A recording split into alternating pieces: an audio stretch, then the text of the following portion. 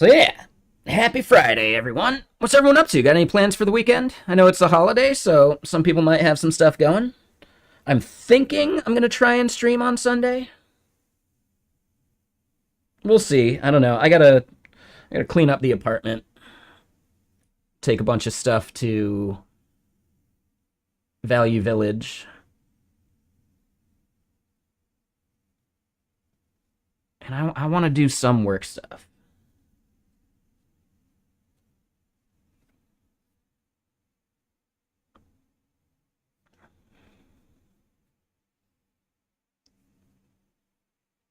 But yeah. So, welcome everyone. Part we're working on today is the notification stuff.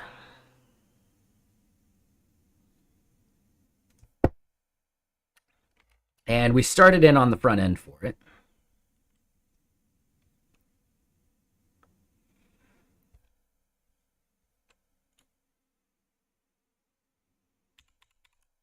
We ended up getting an unrecoverable error, which is interesting. Let's rebuild the SDK here, though.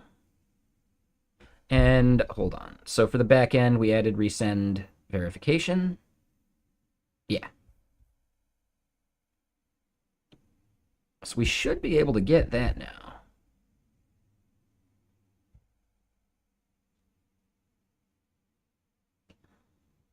Yeah, SDK looks like it built.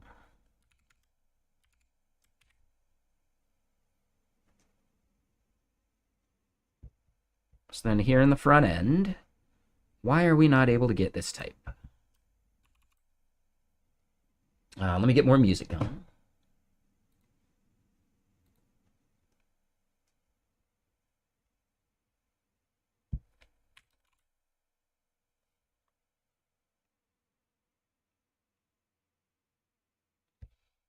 So for some reason, it's not seeing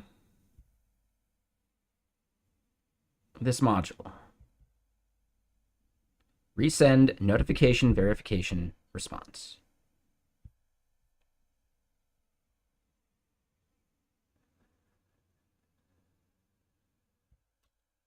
Oh.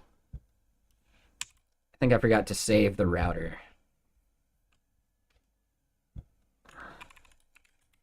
Oh, wrong thing.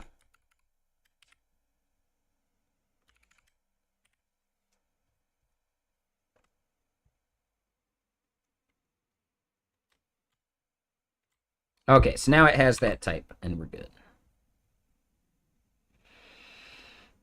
Did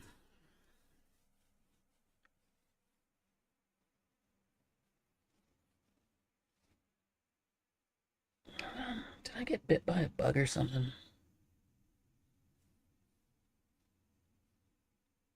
All right, so this is the status that we need.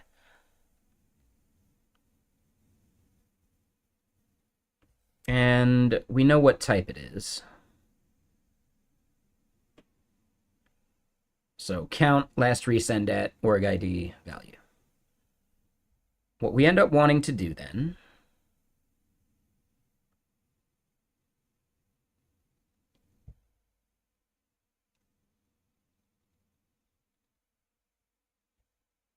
is in this dialog. That's the delete, actually. In this dialog,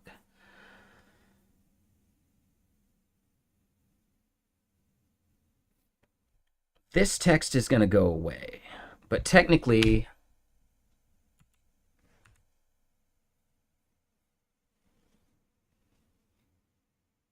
what we want to do is something like this. Resend verification status, question mark, dot, last resend at,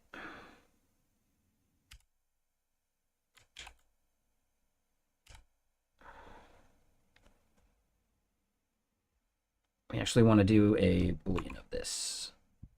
So we want it to be present.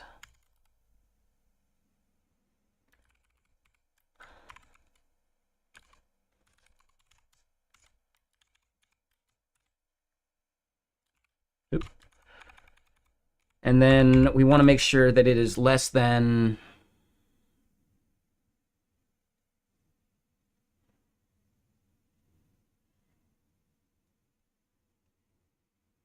Now minus, let's say, 30 seconds.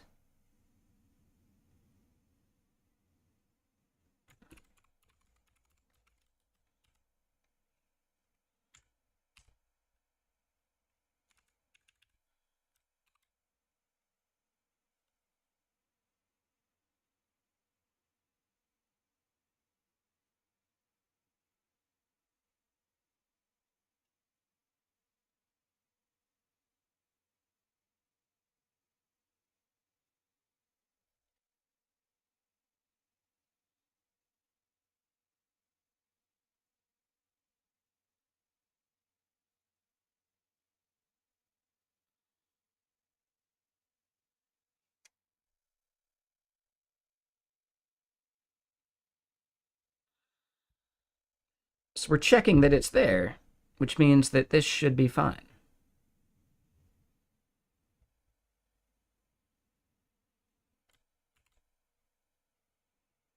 Yeah, we'll just override the compiler there. Okay. And we actually want this to be greater than date.now minus 30 seconds.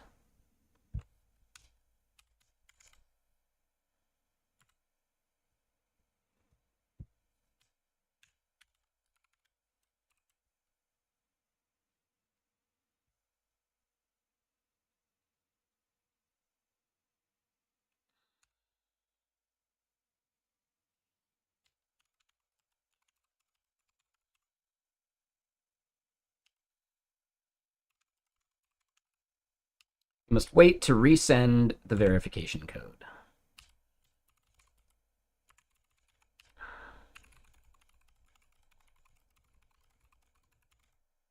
The button displays how much time is left.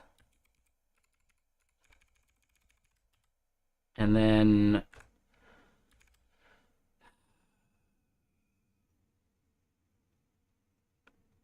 do we actually want this to be a div?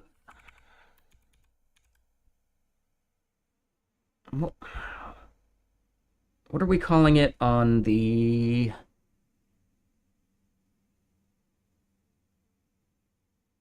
notification form?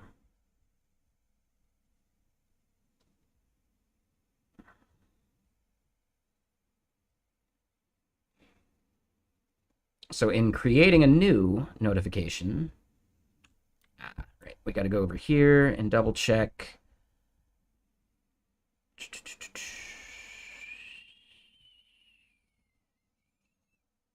Alert. So it's basically that.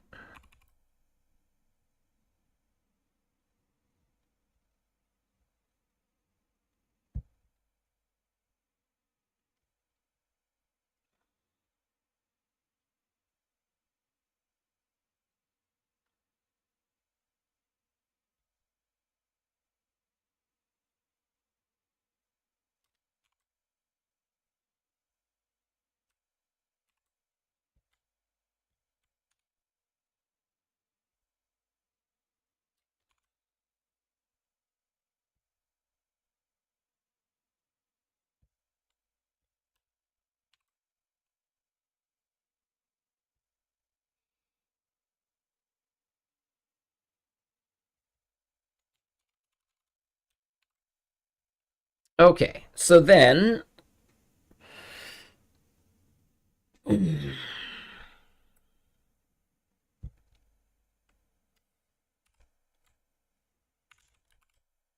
what we want to do is I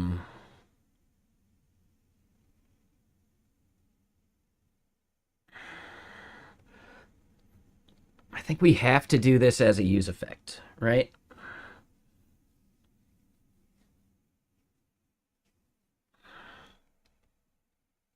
So it's going to be time remaining.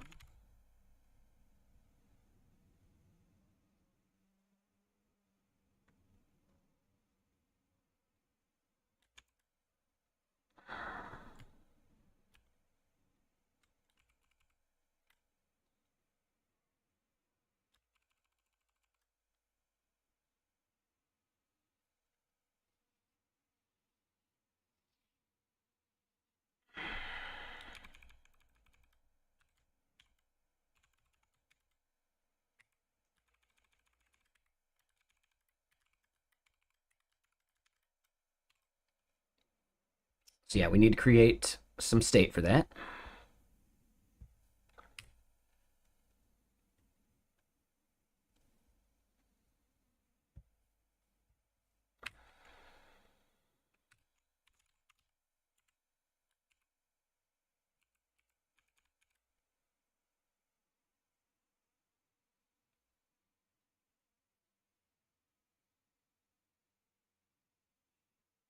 Yeah, okay, so then a use effect.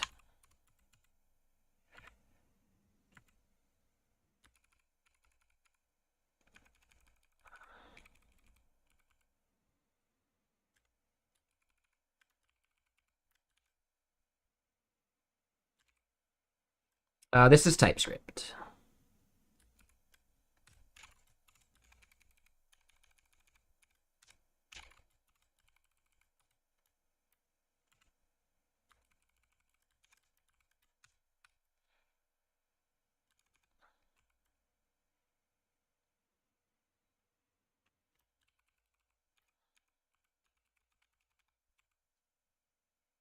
Yeah, we could do that. We'll give it a space. Okay, so then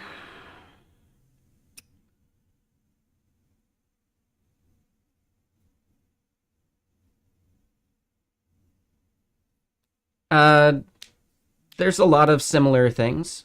In general, this kind of syntax is something you'll consider C-like, but there are plenty of other languages like this one, which is called Elixir, which is somewhat similar, but definitely has a bunch of different things that it does as well. In general, programming, when you learn one language, the others become easier to learn because there's a lot of shared things.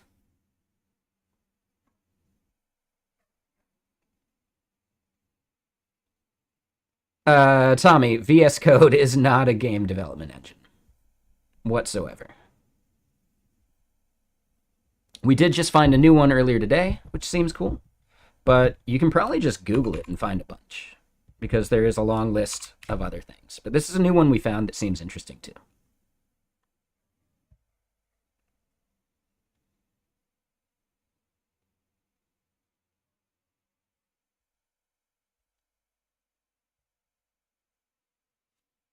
I mean, it depends which hunter. Basically, one of the big things that separates Elixir from C-like languages is the use of like def and then do end. So like many languages will have a different way of denoting like the definition of a function, and then instead of brackets, you end up using do end, right? So I don't know. Yeah, just start learning them.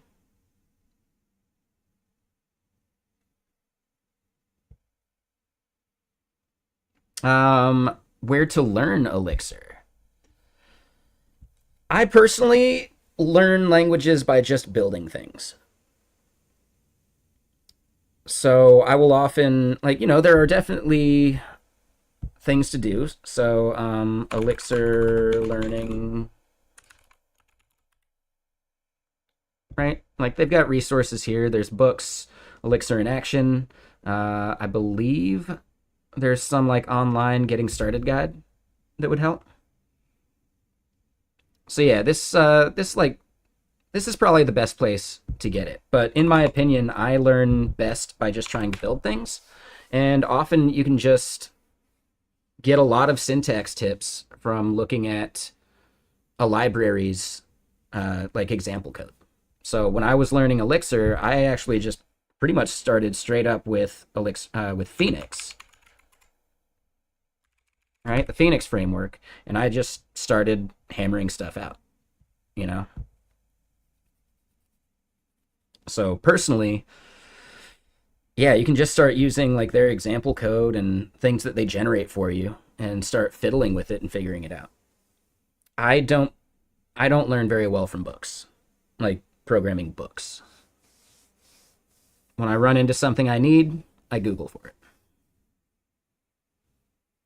What do you mean, Witch Hunter? You mean just in general? I don't know. You can go to my GitHub if you want.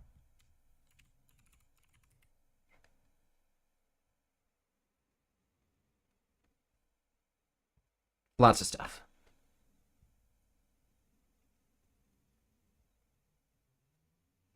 Phoenix is magic. Yeah, absolutely. It makes just so much stuff easier.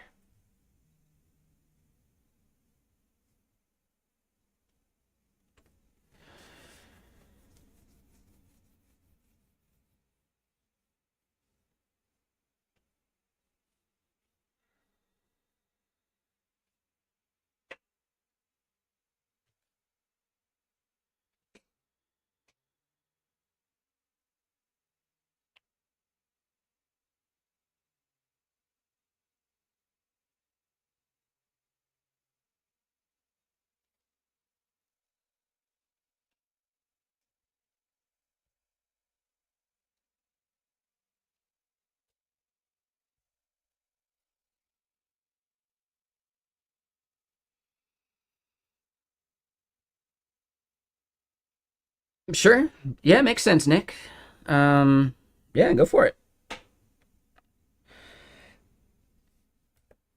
Like that might even be an interesting like product if you could somehow like productize it.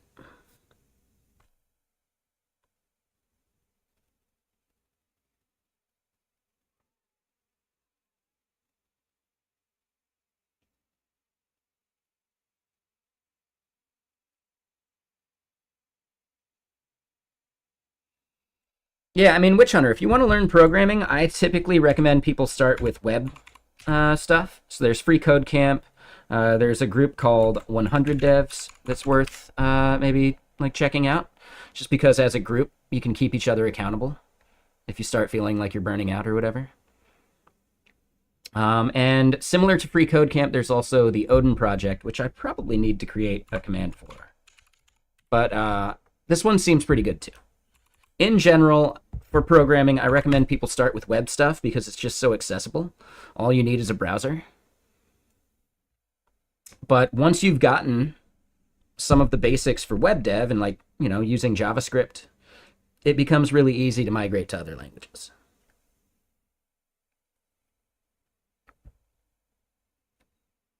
Because in general, you have to learn like the basic, you know, programming patterns and structures before you can even concentrate on the differences between languages and what you actually want to build, right? There's like a bit of fundamentals.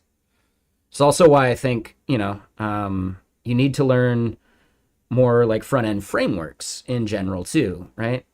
Just picking one and saying it's the best doesn't actually make you a better programmer at all.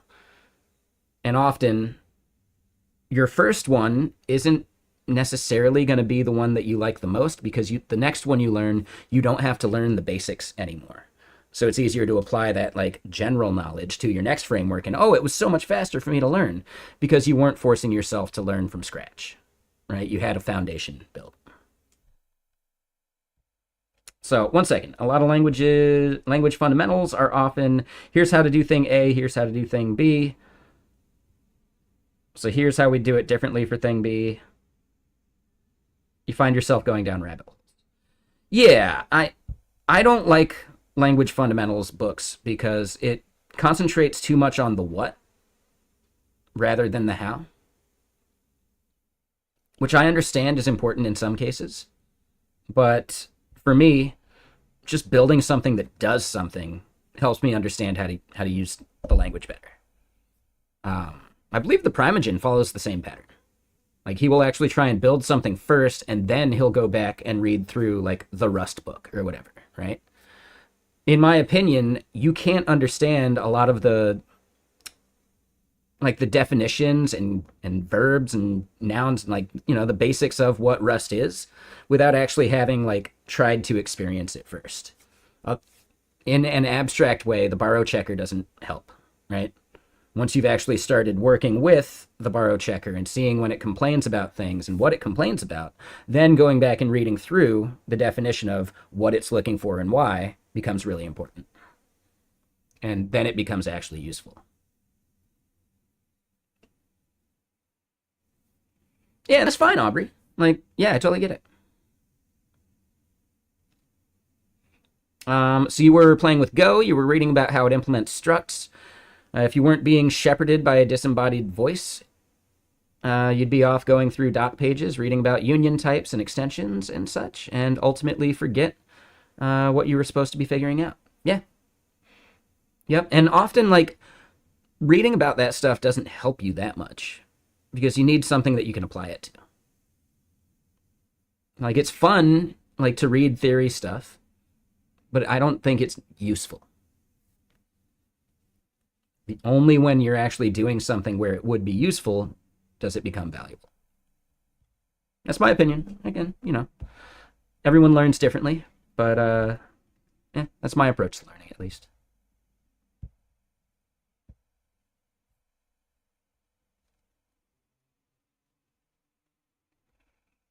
All right, so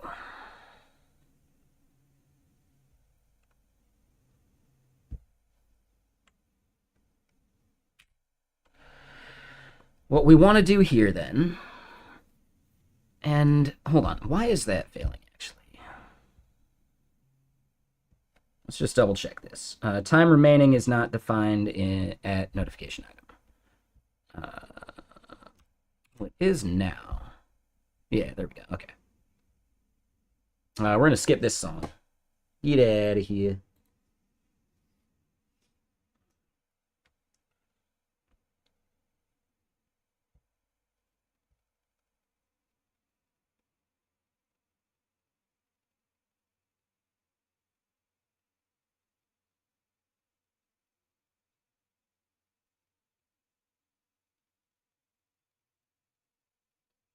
I get that. I wouldn't blame a condition, right? That's just you. I don't think putting a label on it helps.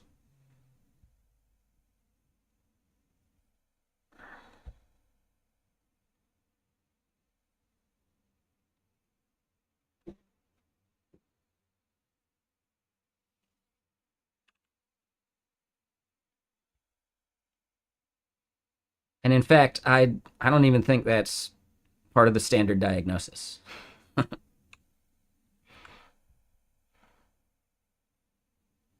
Right? The standard diagnosis is that you're constantly telling yourself you'll come back to it later, and then you never do. So instead, yeah, stop using it as a label and just say that's the way you think.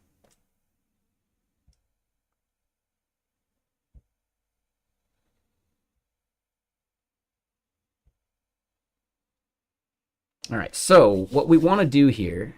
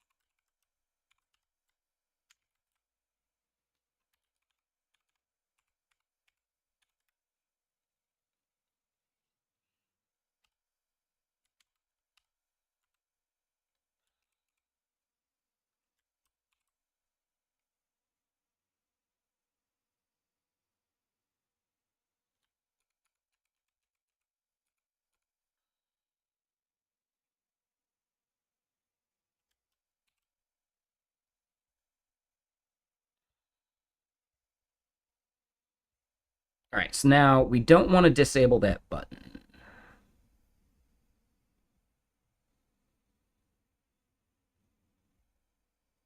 It's only disabled.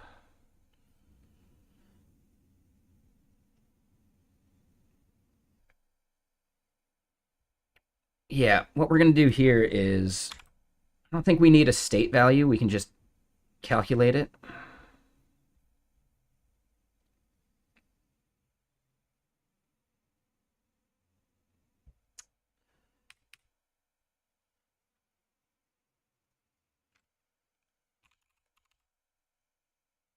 Should disable or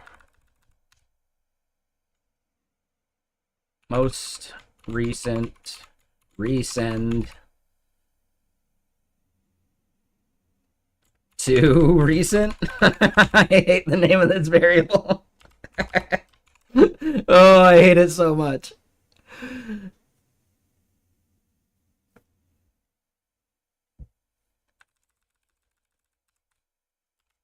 resent to recently.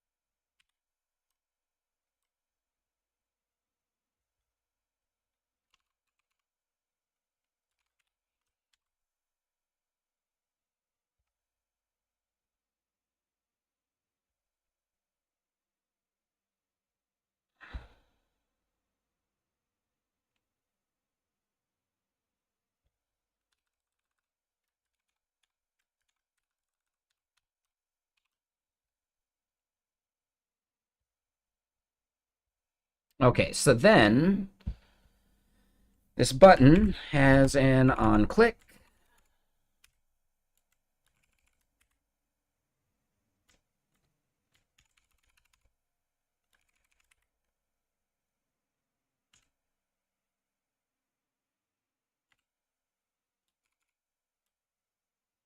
And yeah, what's up, Alan? How you doing, Mr. Sir?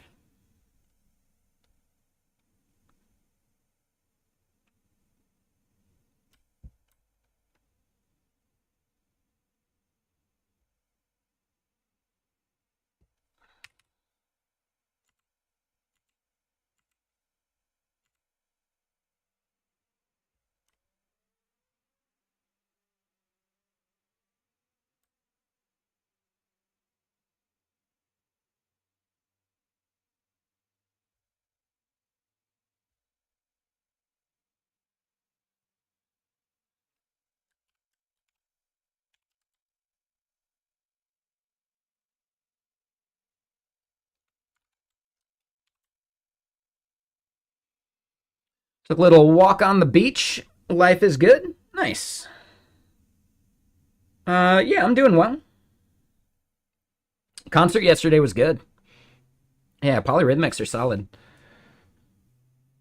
I guess it turns out Fish is in town. Someone was saying that. Yep. So yeah, at the concert I was at, there was a bunch of people that came into town for the Fish show, which is interesting. Climate Pledge Arena, yeah, I'm never going to see a concert at a spot like that. Hell no. Never again.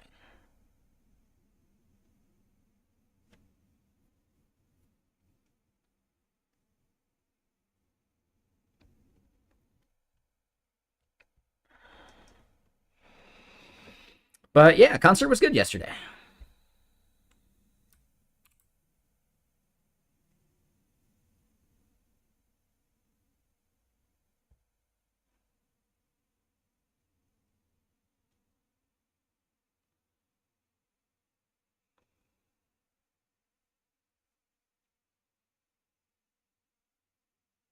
I think we can do notification.org ID.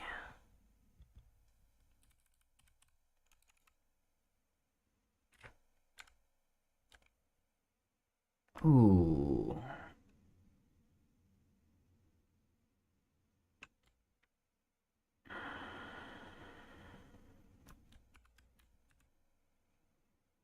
Yeah, we'll do that.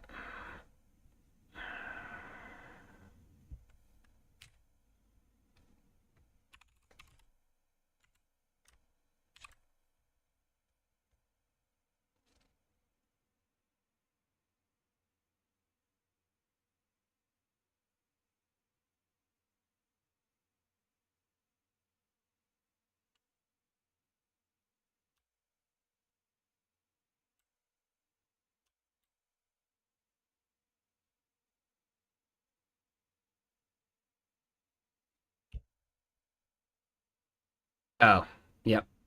That is incorrect.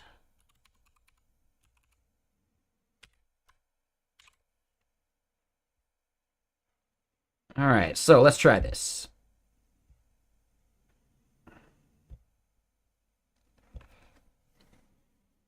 All right, request failed with status code 5 hundo sad panda. No case clause matching email. Yeah, that's annoying.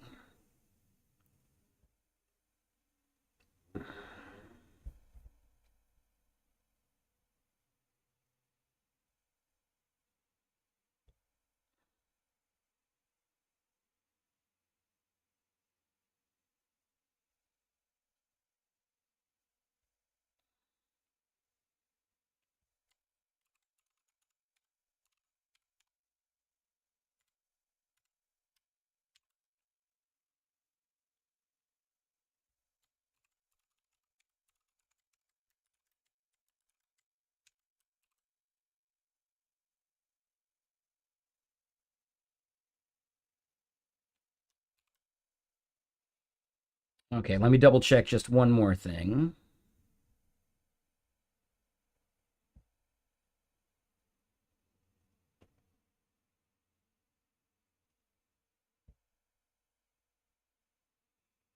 Yep, okay, so that part's good.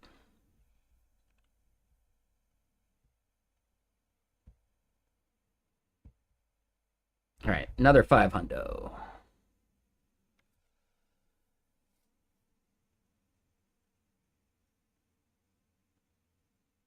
Undefined table relation notification verification resend rate limit. Now hold on. How is that a relation?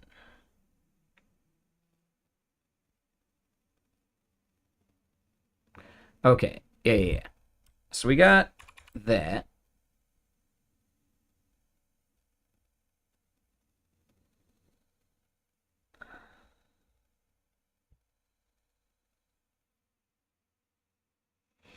It's rate limits.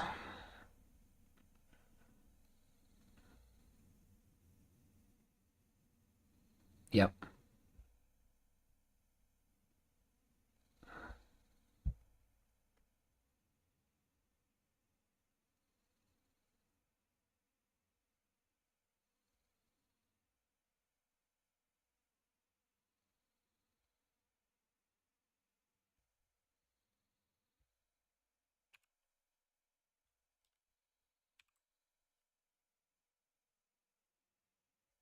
I know, right?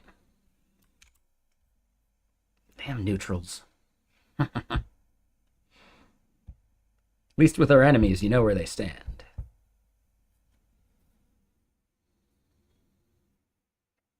All right, so notification controller 226.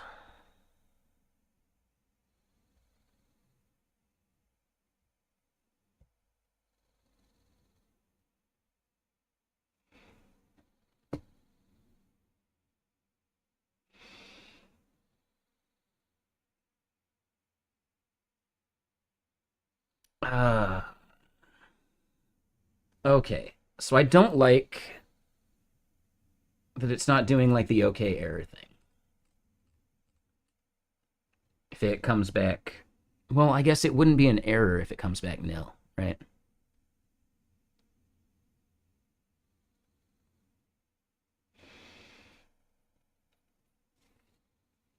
Hmm. Yeah. Okay. Let me get another album going.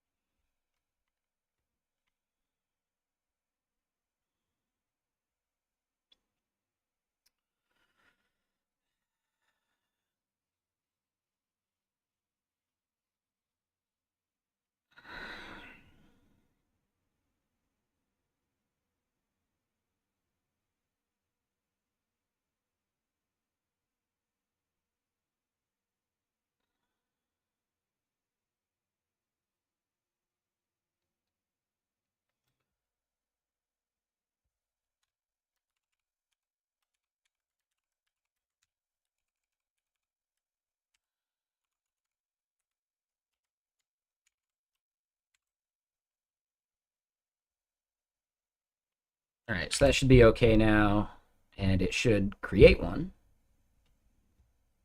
Another 500 sad panda. What?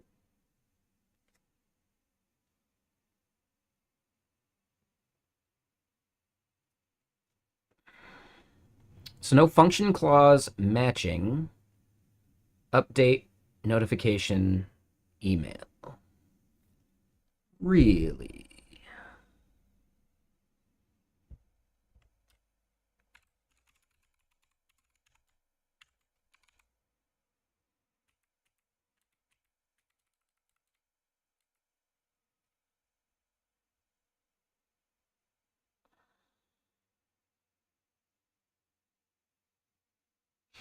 Oh, is it?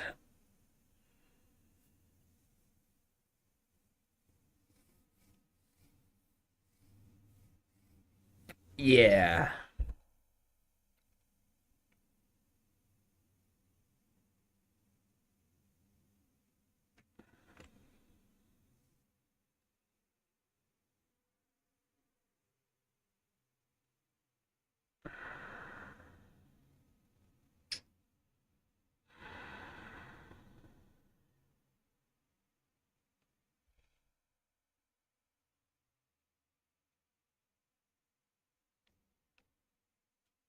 It's the place that we're calling that, where we do this.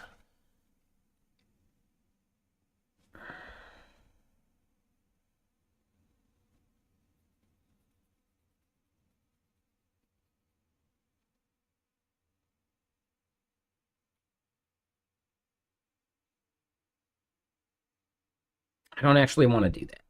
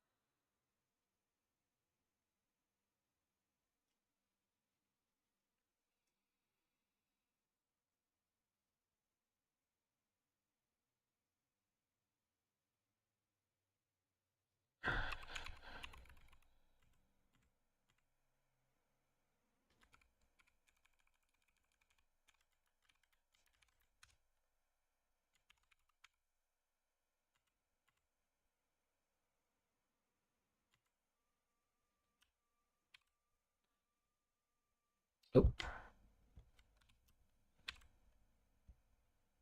Okay, so then it's notification, specific notification.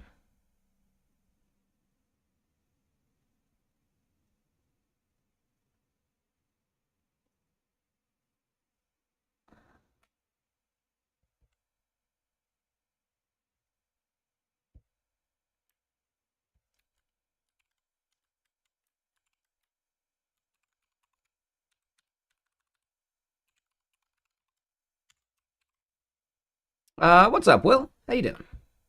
What are you up to? Anything fun?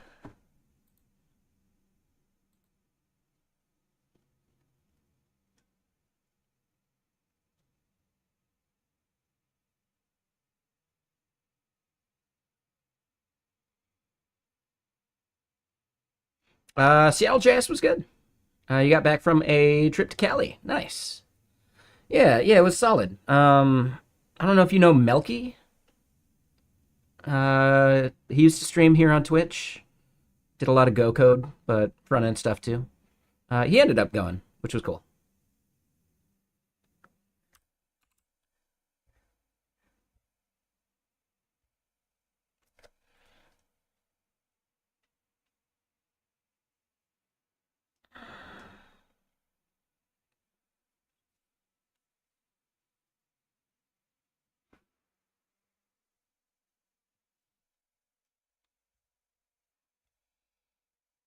Yeah, he's mentioned he wants to start like a Go meetup in Seattle. which would be cool.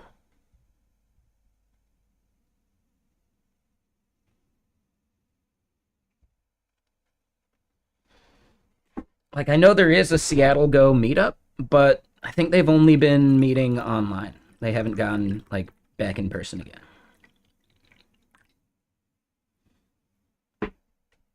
So, yeah, I think it'd be great if he started. Yeah, you would go. Yeah, there you go. There you go.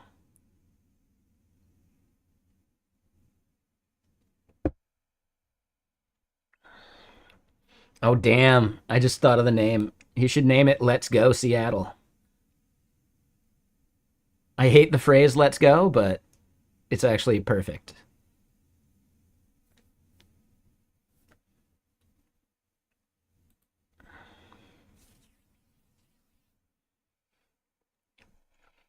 I really truly hate the phrase "Let's go," right? As just a random insert from whenever someone's like elated. Yeah, I hate it so much. You're right. It might not be a terrible enough pun. We'll see. We'll see.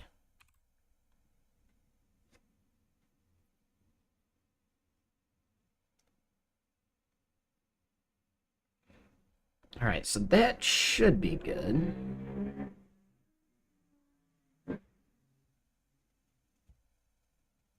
All right. For Hundo,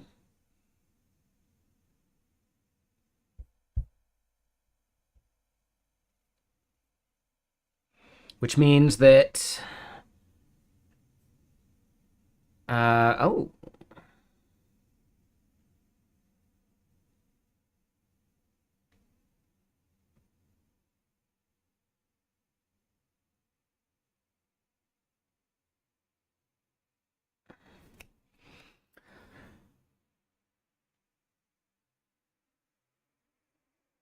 okay. So then that's actually an issue with how we're doing this getter, right? Get notification email, get notification SMS. What we need to do is create by notification ID.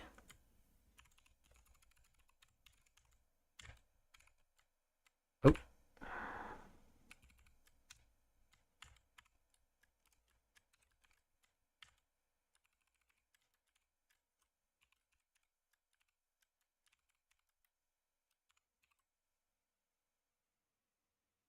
and those functions don't exist, so we got to create them.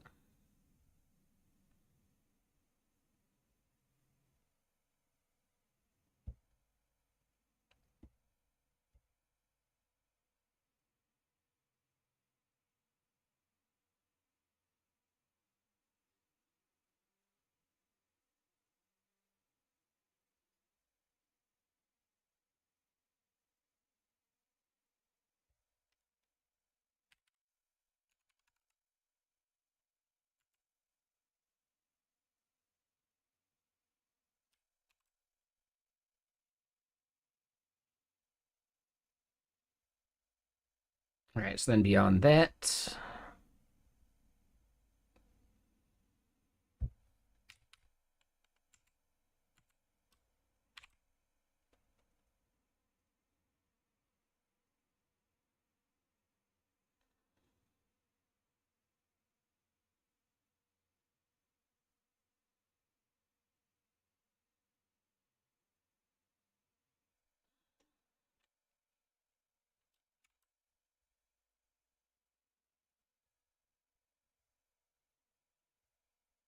five hundo.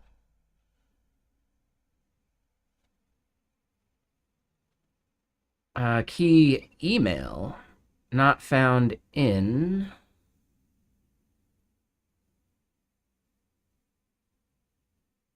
notification here.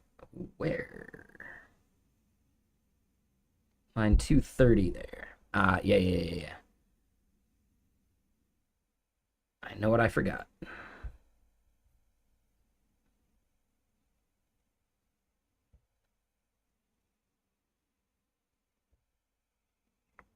How was California, though?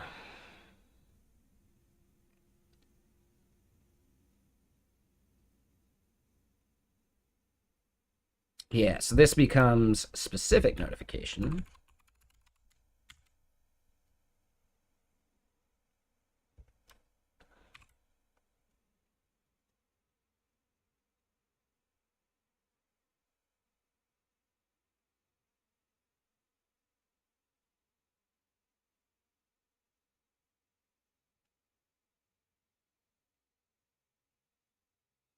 Now hold on, let me think about this. Specific notification is only used in here.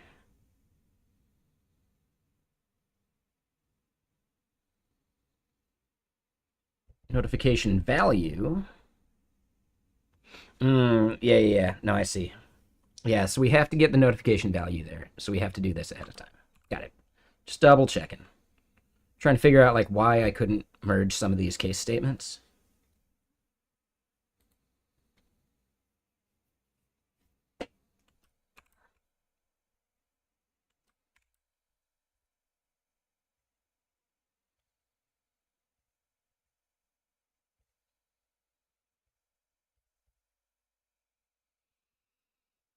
Okay, so count not found in nil. Right. And Gamer Guy, thank you for the follow. Welcome.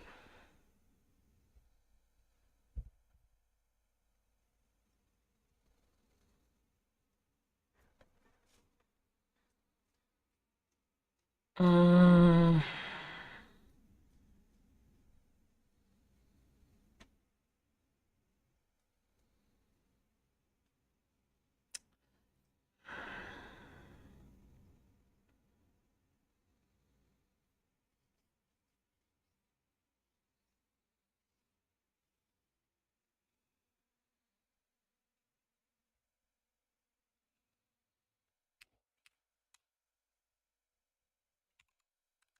we'll call it. I think we can just call it count. We'll call it verification count.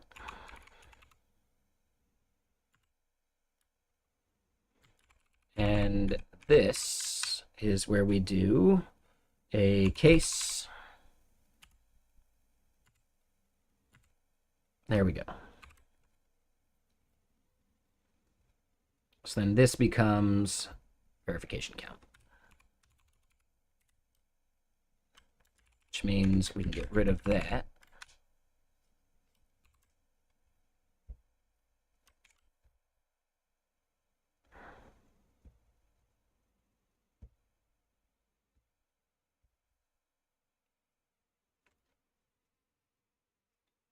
Oh, I was looking at the wrong place. 272. Yeah. So we're doing an update of count here.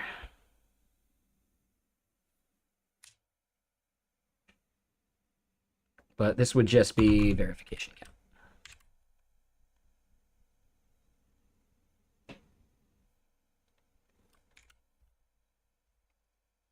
So I think that if would have been fine, actually.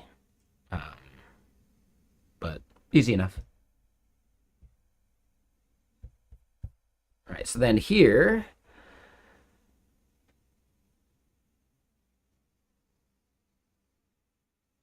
struct is missing primary key value.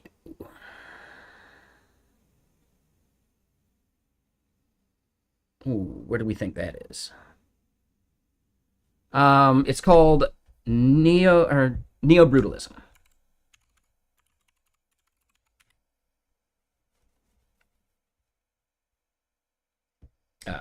Oops.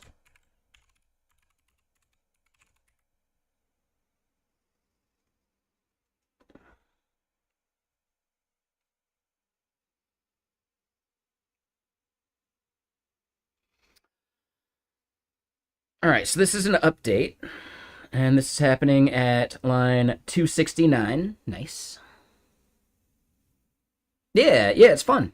You know, it'll definitely get to the point where people are fed up with it. which happens, but I don't think we're there yet.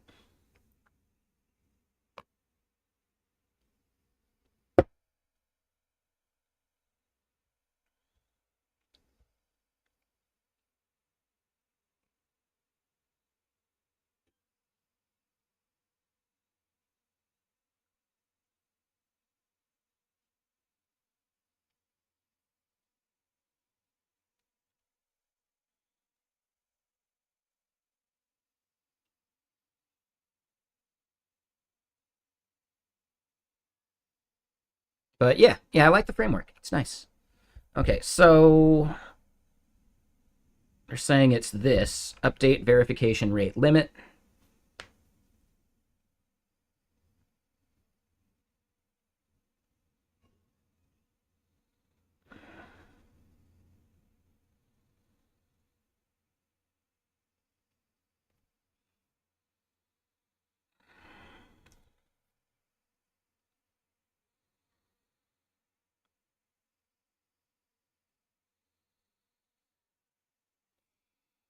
Is it complaining about that?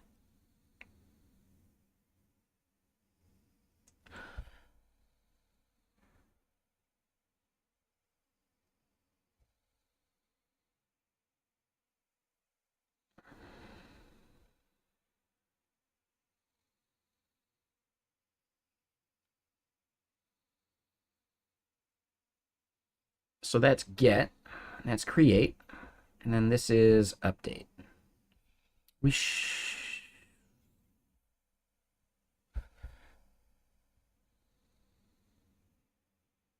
Okay, so I see why this is complaining. I probably need to turn this into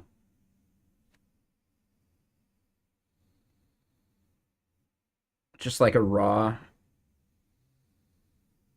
like SQL update.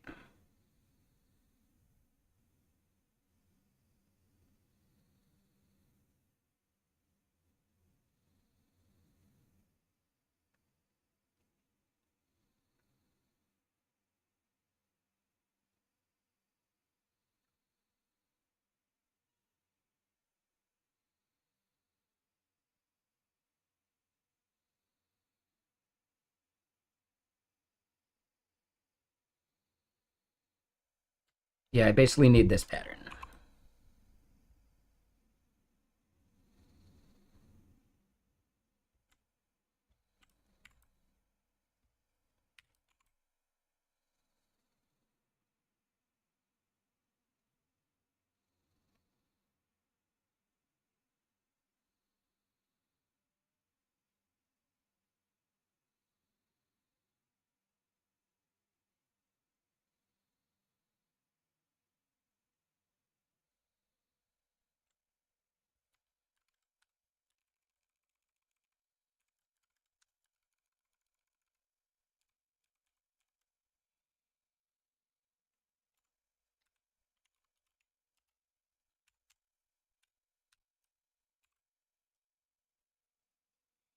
All right, but this is going to change.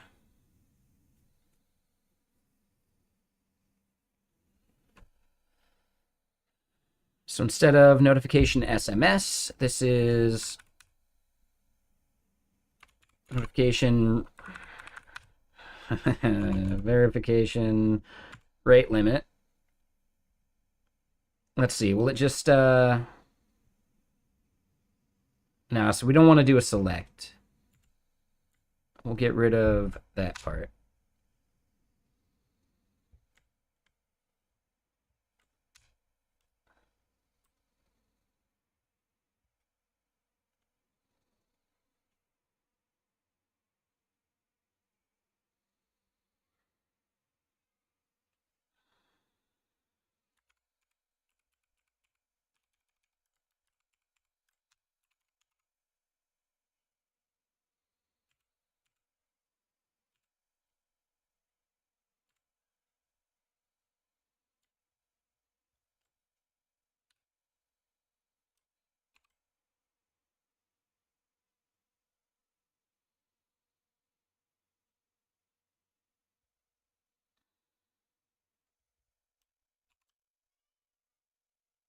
Okay, so that part should be there. What are they complaining about here? Unbound. Oh, yep.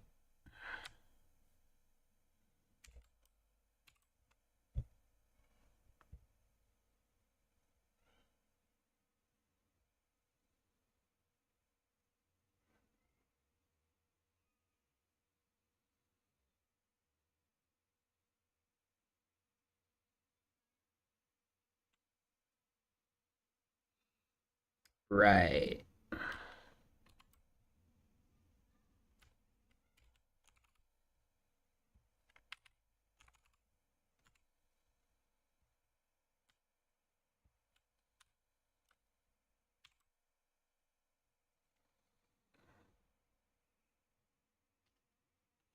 All right. So then back on the controller, though.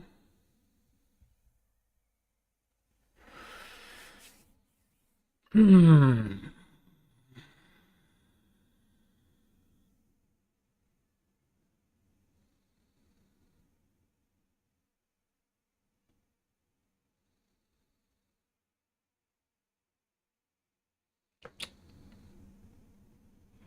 That part's good. Yeah. All right. So then this should work. Hopefully, maybe, possibly now.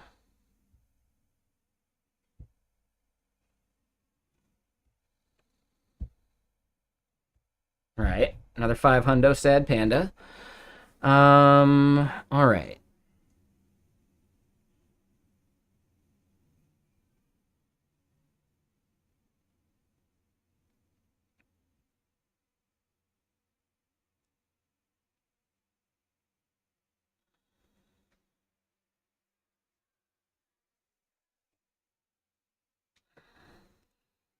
So resending the verification is failing because no match of right-hand side value. This is a Postgres result,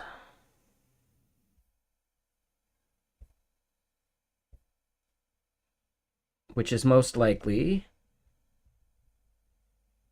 this.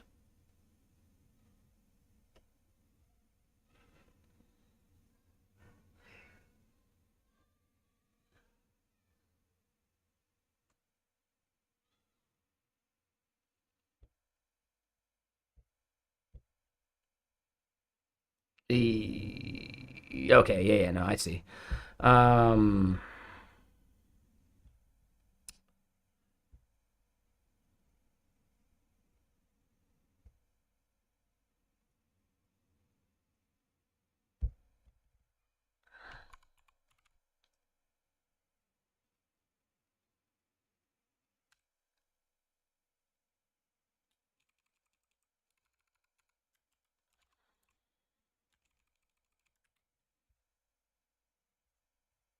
so wait, it's repo.query.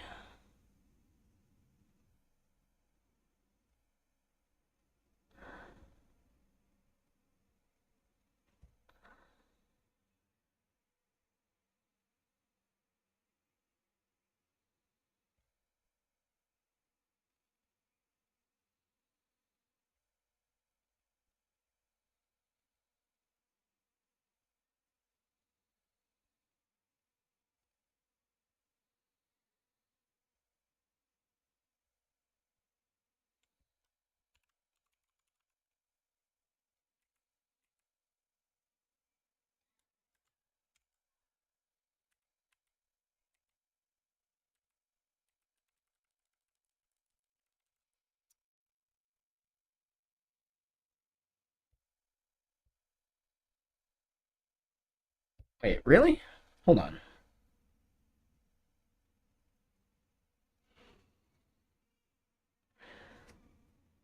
So it implements ecto.repo, but we don't see the .query command anywhere. What?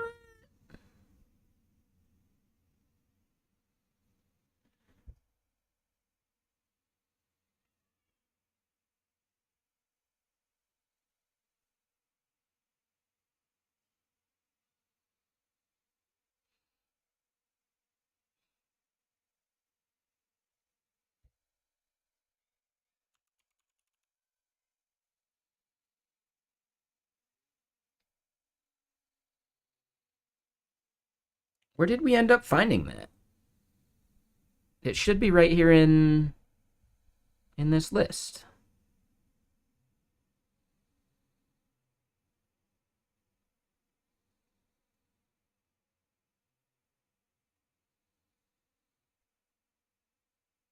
Hmm.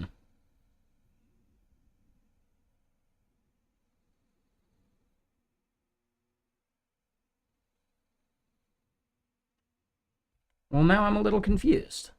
Where did we even get that? Oh, shit. I see it. No, no. It's going to be query with an exclamation. That would be it.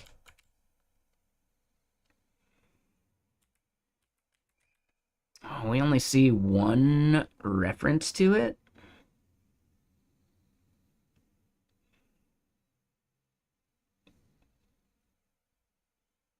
Hmm.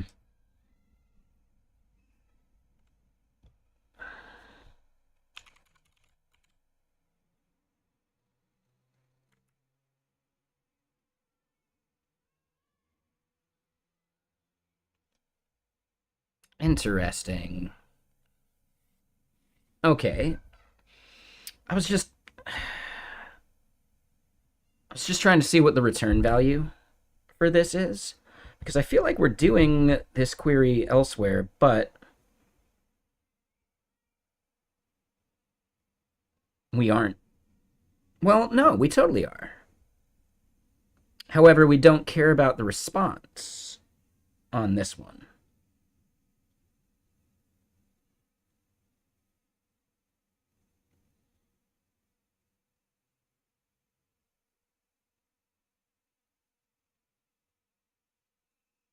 Hmm.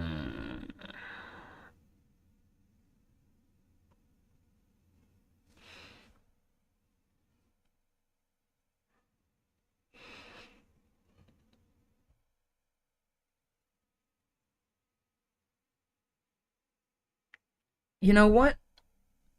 I don't think it's that important. Yeah, here in the controller, we're doing this update.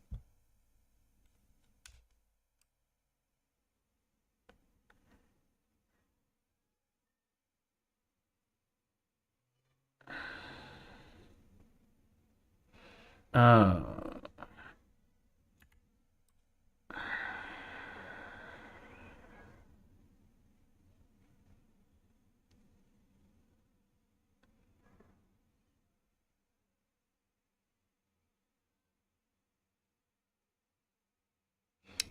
That's it.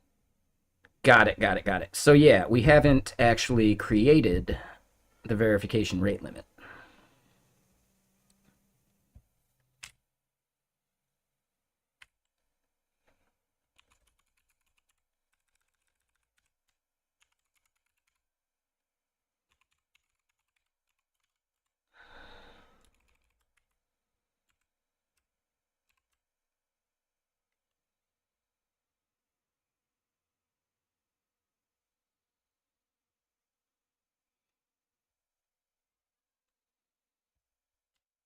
We'd still want to delete that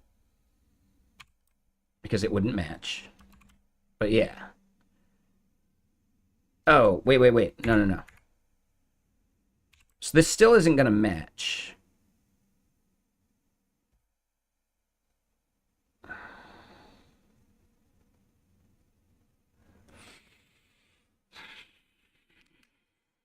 Well, let's see what we get back. Right? It'll still fail. But we should get a slightly different error.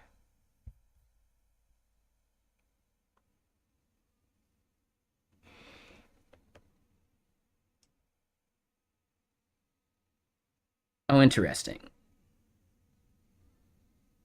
So we get into here.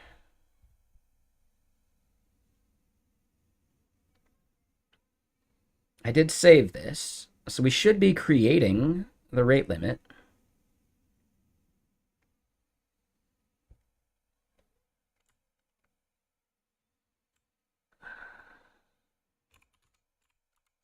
We'll just log what this creation result is.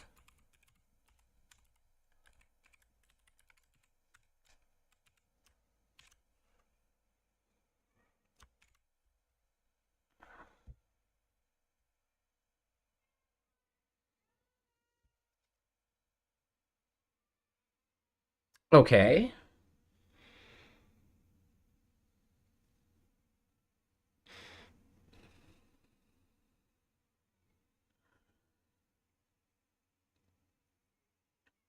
So something about how we're doing the query for the thing to update is a failure.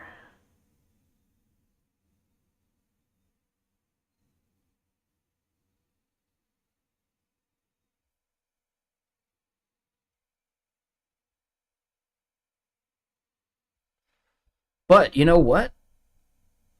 We can actually go back. So we deleted some of this update logic.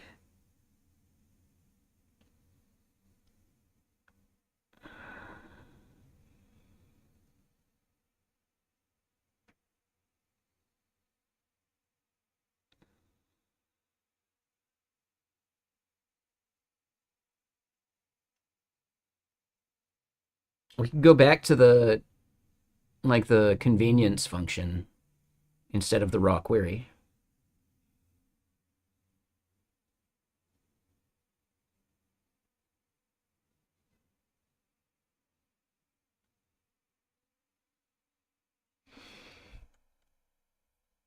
Let me look at the database real quick. Are we actually, like, we did create it. We saw it came back as okay.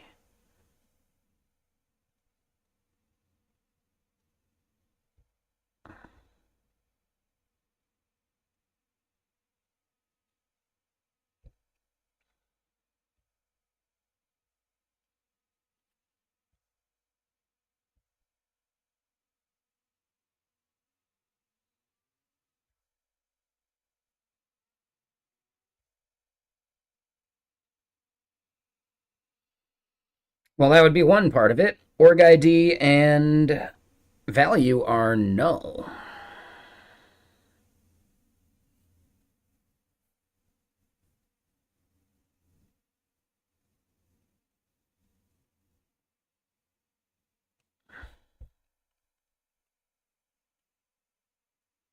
which is why it's coming back with empty results.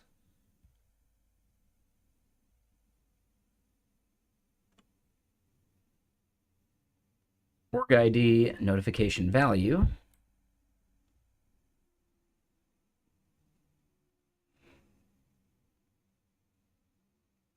Right, right, right. So yeah, the change set here,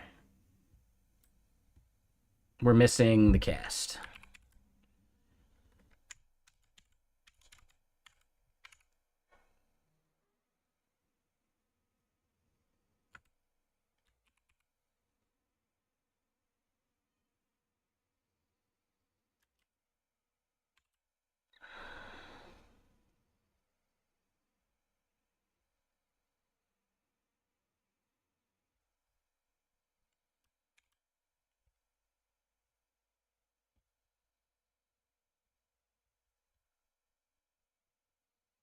So number of rows, boom. We get no messages back though.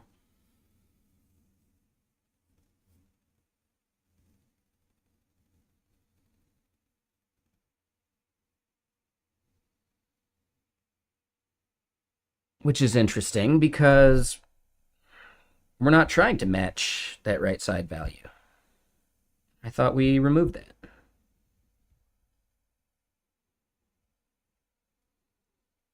Oh, nope.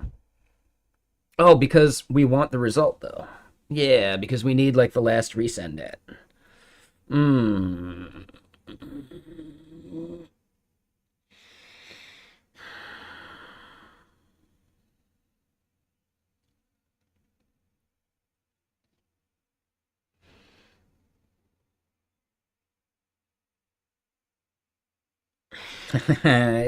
It's a hack, but it'll work. Let me do one thing. So we go to here.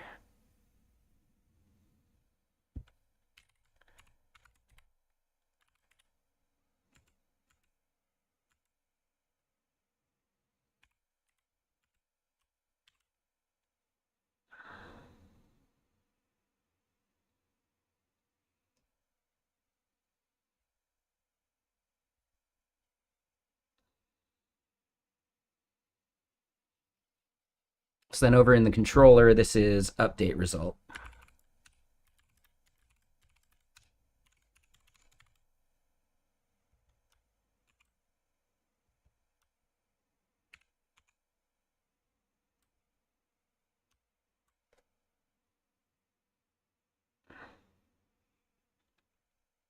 And yeah, we'll do all this too. In fact, we can just send the result.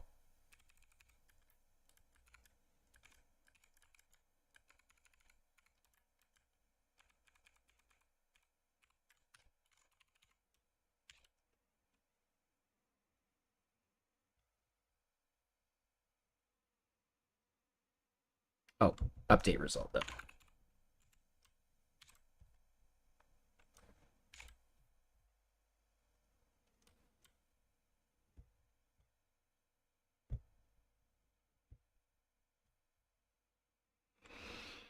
Okay, so now change set has not defined any constraint.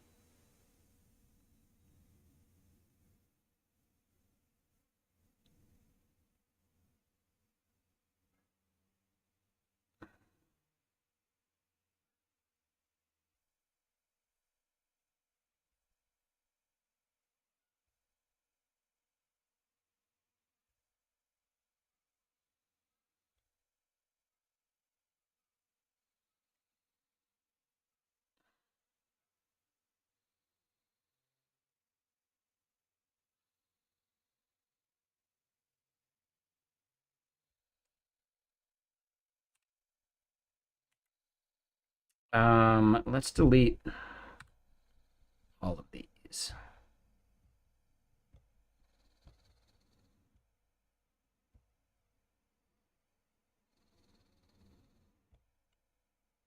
Wait, no. How do we execute our changes?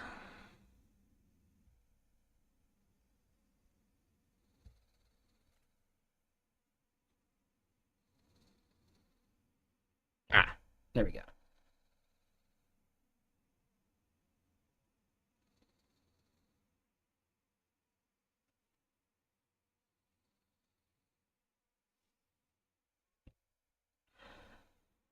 Oh, I see. Hold on.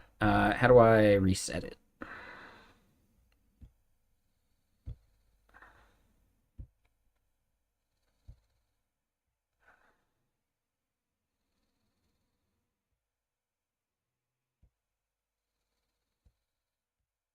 There we go.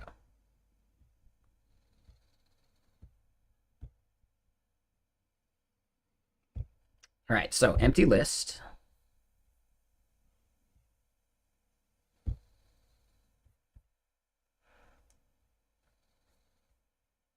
And that gives us a way different error. Oh my. Oh, okay. Yikes. No function clause matching in. Yeah.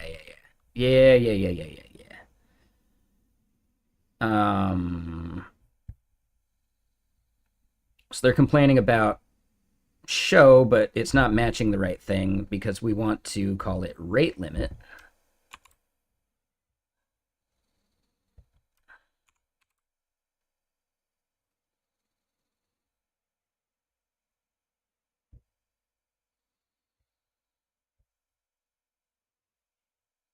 All right, so then that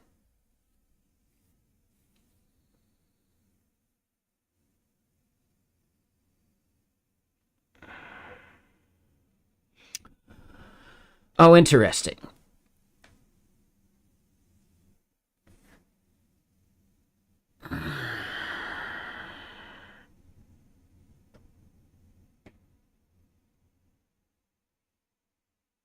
So it's still trying to do the insert, which I find interesting.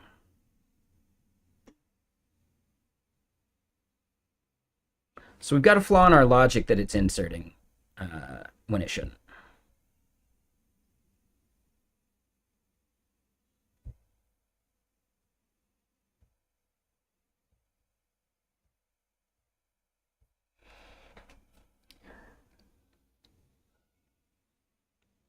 I mean, A different error is progress, you know? If it was doing the same thing, that would be the problem. Like, oh man.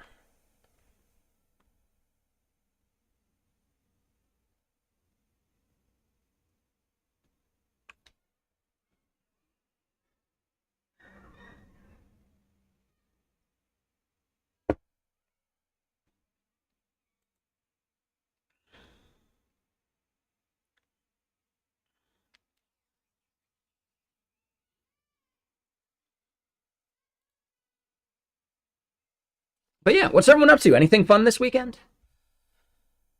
Um, yeah. So over here in the controller, though,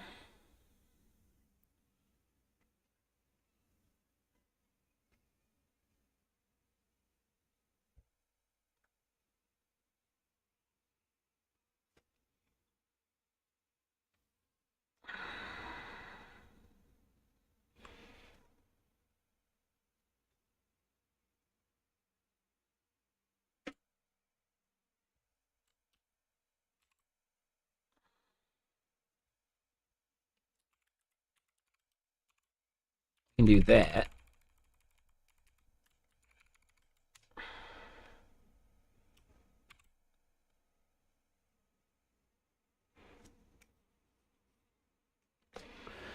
Gonna go to a board game meetup tonight. Oh, nice. That sounds fun.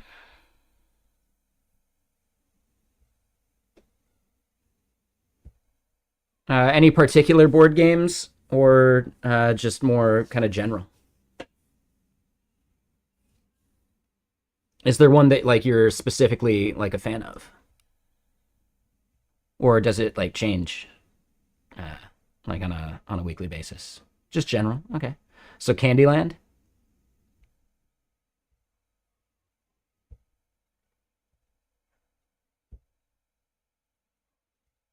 Okay, so it changes by the week. Got it.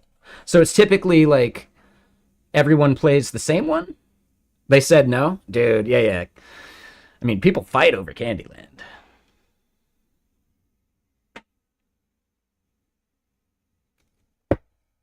That damn gumdrop forest.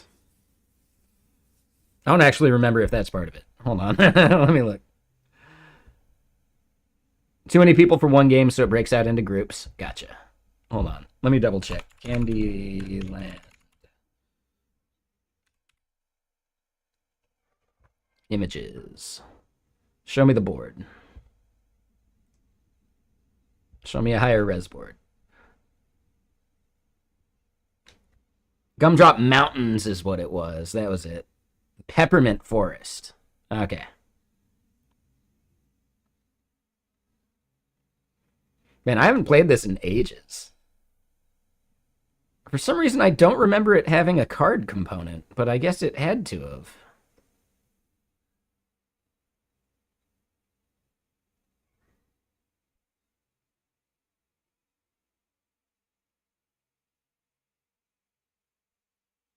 Yeah, I don't even remember the rules to Candyland.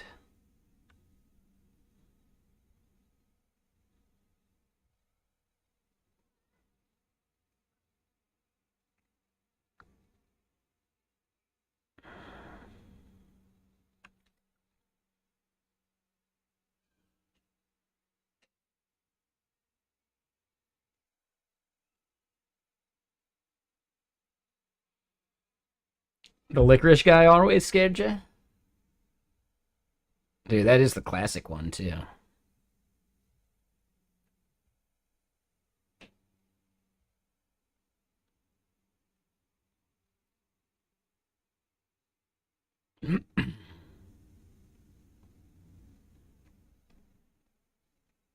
Lord Licorice. Yeah, dude, he's creepy.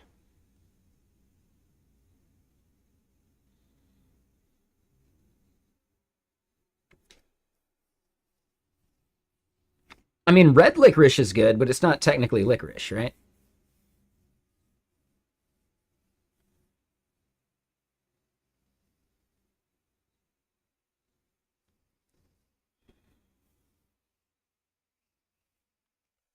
I don't think so.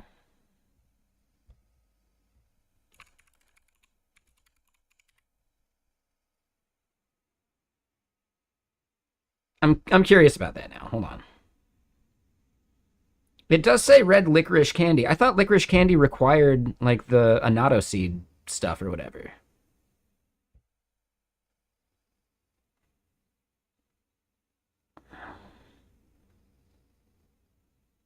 Yeah, maybe I'm wrong. Okay.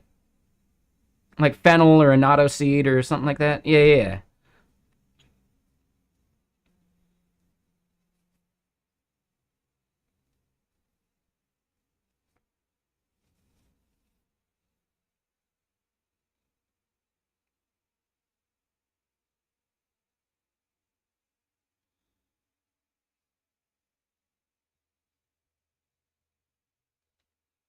So yeah, but instead of licorice, it's made with other flavorings, right? Like licorice is. Oh, it's actually the name of the plant. Oh, I didn't know that. Okay. Yeah, never mind. It's not annatto or fennel. It's literally licorice.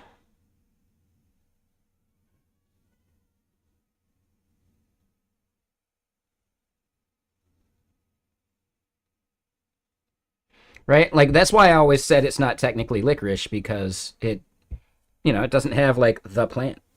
So maybe it's just changed over time,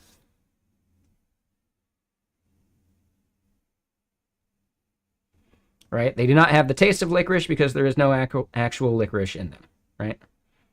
So yeah. Ugh, gross. Haribo. That's almost as bad as sugar-free gummy bears.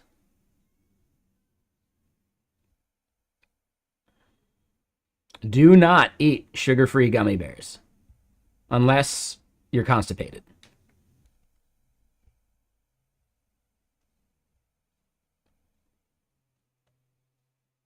I mean, that's got to be something they've fixed, though, right? Like, are they still stronger than X-Lax? I'm curious about that now.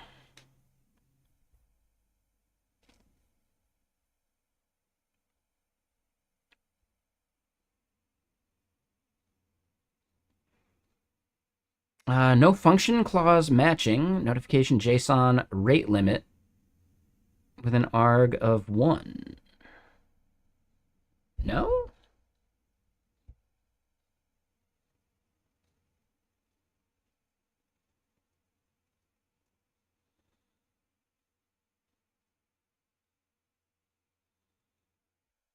Oh.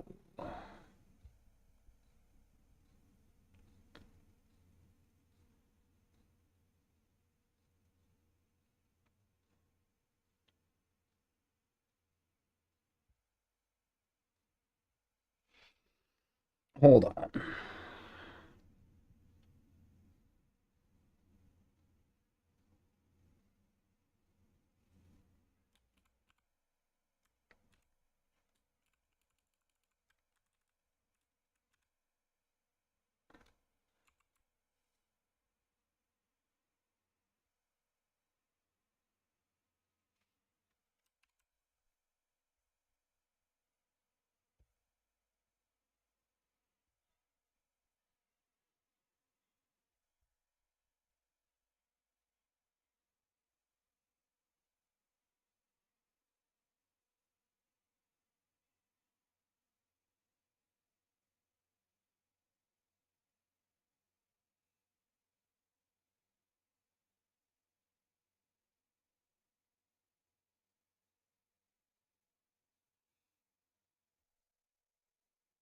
Okay, yeah, yeah, yeah. So that needs to be like that.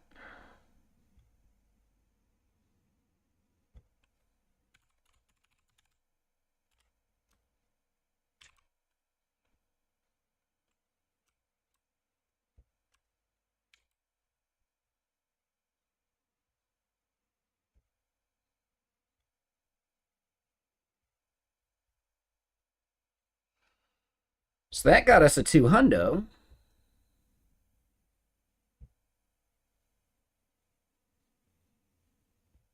but it didn't update that part. So what happened there on the front end?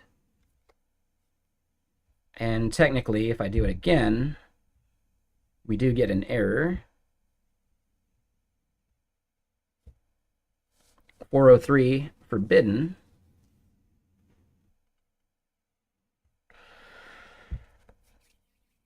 Which shouldn't have been there because in the route, let's see, where did all this go down?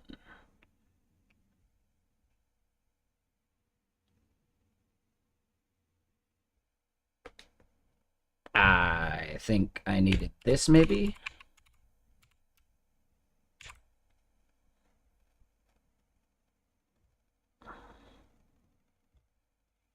But we're getting another error there because it's a 403.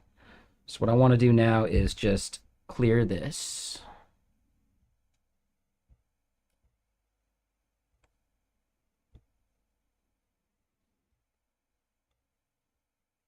And that came back with a 2 hundo.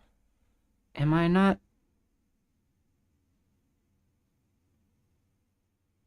making the request? Where is that?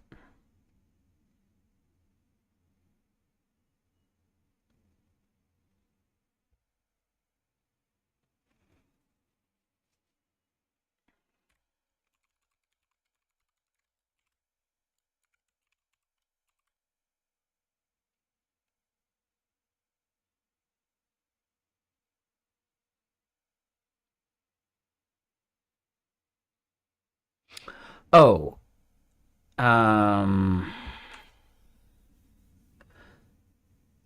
So technically,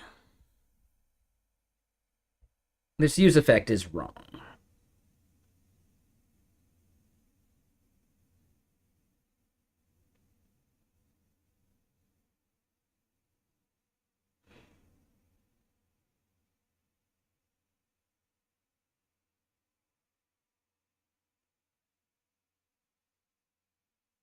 So what we want to do is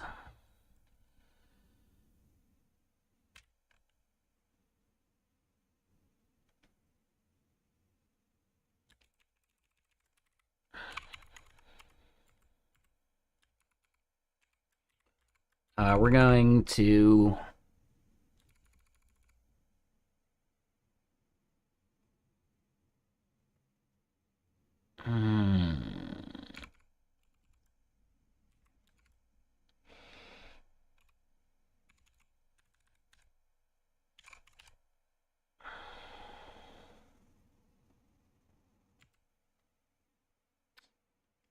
let interval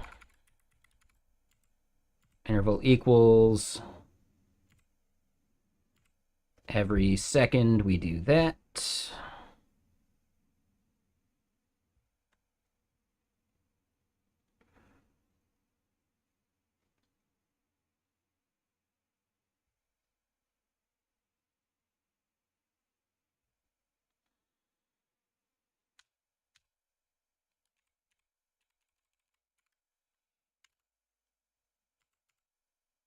If interval clear interval.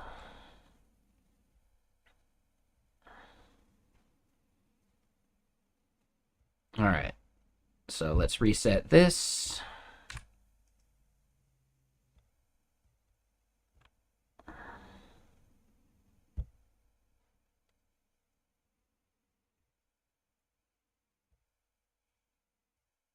We see this come back.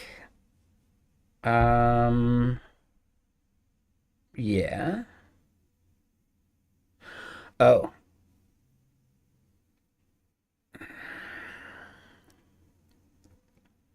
That's coming back as a date rather than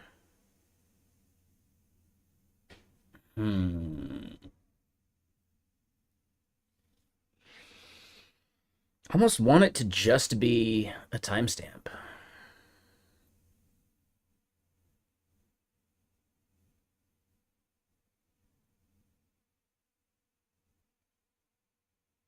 Hmm.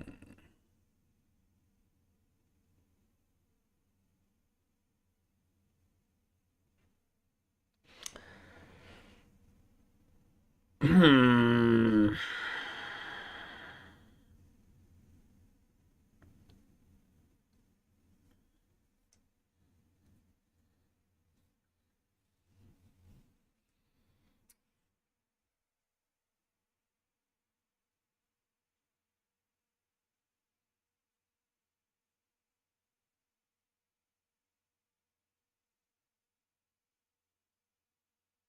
We need to bring in day.js at this point, right? When dealing with dates, it's just not worth it to like roll our own logic for that.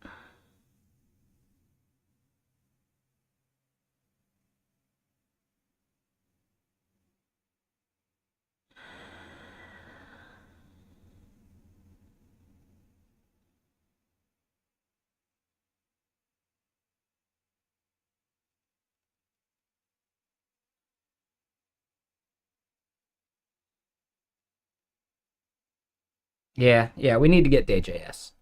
All there is to it.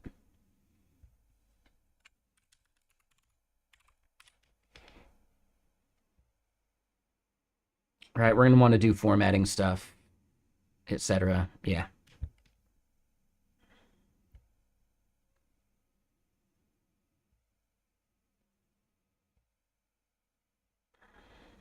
All right, just double checking it's the right name of the package. It is just day.js.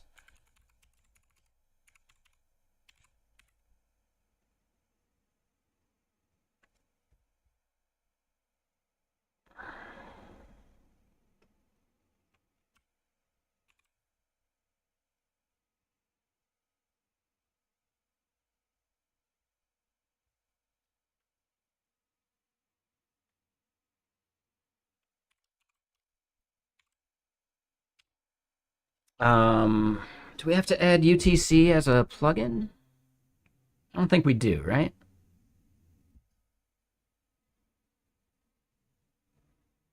Oh, we do? We do. Okay.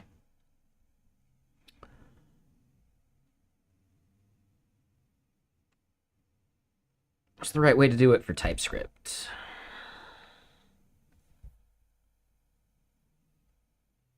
We can do it as a require now, but let's do that. Import UTC from there. And yeah, that was it.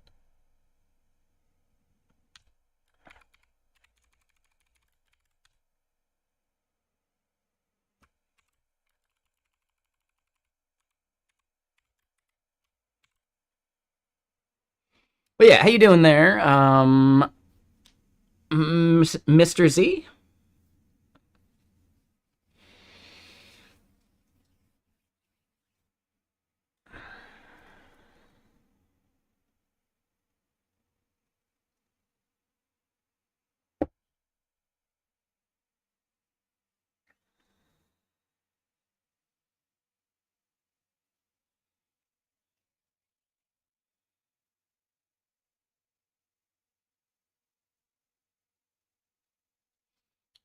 Sneeze here in a sec. Whew. All right, now we're good.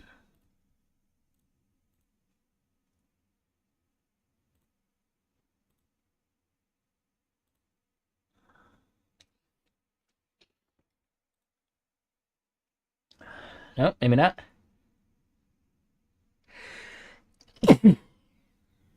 Hey. Oh, that was a good sneeze.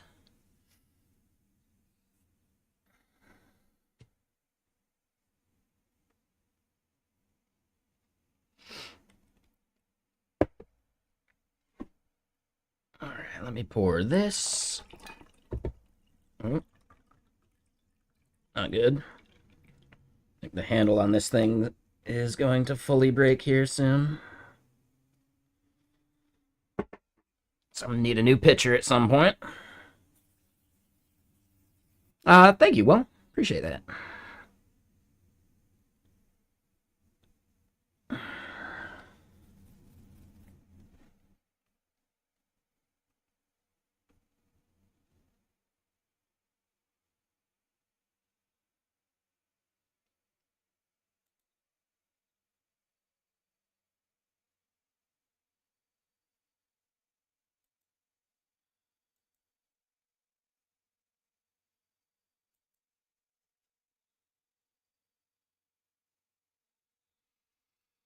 And yeah, thanks, Alatar.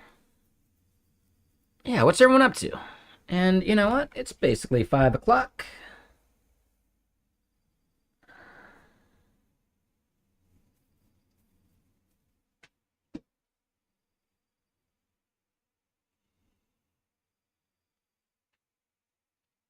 Let's do one of these. Definitely need to start dialing it back, though. For sure.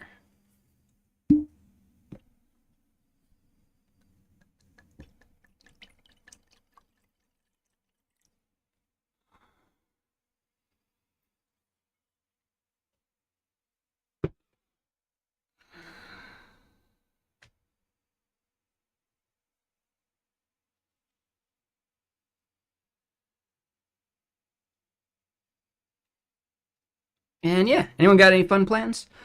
You're working on a resume generator. Gonna leave to get ready for board game night? Yeah, no worries.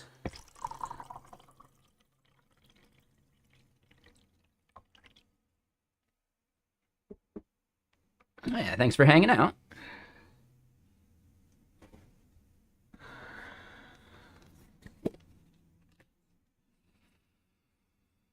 It's a nice chill Friday, though.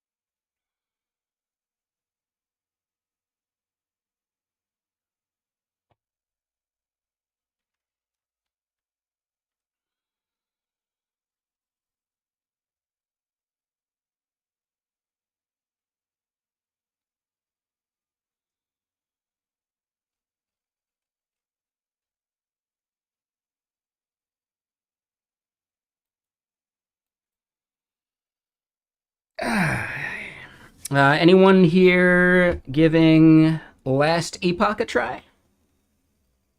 I know they just put out like a big new season and like patch.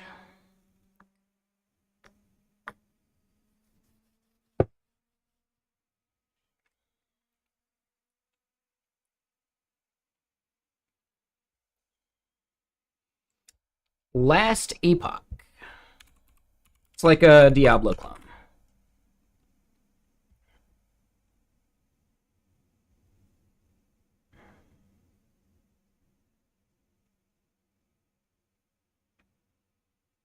It's pretty fun.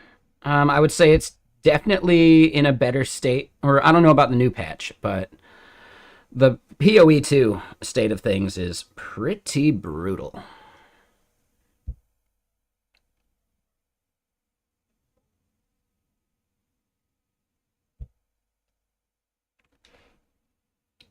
But yeah, like the entire point of these games is the power fantasy, right?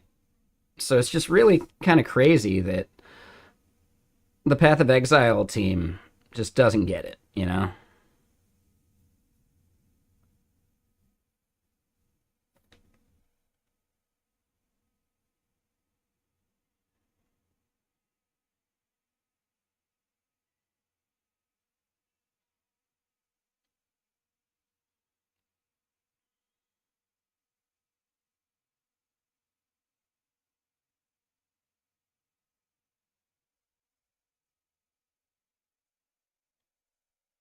But they'll figure it out.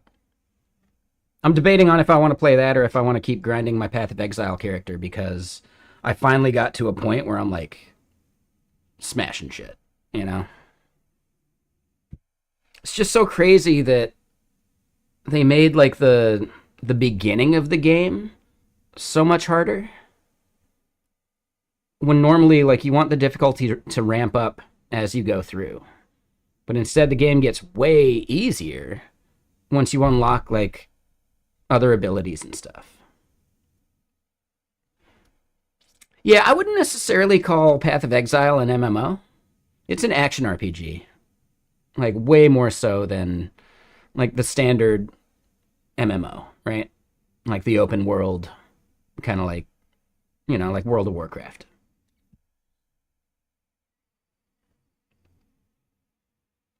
Like it's essentially a Diablo clone. Like both of them. So if you never played Diablo 2, well then yeah, I can get it.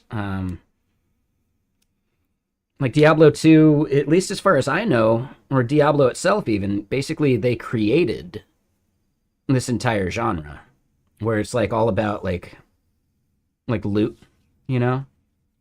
Like you'll play for hours on end just to get that one piece of better gear.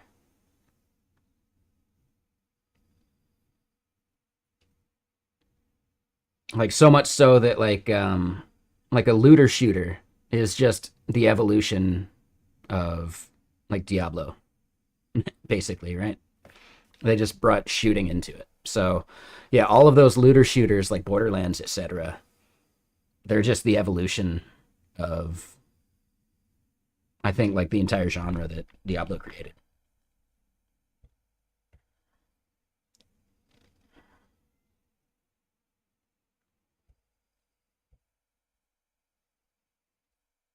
Back when Blizzard was cool.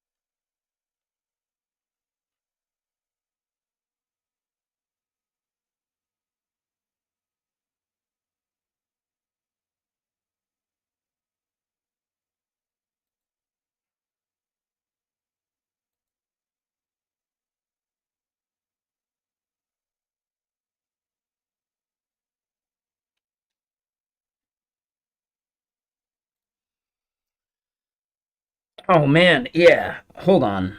I want to hear this one band. Hold on. Yeah, we're gonna put on this band. The opening band yesterday was actually really good. I'm glad I got there in time for them. Mega Cat. Hold on. I think that's the name of it.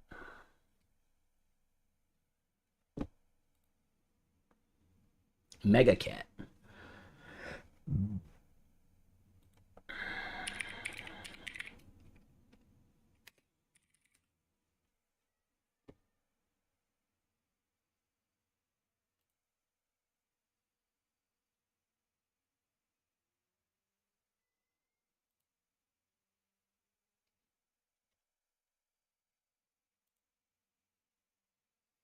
Ah, okay. They did a cover of Bulls on Parade, right? The Rage Against the Machine song. It was good.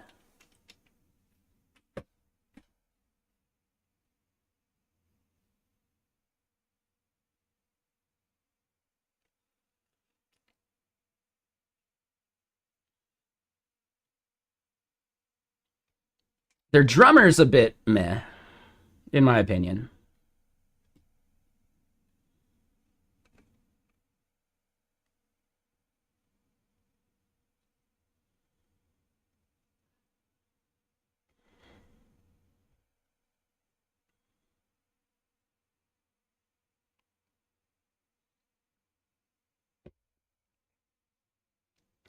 And yeah, they had another interesting thing though where the lead dude, the front man or whatever, he's the bassist, but he's playing on like a 3/4 size bass, which is interesting. Like it's not a full size bass. But it worked. Like they made it work totally.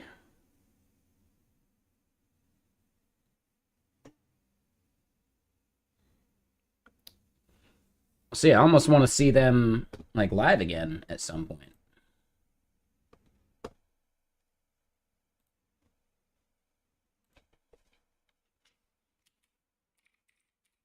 I will definitely go see this band again.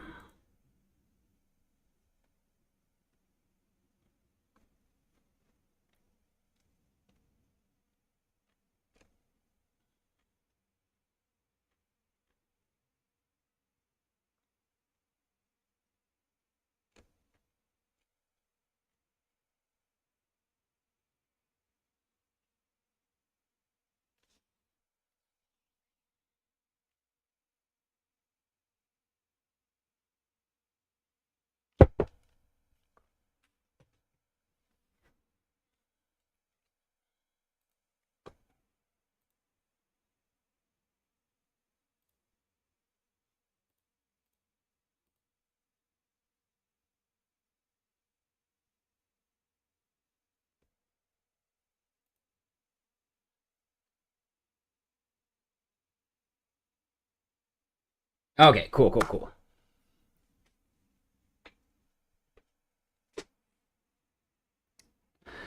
Yeah, I was a little worried. It just happened today, so it's good.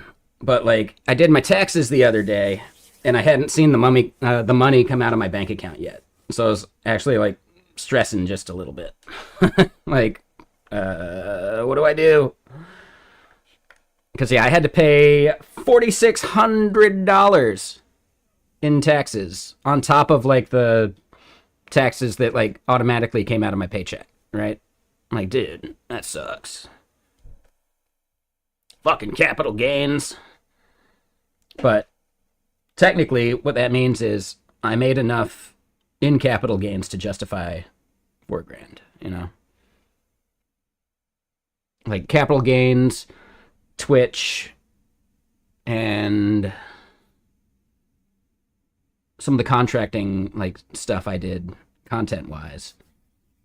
Yeah. Justified an extra 4 grand in taxes.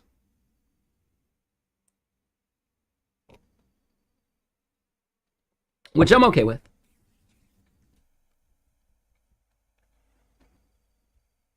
But okay, so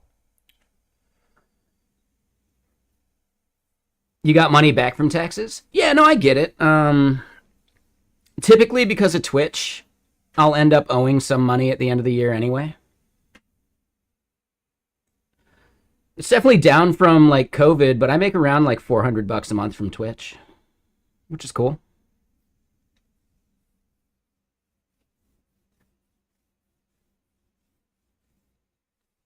And that's all like contractor stuff, so like yeah, I gotta fully like pay taxes on that.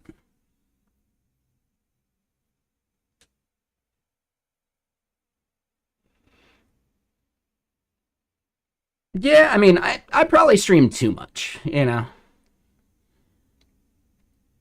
Like we're sitting currently at 135 subscribers, right? Multiply that by 2.5 or $3 or whatever, and then there's bits, and then there's like ads. So yeah, it's pretty solid. I think the best I ever did, I made around 800, but that was like the peak of COVID.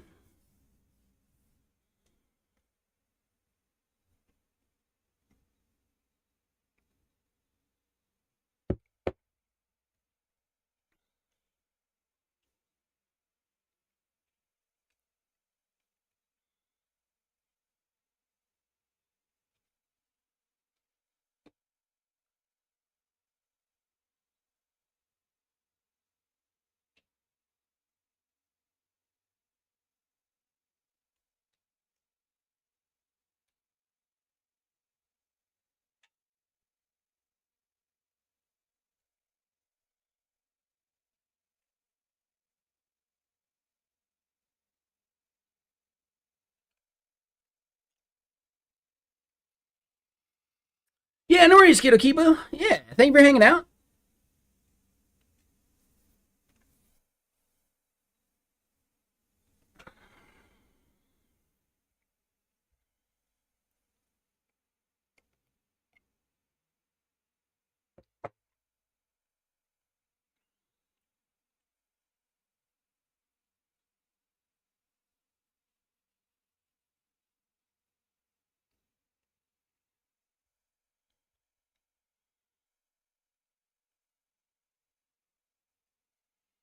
So yeah, back to the code stuff.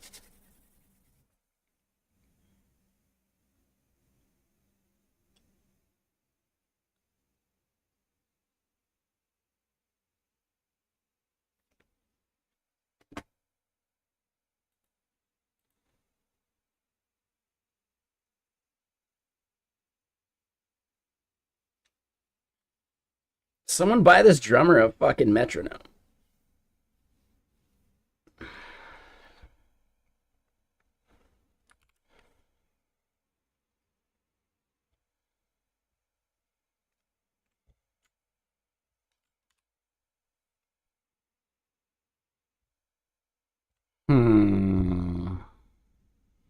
I'll just make this an any. I don't think the type safety of that matters that much. But okay, so we brought in Day.js. We've got the UTC plugin.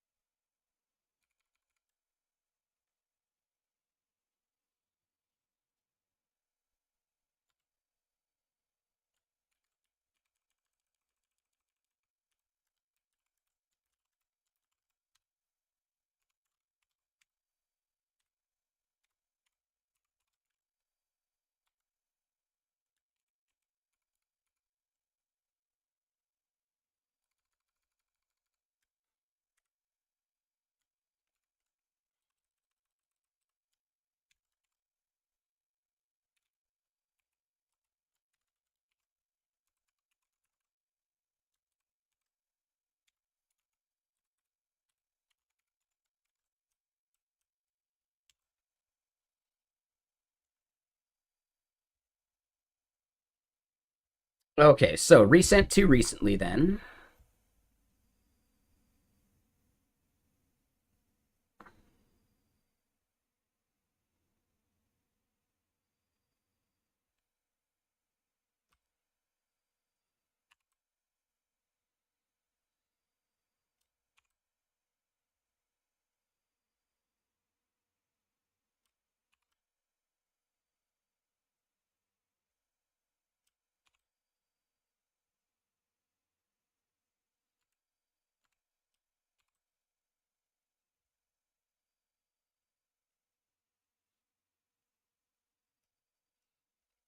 So we don't need to divide that by that.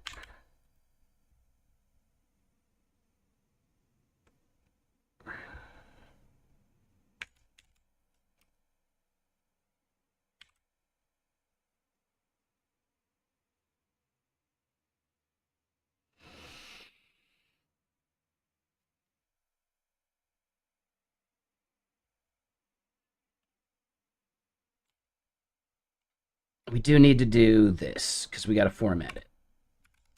So this is going to be new time remaining less than 10.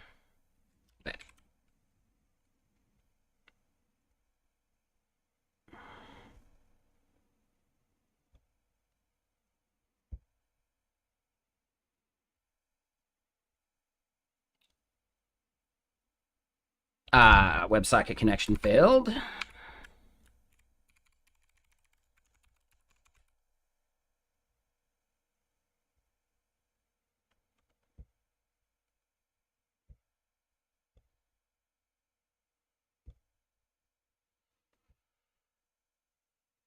Day.js.utc is not a function. Really?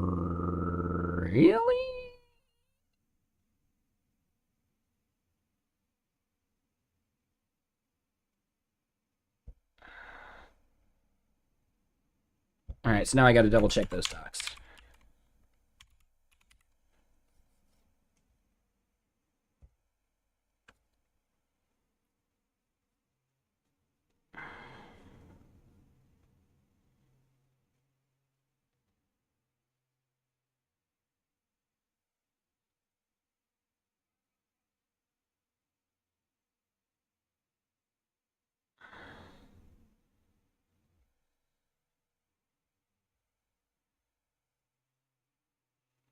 Yeah, I'm a collector.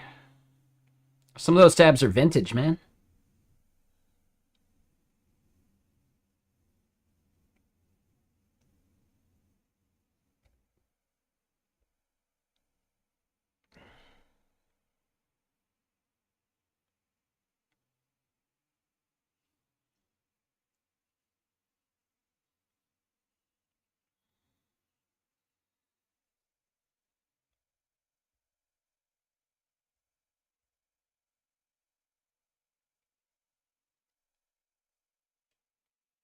Yeah, exactly.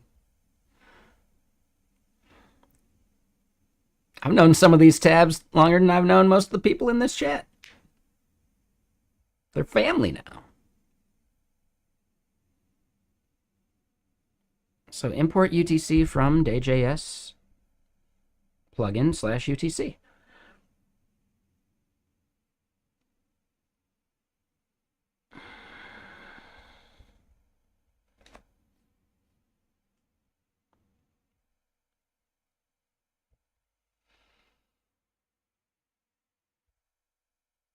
So they're saying it's on line 188.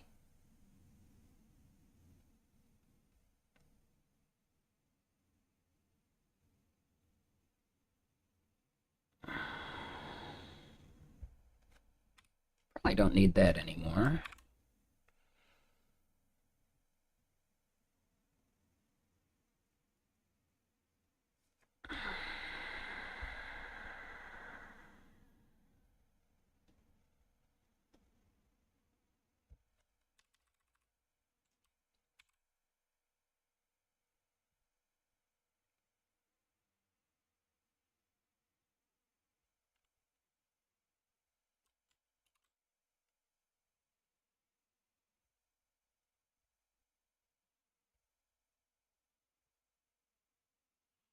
All right, it's failed with status code 403, which is a different thing.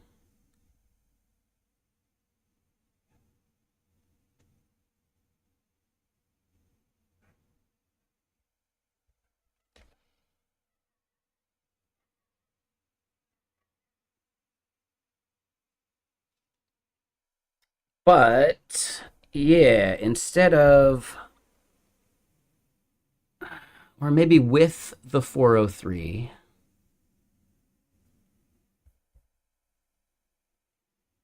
like this is where we're failing, right?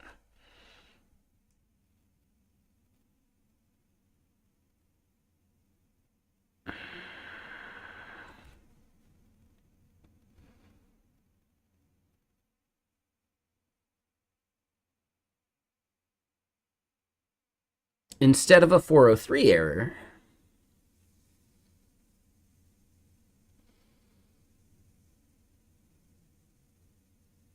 we could always do like, 420 or whatever, enhance your column. But I don't know if like returning an error code is actually beneficial when instead, what if we just return the verification, like the rate limit itself?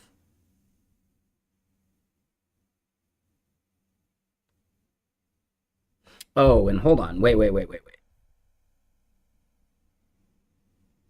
I think 403 is actually wrong.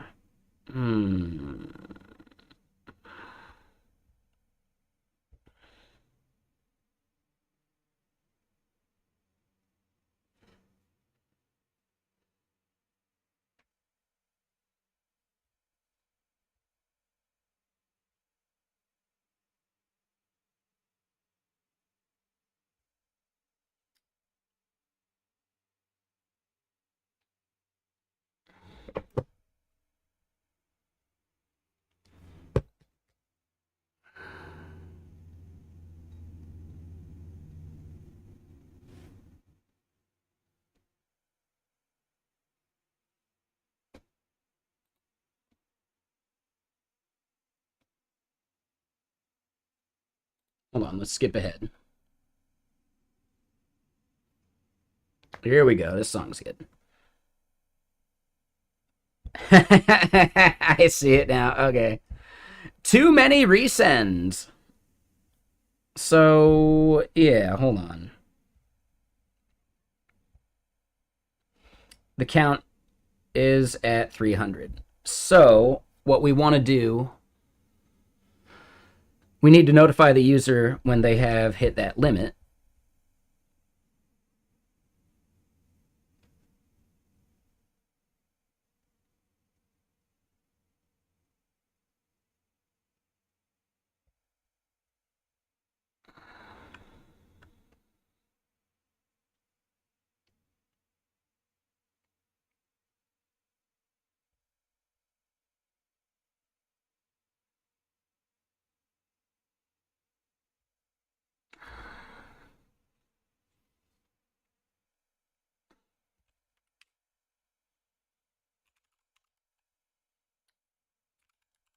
So this is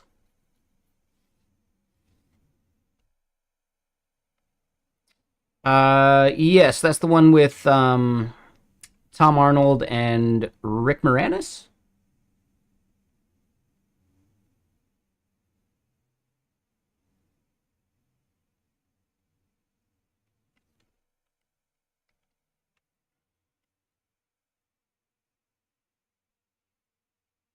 Rick Moranis is Louis Tully in Ghostbusters. He is um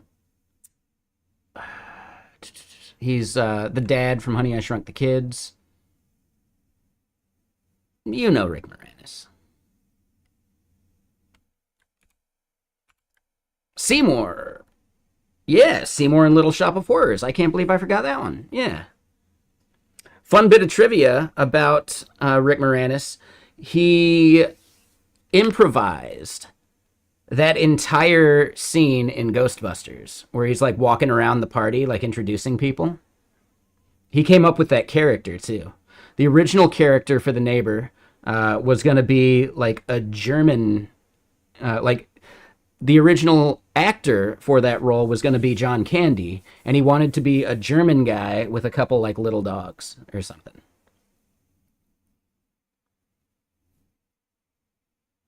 And the director, Ivan Reitman, was like, you know what? We got a little too much like dog imagery in the film, so nah, we're gonna go a different direction. And then Rick Moranis. Oh, I'm thinking of Big Bully. Oh, okay. It's just Bully.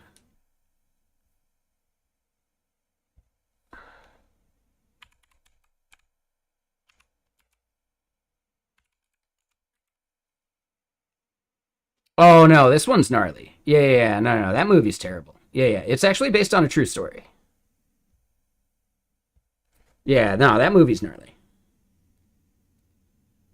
And no, I don't know if I've actually watched it. I have read about it though. During whatever happened to Brad Renfro situation. It's kind of funny. He did Apt Pupil, and then that was basically it.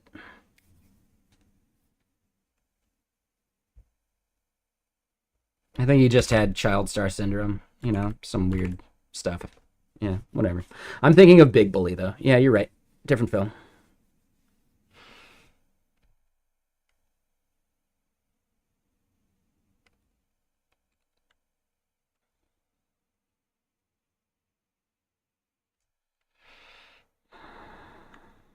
Okay, so this is too many verification attempts. Starts out as false.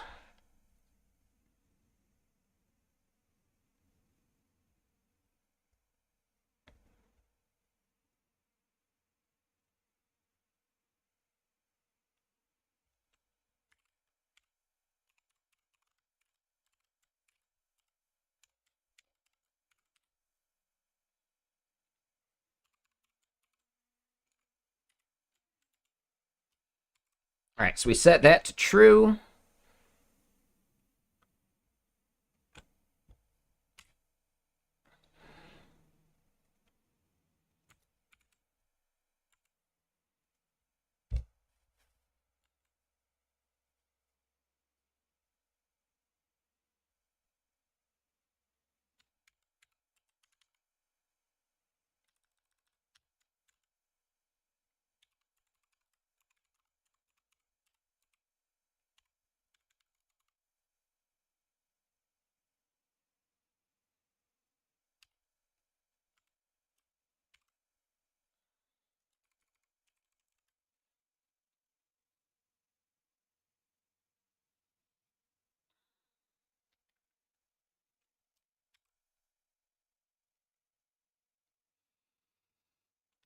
Yes, we'll do that. So, too many verification attempts, verify email, resend. You have exceeded the maximum number of verification attempts. Please contact support for assistance. And this is where, if it's either resent too recently or too many verification attempts, we disable.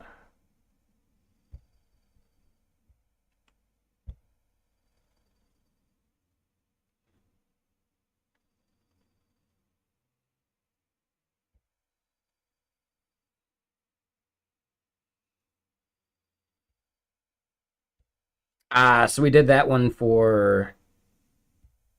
Yeah, we duplicated that.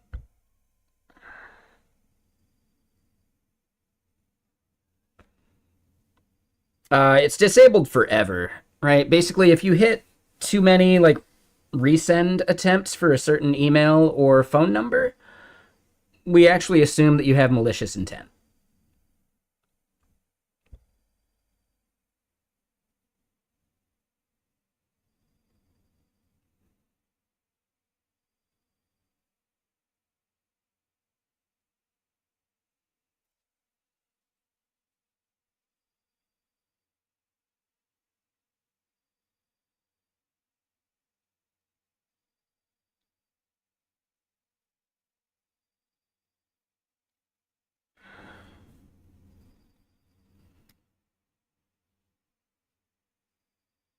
Not necessarily that. We can just reset the value, but they still need to validate that they own the account, right? So we can't necessarily assume that.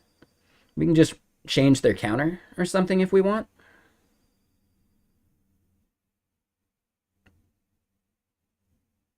But at some point, we'd have to like flag the user, etc., right?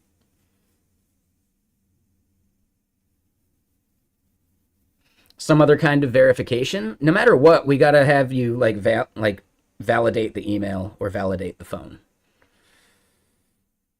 If it's just not going through, well, that might be on our end, and we can verify that. But in some case, like, nah, you know what?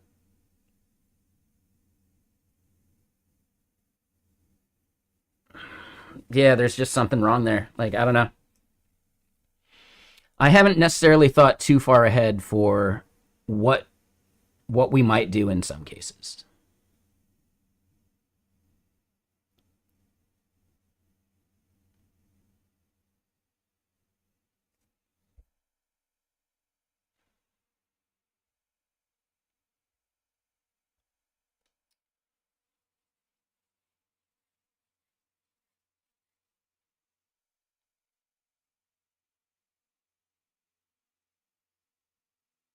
Yeah. I mean, it is basically like a forgotten password situation, too. If a user's trying to reset their password, but they don't have access to the email, there's something suspect about that.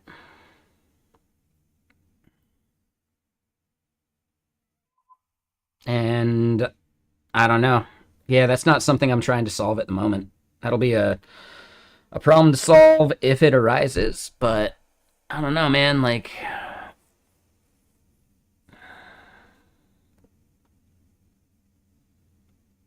yeah, there's something we'd have to do. Like, I'm not certain. I haven't run into that problem before.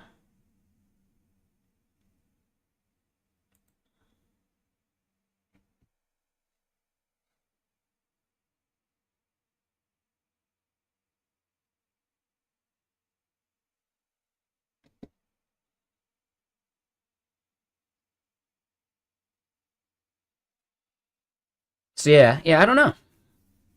That's a tricky one.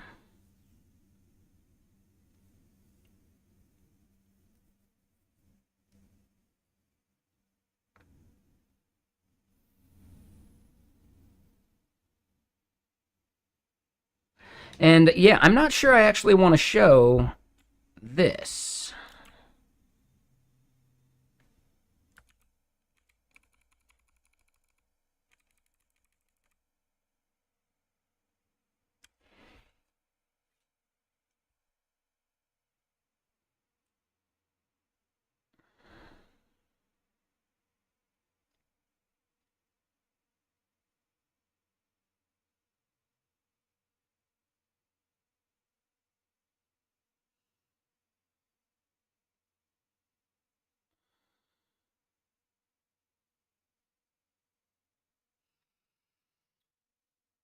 And here's what I'm thinking, right?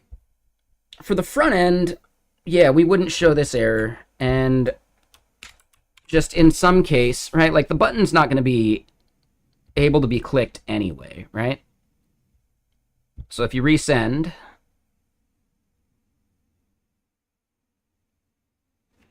right, like it's disabled, so you can't even click it, so it doesn't matter.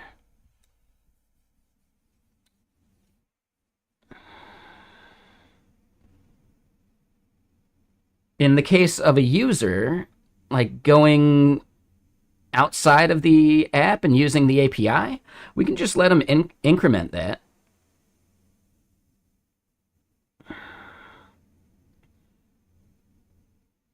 Because the counter is going to tick up no matter what. And after 3 attempts,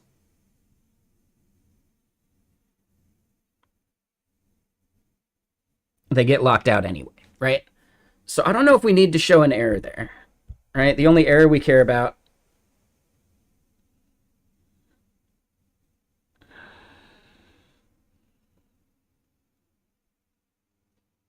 would then be if they've hit the number and we got to show that somewhere, right?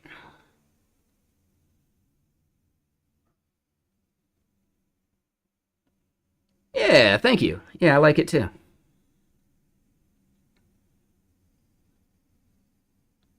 I feel like I've seen that in other places too.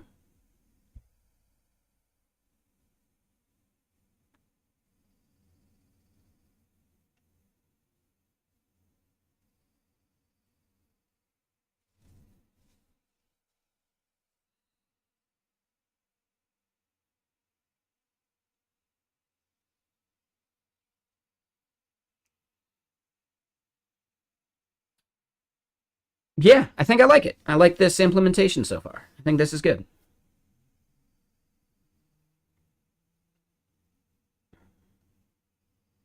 Maybe not on the button. Yeah, yeah, I'm sure there's like other places to show it. And yeah, part of the issue is we're not, well, we are storing it for that one actually. Ooh, yeah.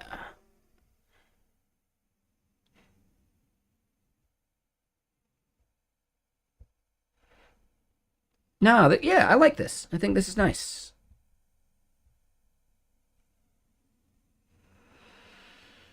Yeah, I'm going to call that good.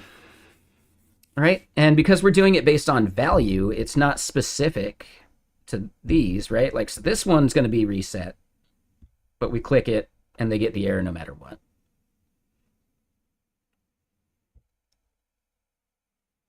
Okay. Yeah, I like that.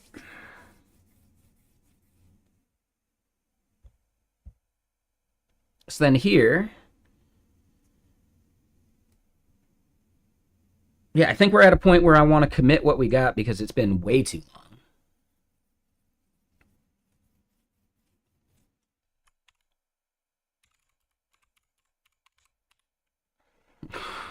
It's been so long. Oh, man. Yeah, it's been way, way, way, way, way too long.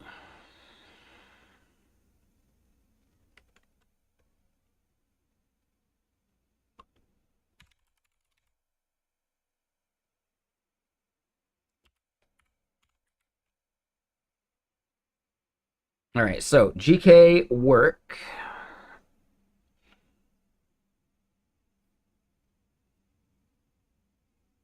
Info is what I'm looking for.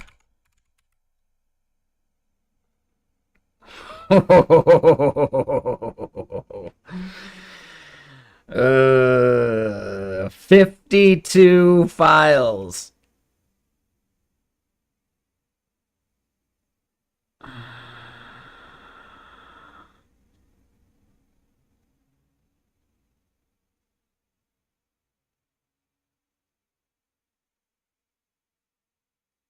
Yikes. All right. So that's fun. Let me get some more music going.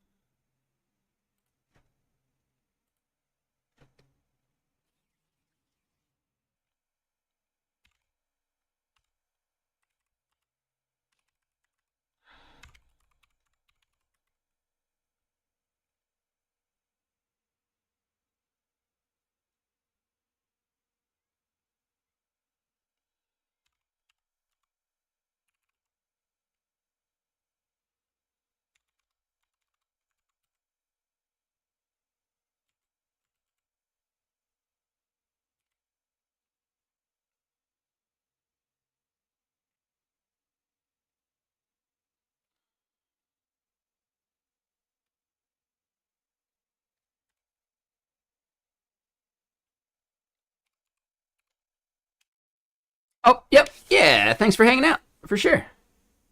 Yeah, good to see you. Glad you enjoyed your vacation and enjoy the board games.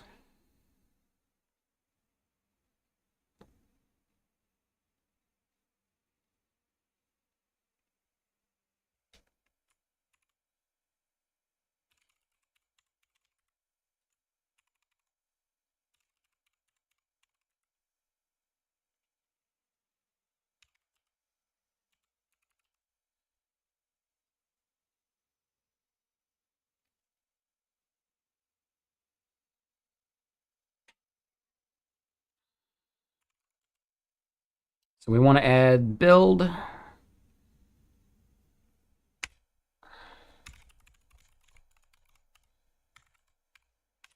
GK work commit dash dash AI.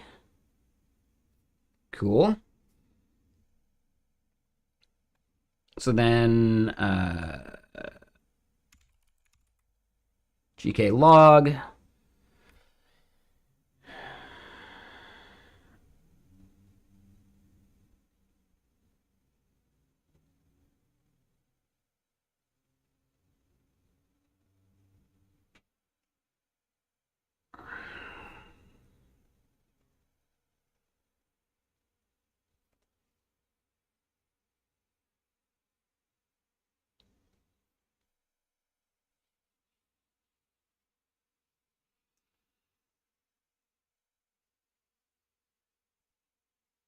So this is the one thing I'm less a fan of at the moment.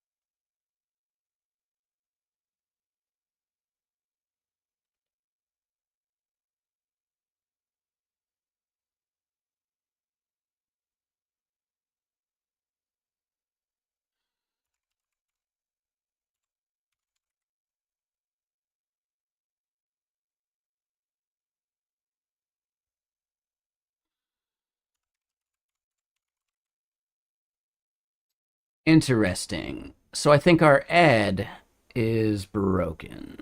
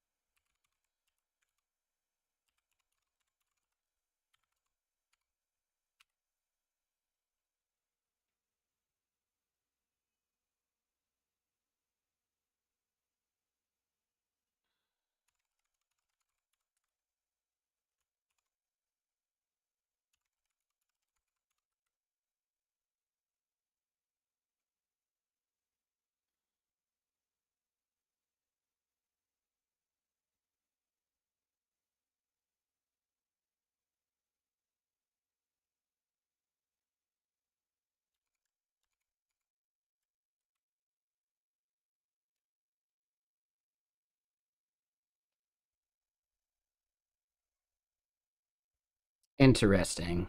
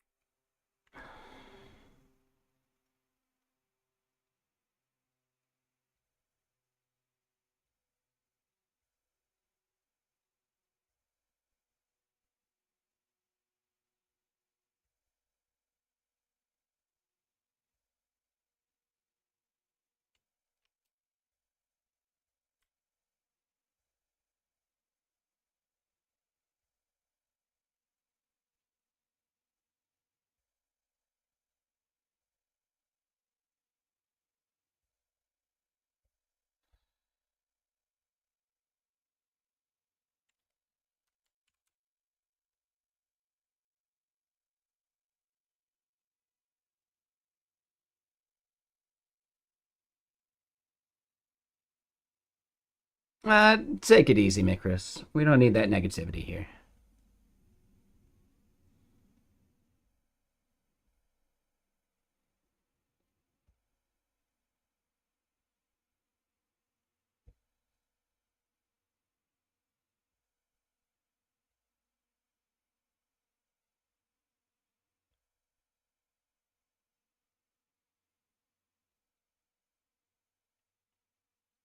Right? We all know why I don't get as many.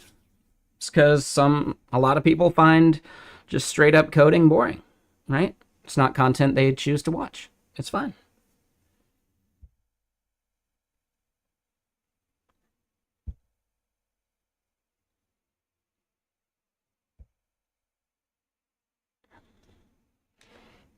I have heard of Coolify. I even have a Coolify beanie.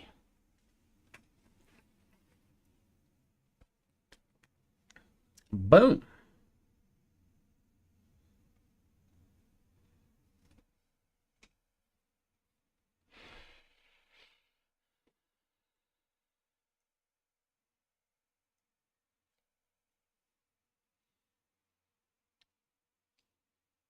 I do need to start like stretching it and wearing it out more. Probably need to wash it a bunch of times too.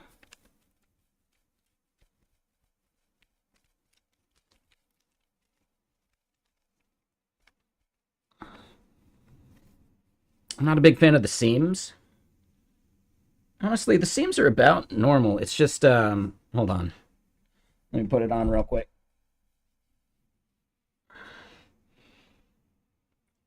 You guys can't even really tell. Uh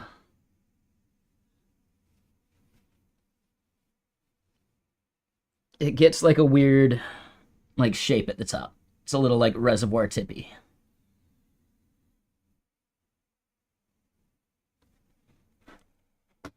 Hold on. Let me just switch to webcam only. There you go. All right. So it's got a bit of space. So it's not quite fully my style.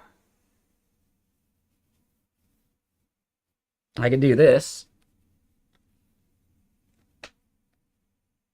but that ends up looking a little weird too. Actually, that's not bad.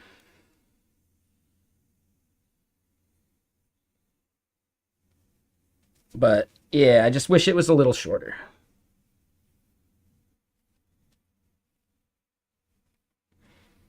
I think if I wash it a bunch, that might do it. Because this one used to be a bit like massively reservoir tippy.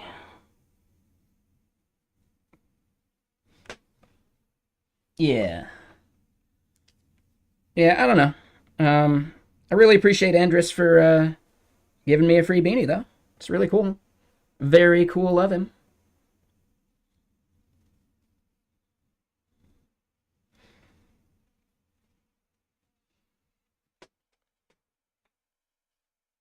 But yeah, it's also a thick beanie, so like it's better for the winter anyway.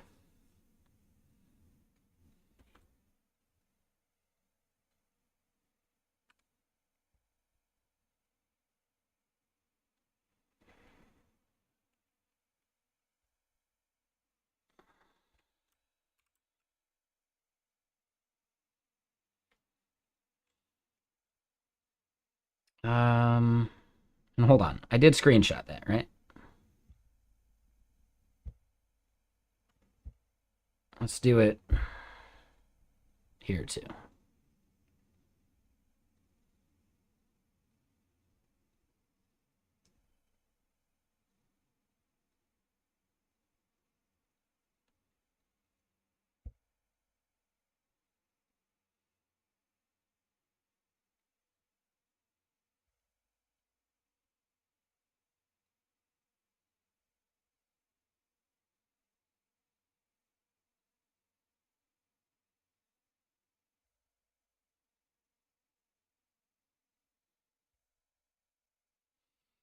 It's Friday, damn right. Only have some code writing to do for work. You're having yourself a whiskey. Nice.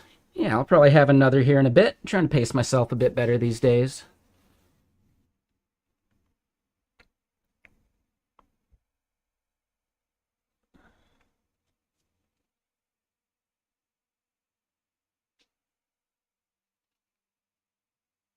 Yeah, I need to clean up this office a bit too.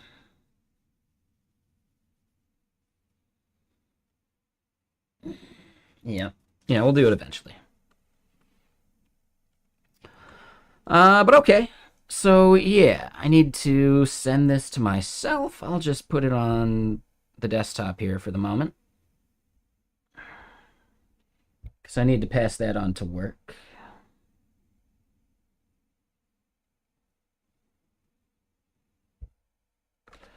And yeah, let me look.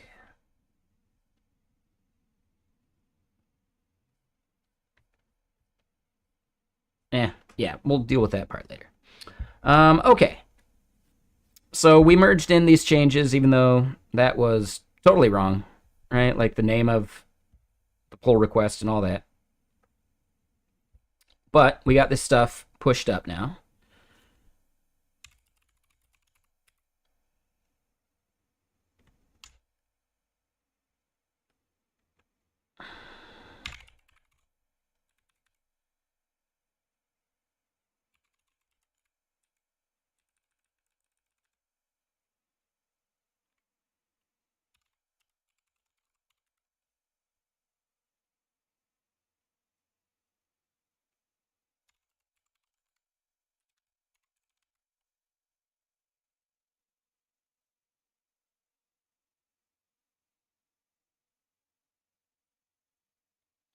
Hmm.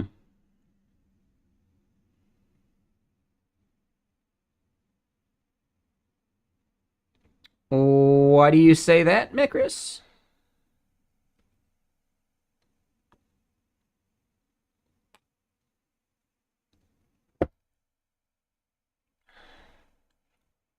What's going to happen in 6 years?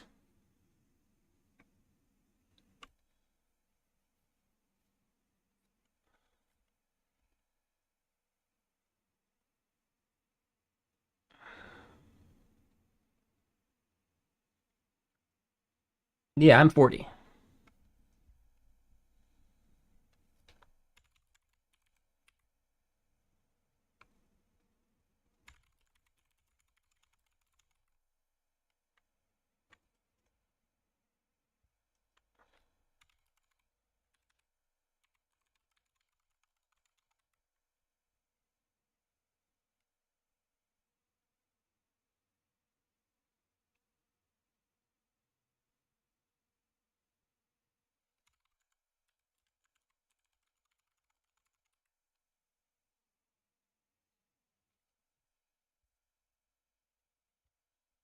Oh, I didn't actually merge this one yet.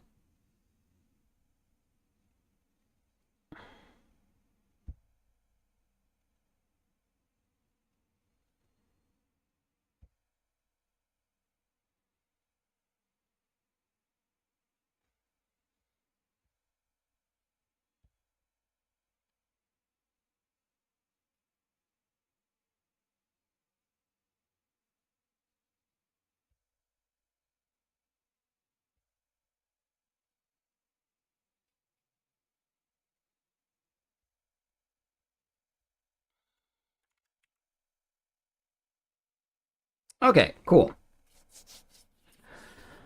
So our next bit of work that we want to create, and GK work create dash H. Let me double check this.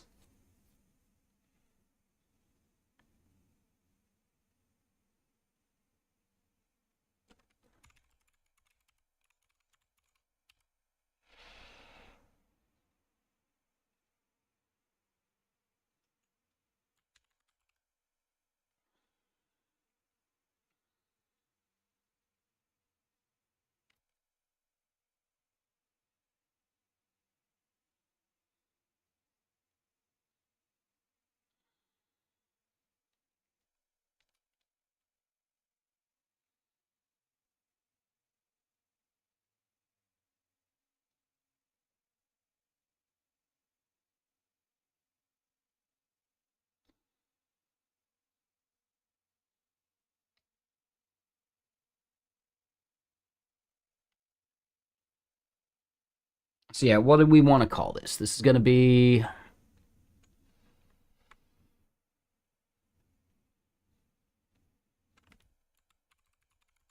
associate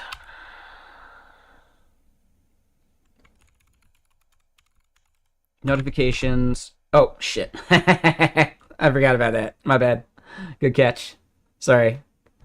Oops. Yeah, so GK work create associate notifications to keywords.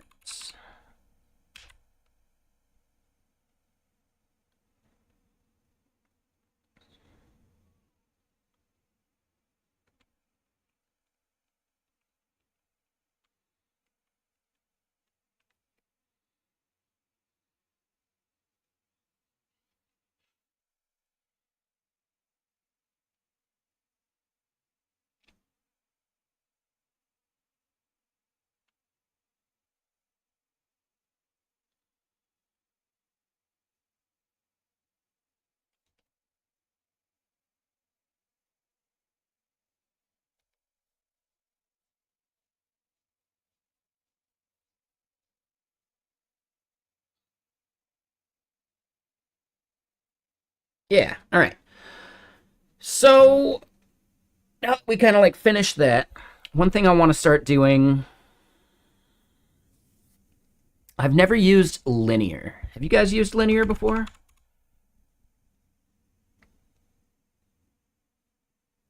Oh, and wait, what is git stream?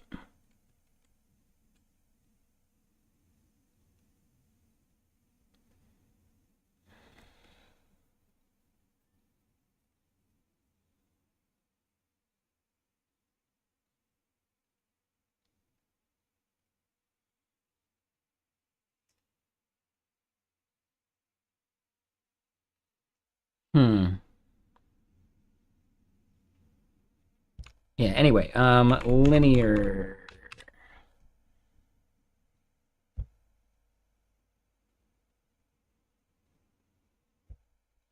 I feel like I might have a linear account.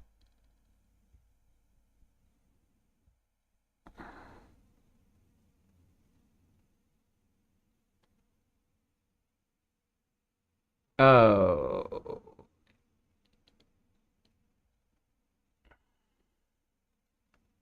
We're going to create a new team.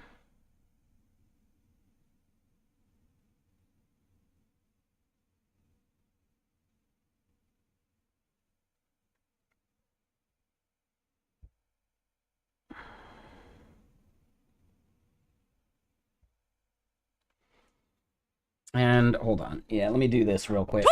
Just so I'm not showing their stuff at the moment.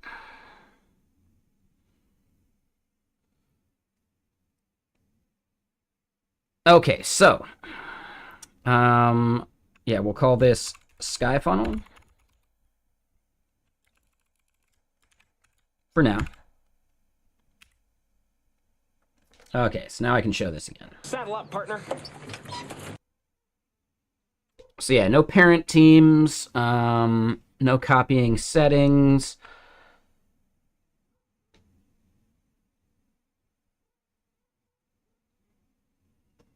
Yep, this one's fine.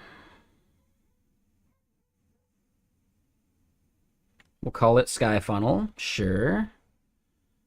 Team icon. Oh, interesting.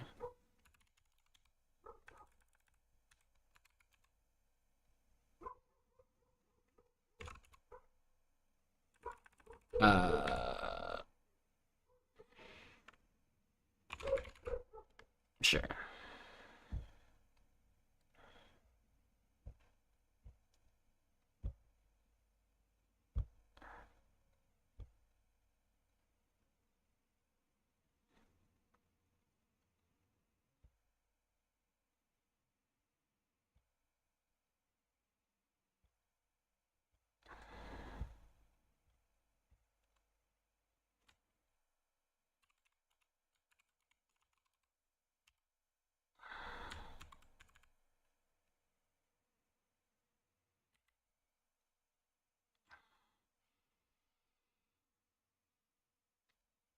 Uh,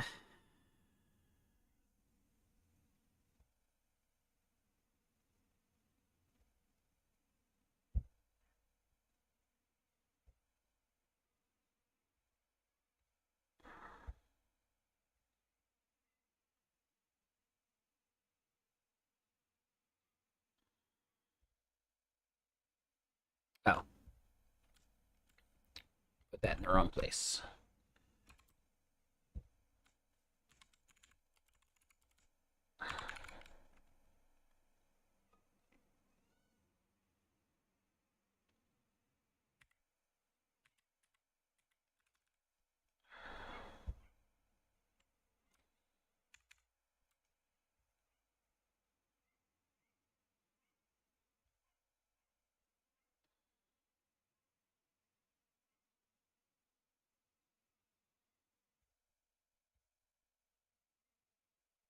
How do I create a new... Oh, create project. Here we go. Website / docs. So then theoretically, hold on. How do I edit this one? App / API. Let me go back to here. Okay.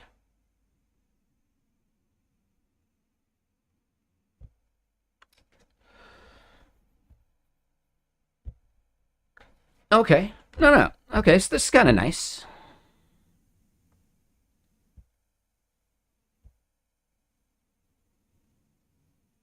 So then for issues,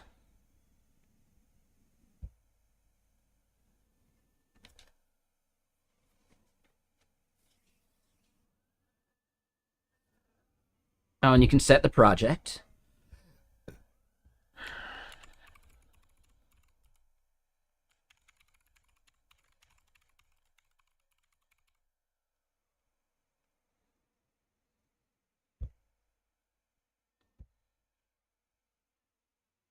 All right. Yeah, I like this so far.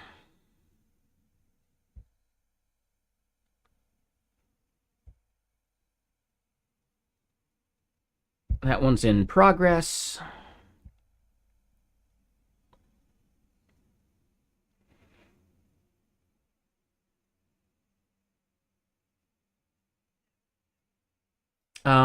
And hey, Thundosa, I just saw your follow an hour ago, my bad. And Code 6 Fun, thank you for the follow as well. Thank you just now, Sleepy Shaman. Welcome.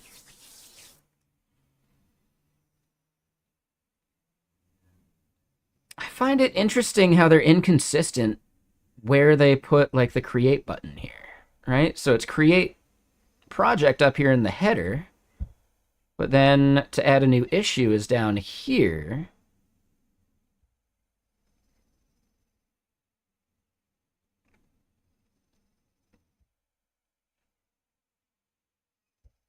Okay. So yeah, issue title, this one would be wire up email sending.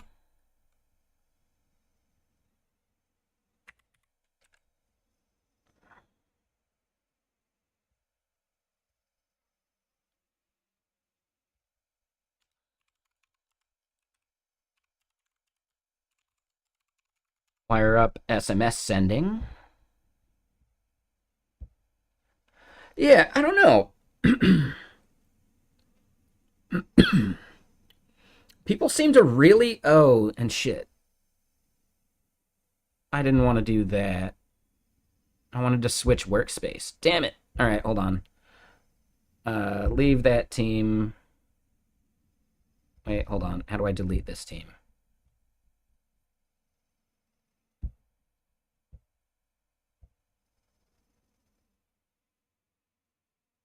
Oh no.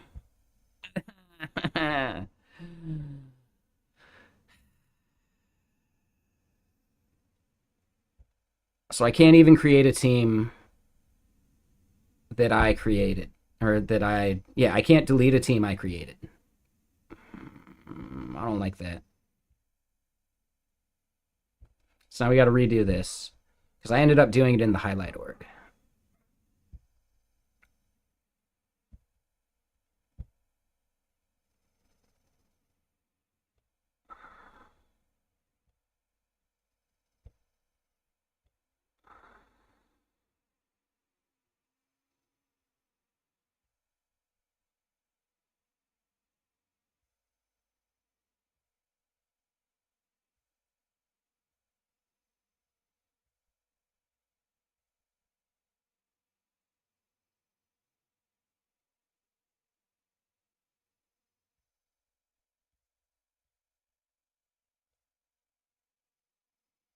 Well, I don't know. Learning experience at least.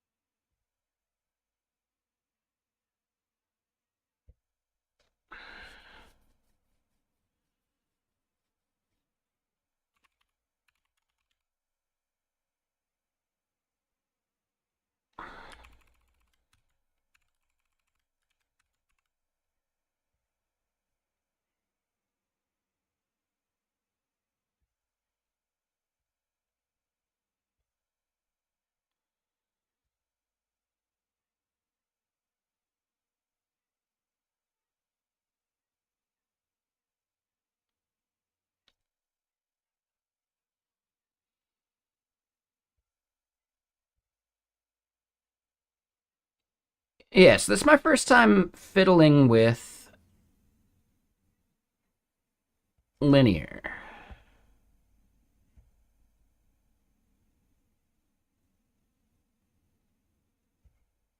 So I'm still kind of figuring it out.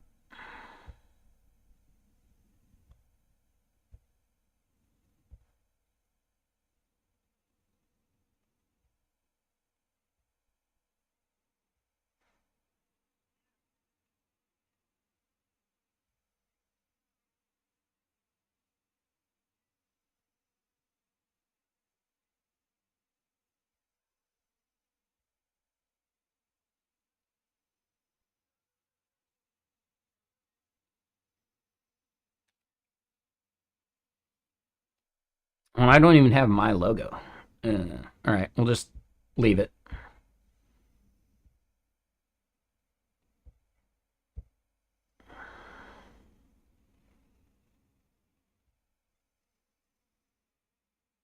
Okay, so there's a lot of like configuration stuff you can do. Interesting.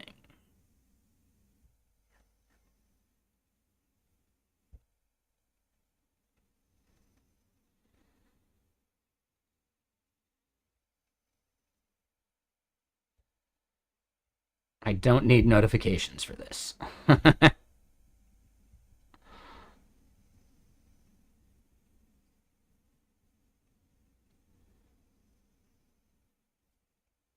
Okay. So Sky Funnel as a team, get set up, cool. Create a project and just redo some of these.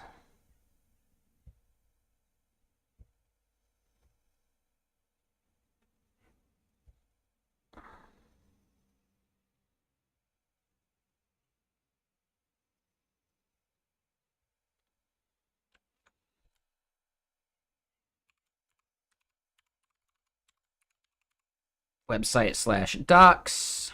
That's in the backlog. Sure.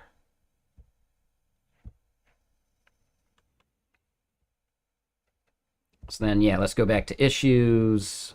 Uh,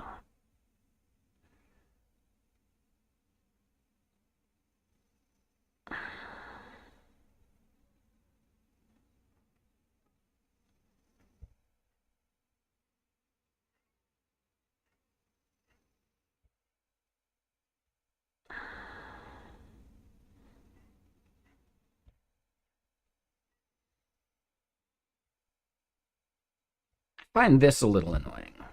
Like, I wish there was a way to, like, mass delete these.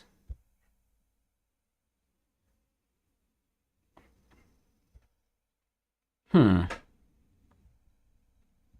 I don't know. For how much people tend to like this, there's definitely some, like, user experience stuff that I find really annoying.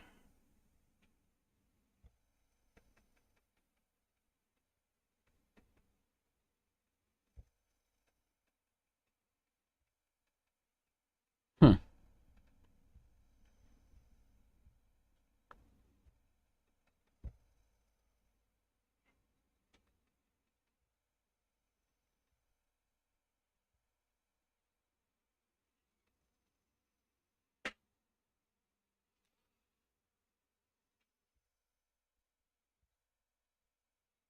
Oh, I probably do want to associate it with the GitHub project, though, right?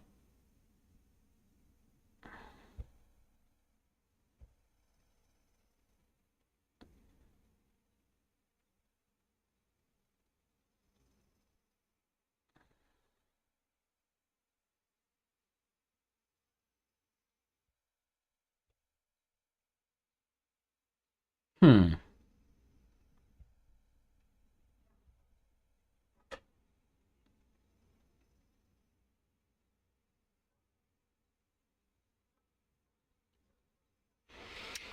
I see. Yeah, yeah, yeah. So it's really just not meant for what I'm trying to use it for. Like, honestly, a Trello board would probably get me closer to what I'm actually wanting.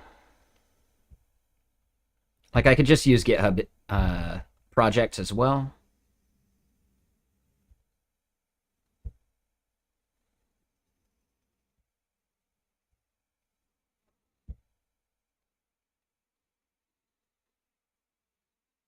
Oh, and it looks like they do have like a lot of shortcuts. Okay. Well, yep.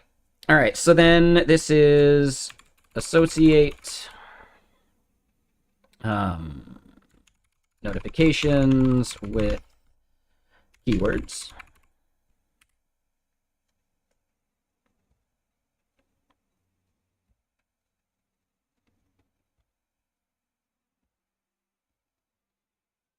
Oh, and I should have had the create more. Whoops. That's fine. Okay, so then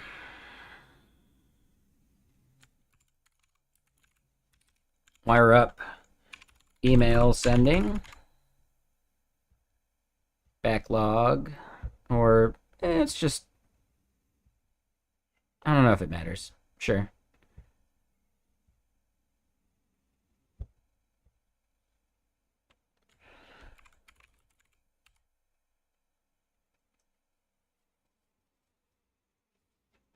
So then wire up SMS sending.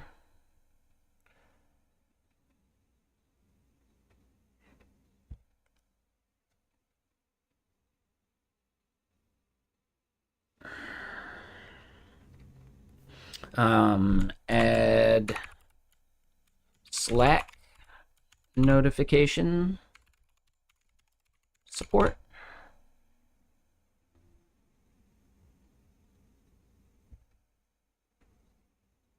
Oh, okay.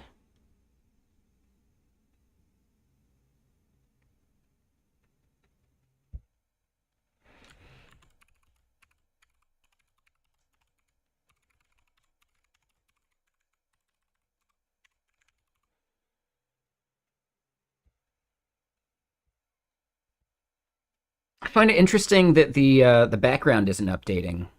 Like I'll have to close this window before I can even see it. That's weird. But then let's see. Um, lobsters,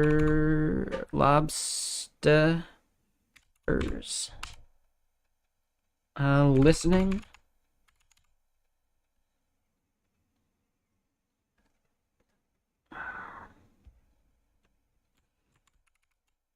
Add hacker news, listening.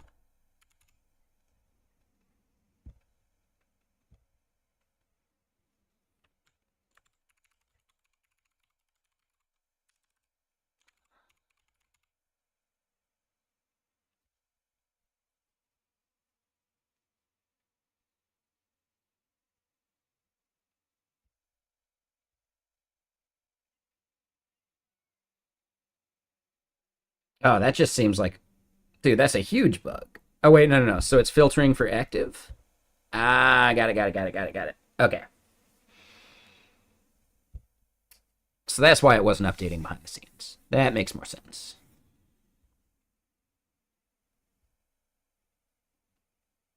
So as far as the backlog goes, that is more important, and that is more important. Lobsters will add next. Hacker News, I think we can do after that. I think Slack is more important. Discord is more important.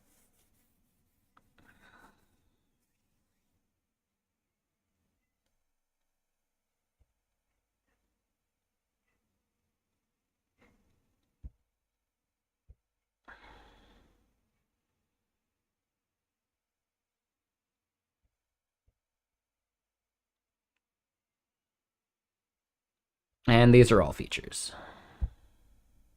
Sure. Okay.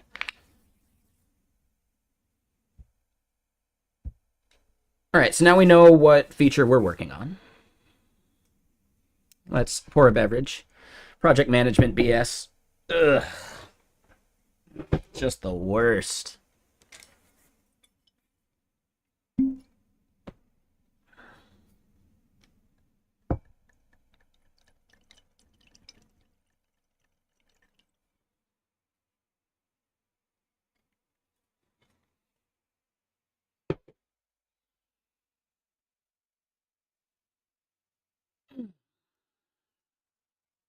And yeah, who all's out there? You guys having a good Friday?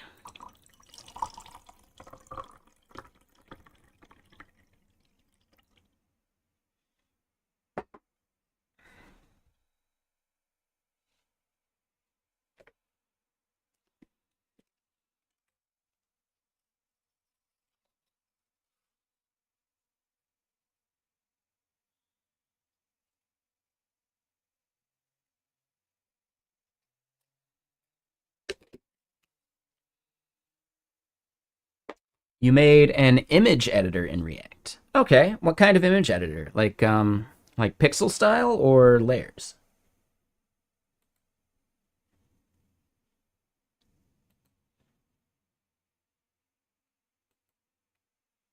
Layers? Nice.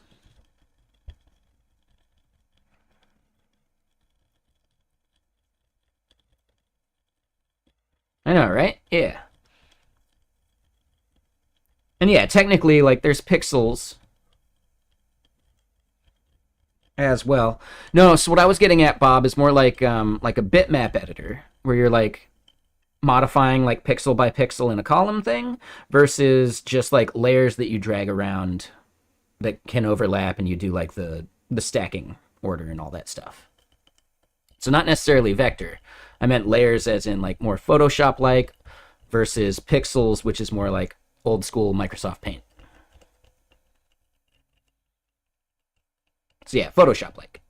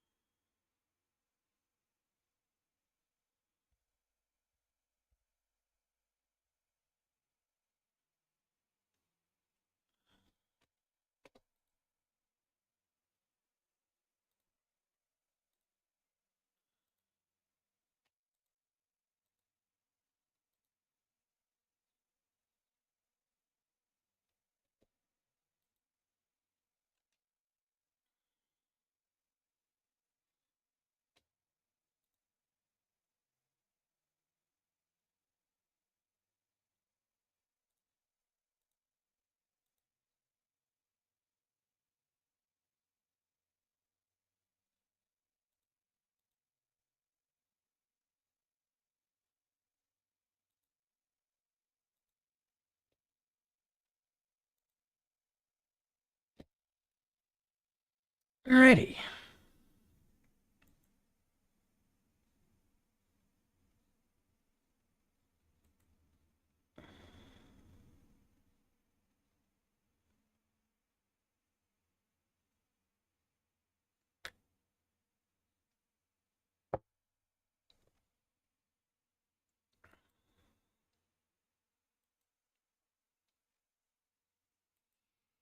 All right, so yeah, what's our next step? We created the work item, so now we can start doing the layout part. So what we end up wanting to do, and yeah, let's close some of this.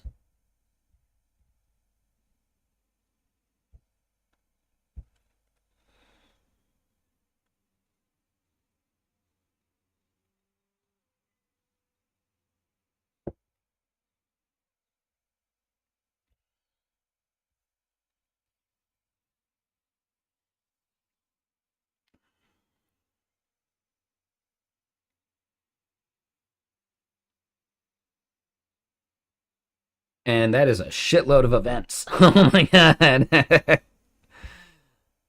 Hold on. Yeah, let's spin up the server again. Wrong place. This is Mix Phoenix server. PNPM dev.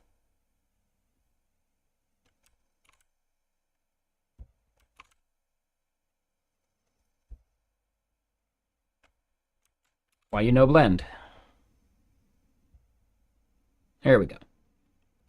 That is a lot of events for foo and bar.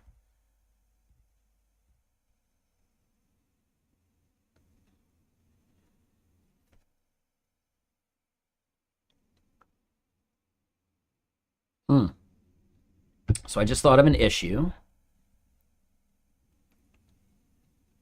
And yeah, as we start doing some of this, how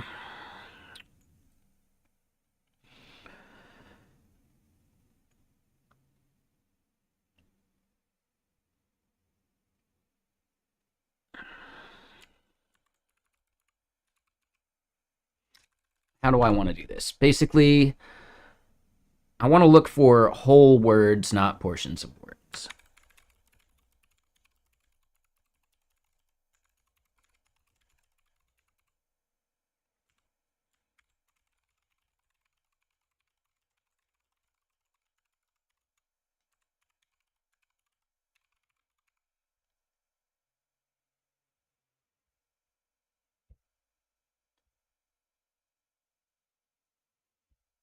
And that's an improvement. And I would say that is probably more important than any of those. Yeah.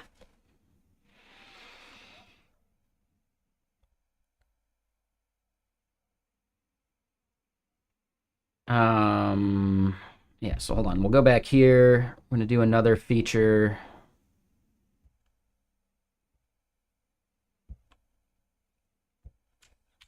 User settings.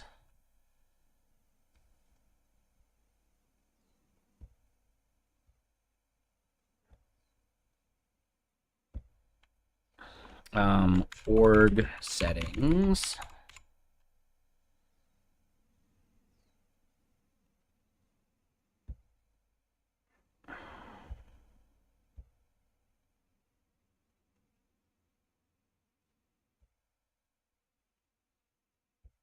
And we'll leave that as is. So user settings, org settings.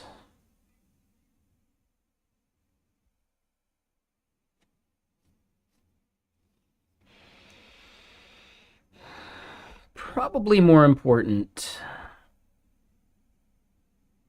than Slack and Discord.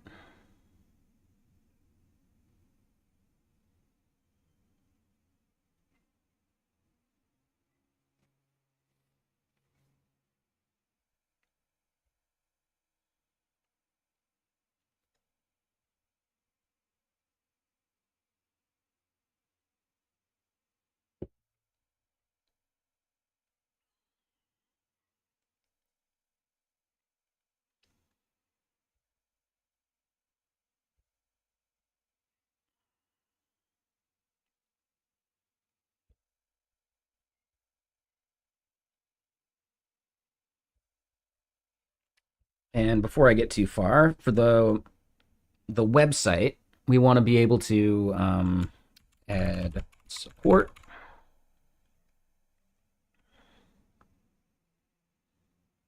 Add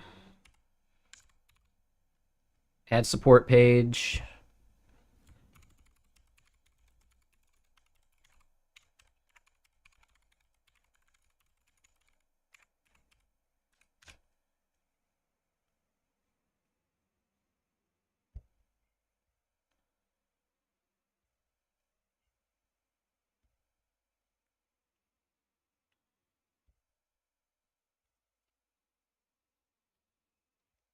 Support page.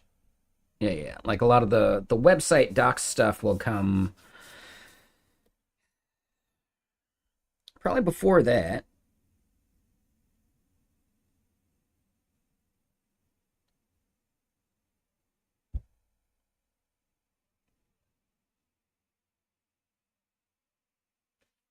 right? So this is app/API.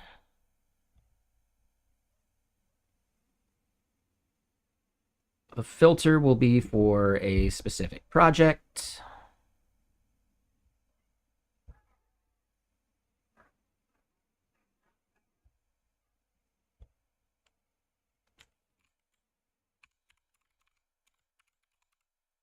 Website/docs.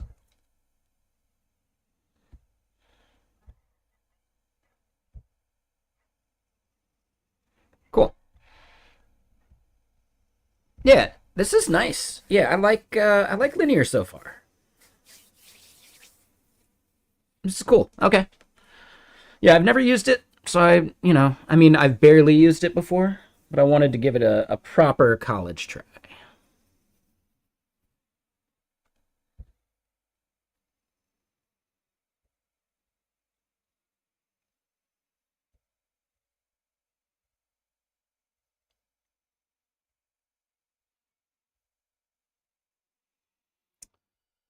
All right, so back to the front end here.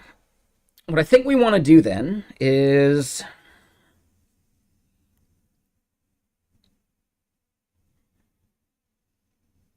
when we fetch a keyword, we need to fetch all the notifications associated with it. And that's going to be what we see here. But then we want to have like a form for associating notifications as well.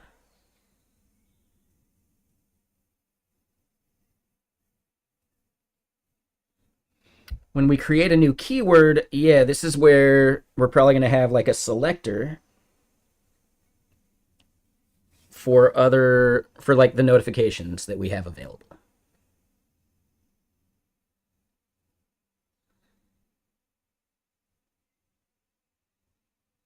And thanks, Sicaria.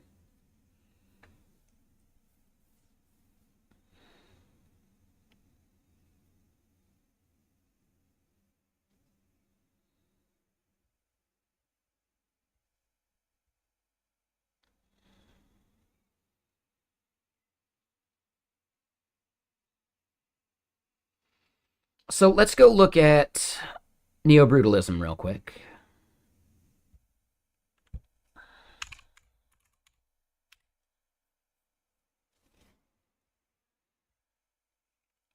When we look at components here,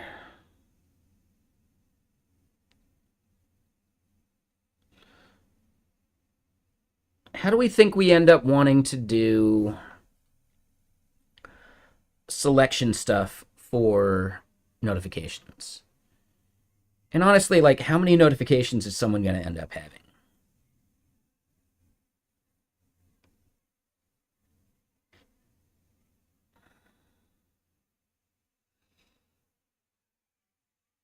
So what I'm thinking is you'll click this, it'll have a manage notifications button, right?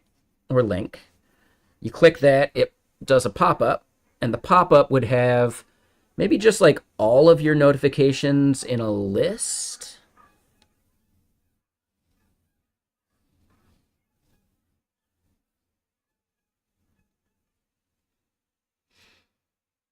And then you're just like checking boxes for them.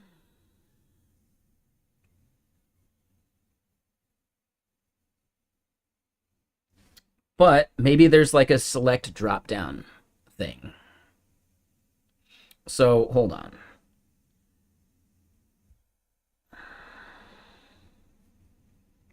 Like a combo box could be part of it, right?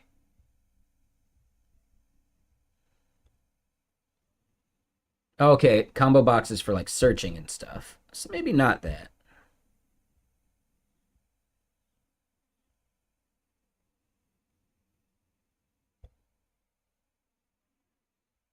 Oh, they do have multi-select.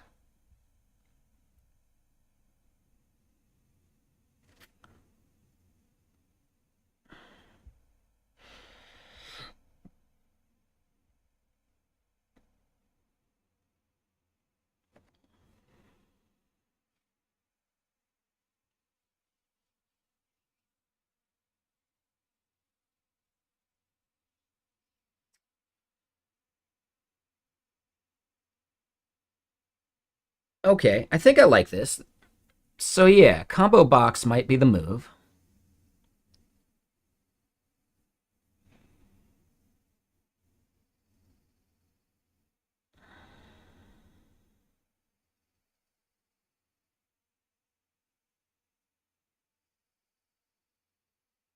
We skip this song because it's trying to put us to sleep. How dare they?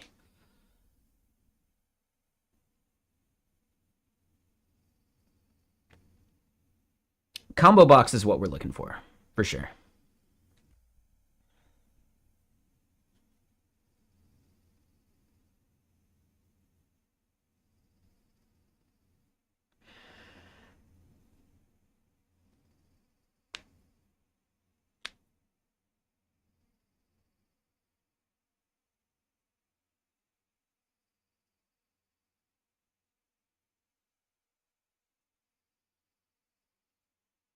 Yep. Okay, so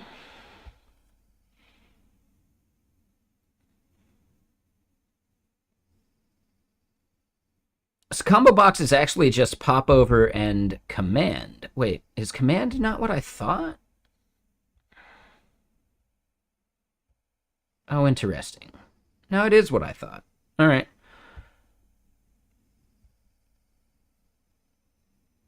It is a nice library.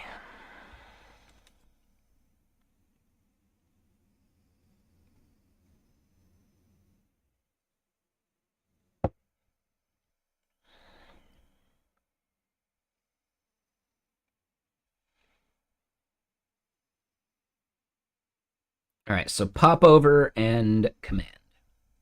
I don't think I have pop over installed yet. Let's close all of those windows though real quick. So then, yeah, we get over to here. We're looking at components that we have scaffolded.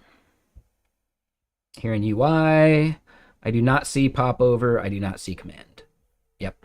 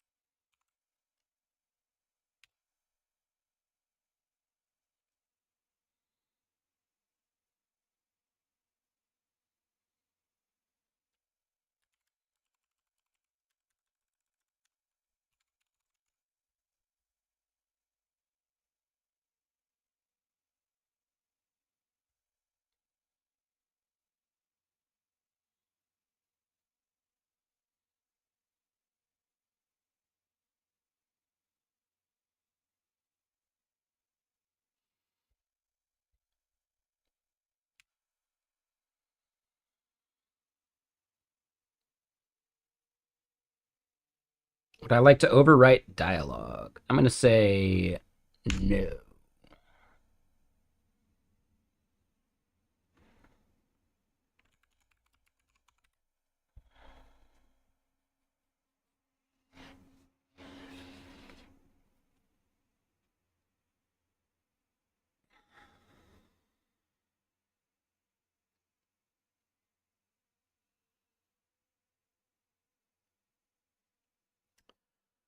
So what I want to do next,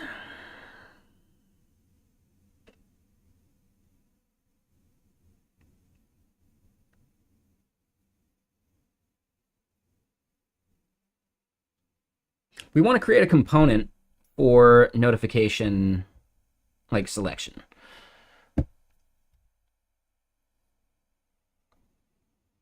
So it's going to be like notification selector or something.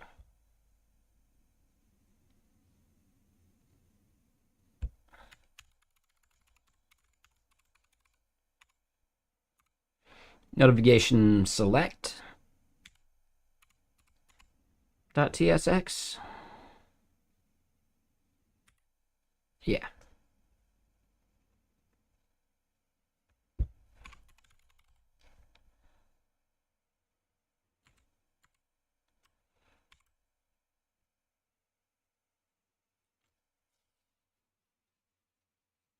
So before we even get any further there,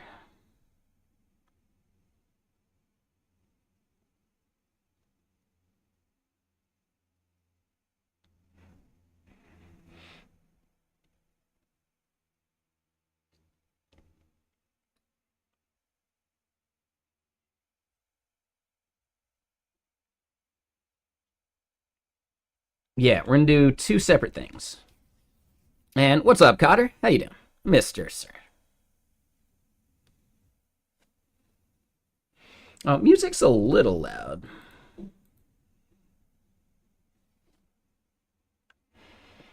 I'm doing well.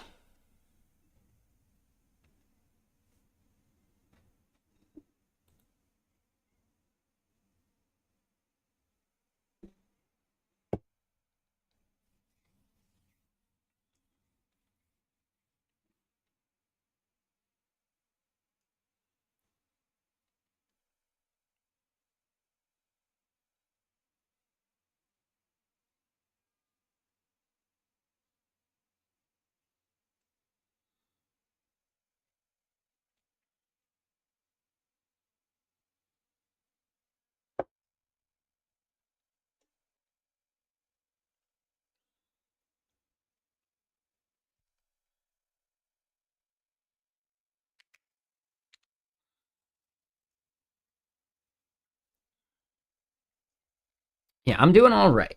Okay, so we do the delete here. We've got add notification, but what I think we want to do is make this manage notifications.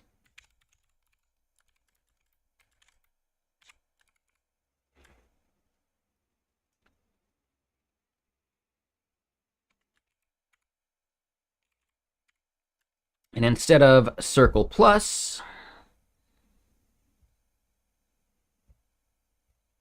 what icon do you think we want to use?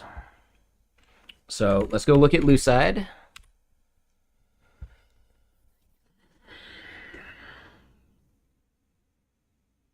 Oh, I didn't realize you could set stroke width. Oh, that's cool.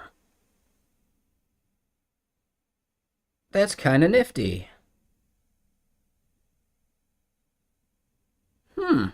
Dude, yeah, Lucide's nice. All right, so the icon we want for this is notifications. And I'm thinking, yeah, just the bell.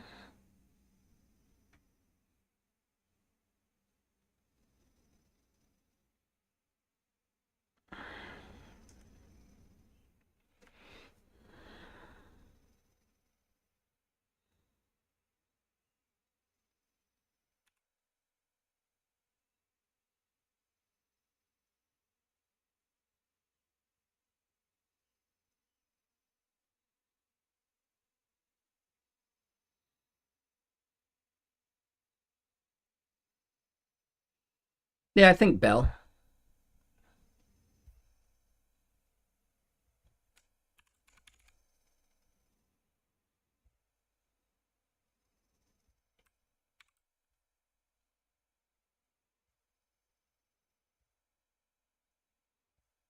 Right, so that doesn't do anything yet.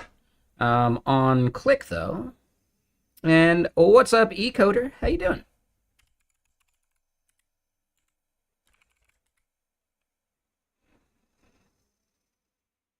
Set keyword notifications dialog open, which doesn't exist, but we do need to start doing that part. And it's going to be specific to the keyword item.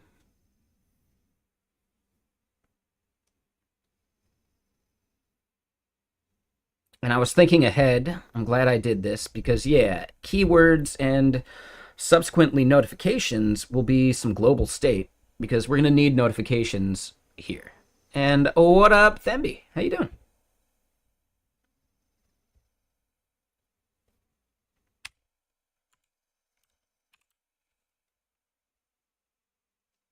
All right, so we got this dialogue here.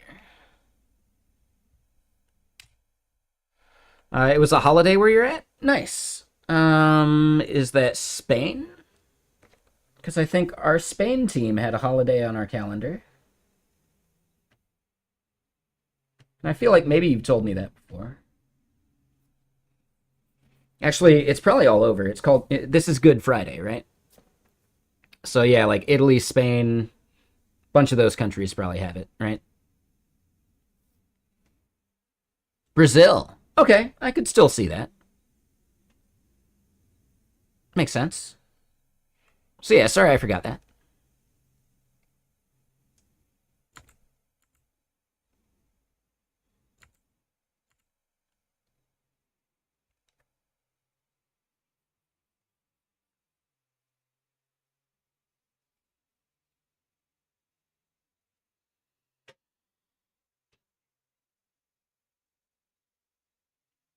All right, so keyword notifications form, that goes away though.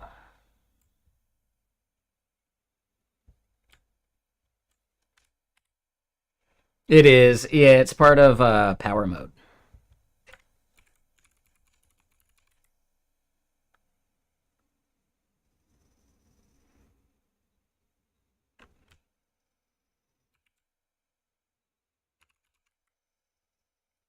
So yeah, I actually want to do this. I like the Doge theme more.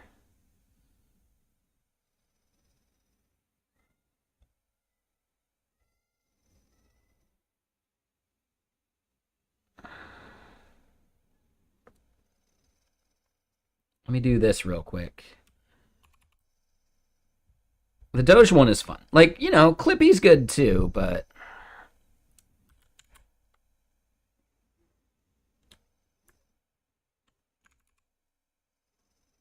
uh,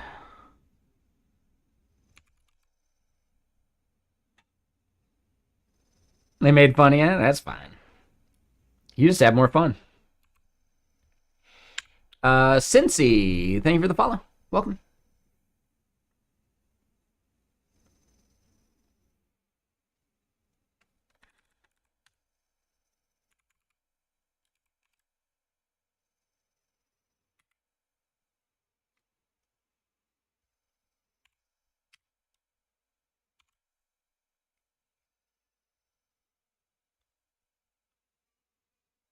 Let's put this to like, I don't know, a little bit bigger there.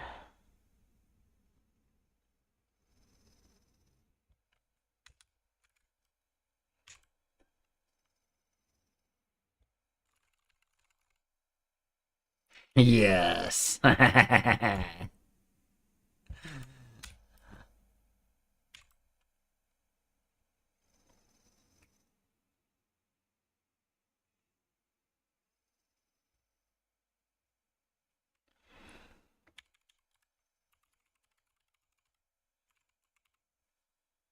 So coded, much technology.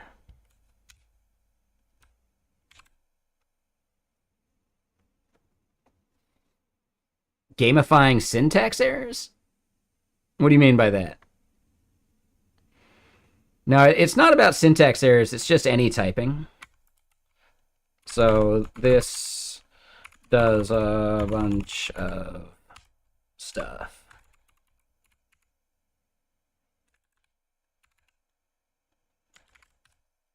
Yeah, Nori's Den. No, it's power mode. So the original version of power mode is like little explosions as you type. You can even have it shake your screen. All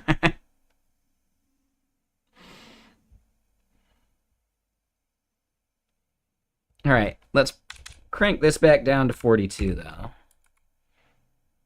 And let's give the timeout, I don't know, just double it. Or hold on, no. Combo timeout is that. This one will double it to 6.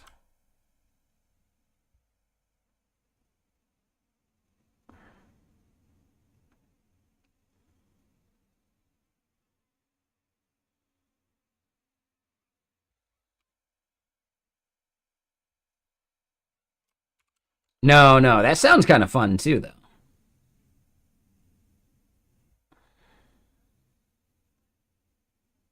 Damn right.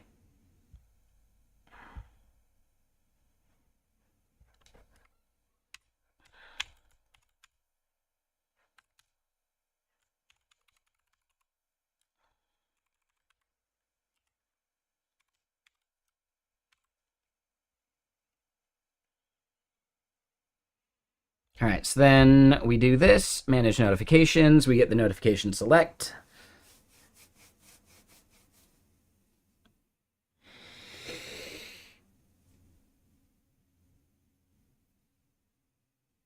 Okay, so now we need to actually start doing that.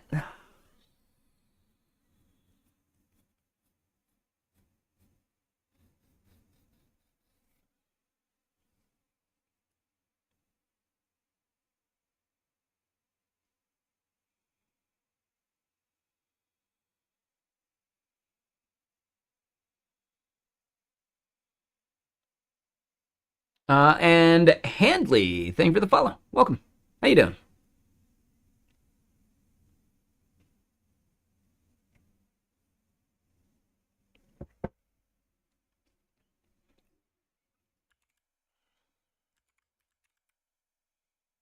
Hold on. Yeah, we want to do that. Dialog footer.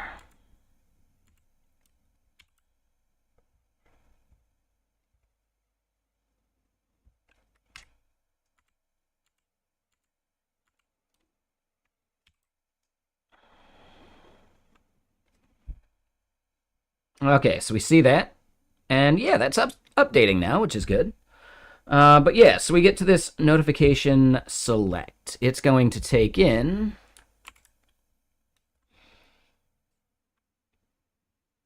the list, like the full list of notifications. So this is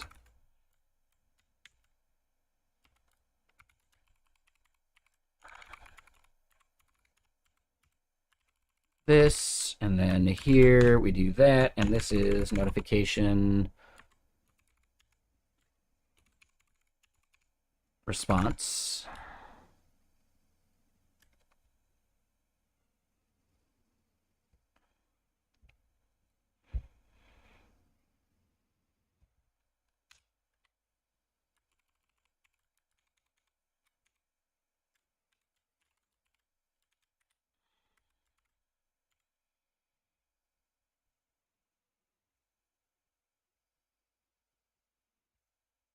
And then we go to examples. We got multi-select here. You're from Brazil. Nice. Welcome.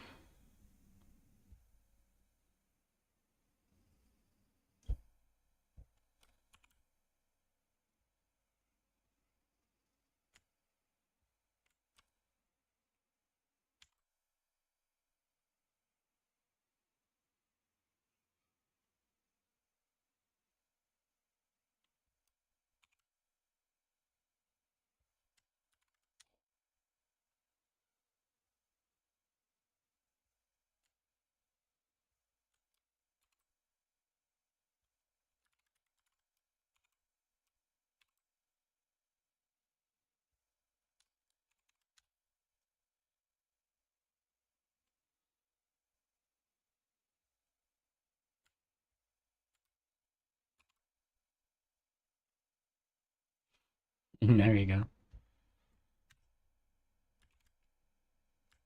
I don't believe you.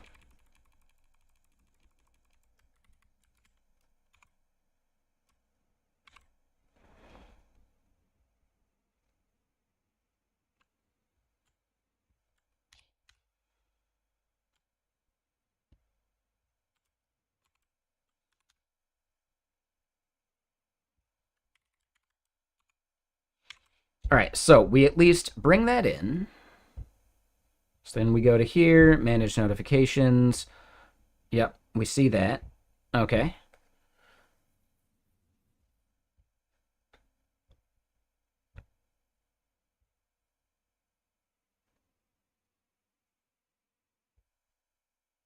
Oh, interesting.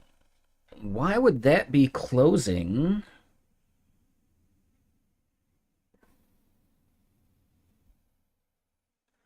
Why would that be closing the dialogue? Hmm.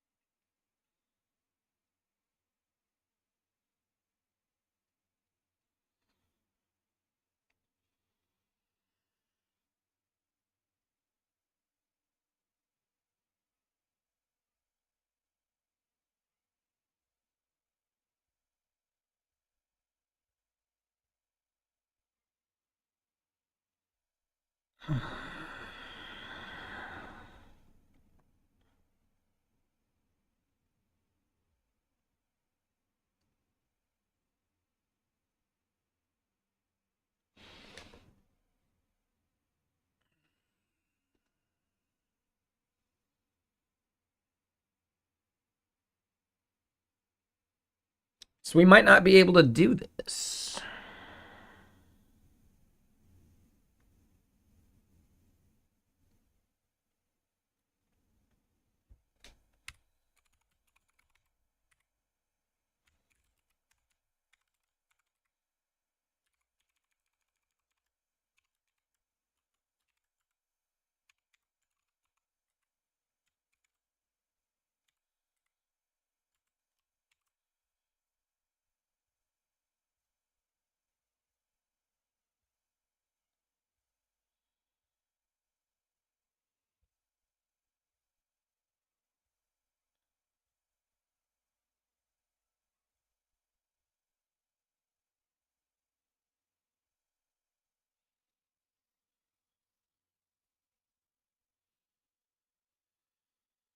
Hmm.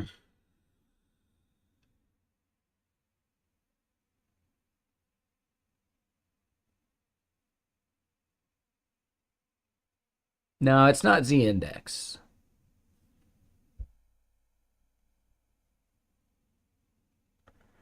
Oh, wait. When we click that one, so it's not Z index, it's the dialog determining if something is outside of its scope, right? Because we can click Next.js and we're good. We also don't want it to close the popover. But the moment we click outside of the dialog, we run into that issue.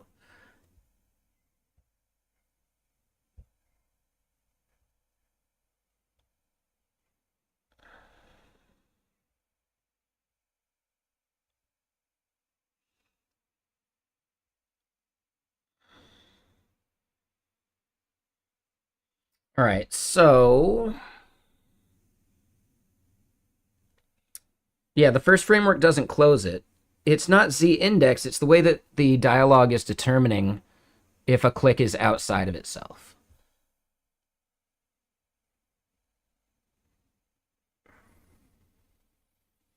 Which is actually kind of broken.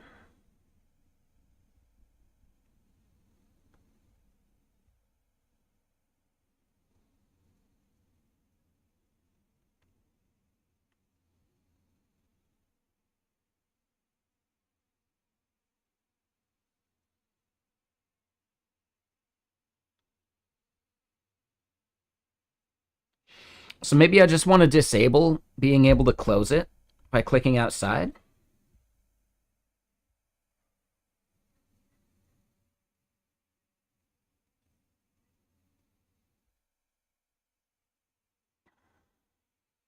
No, I think the calculation is actually done inside of Radix.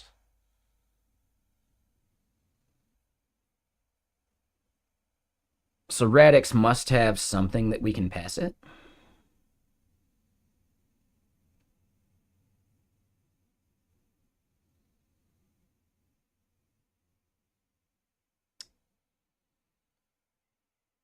And I think really the fix is just make sure we don't close when clicking outside, which is fine. Like, there's definitely a precedent for people understanding that some things you can't just click outside to close. So I think that's okay. But now we got to look at what that prop actually is. This is TypeScript. So Spexty, this is all like React and web stuff, right? It's not necessarily a coding program that does any of this. It's libraries, and you can use any program you want to build it. If you want to learn web dev, check it out.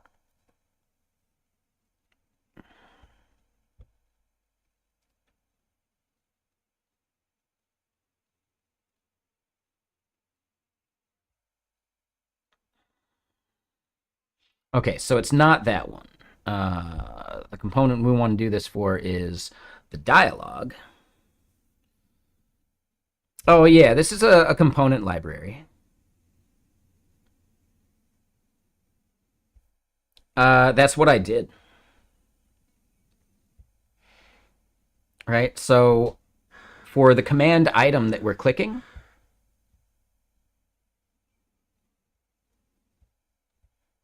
we are doing stop propagation already. Yeah, the yellow page is something I did, but we're using this as a component library. Right? We just customized the colors.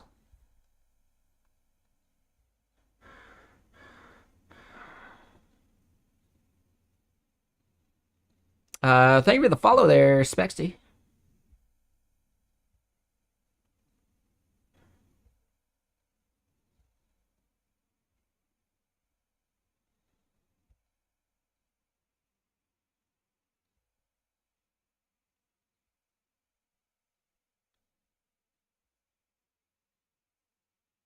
Yeah, I'm pretty sure it's just a thing on the dialogue.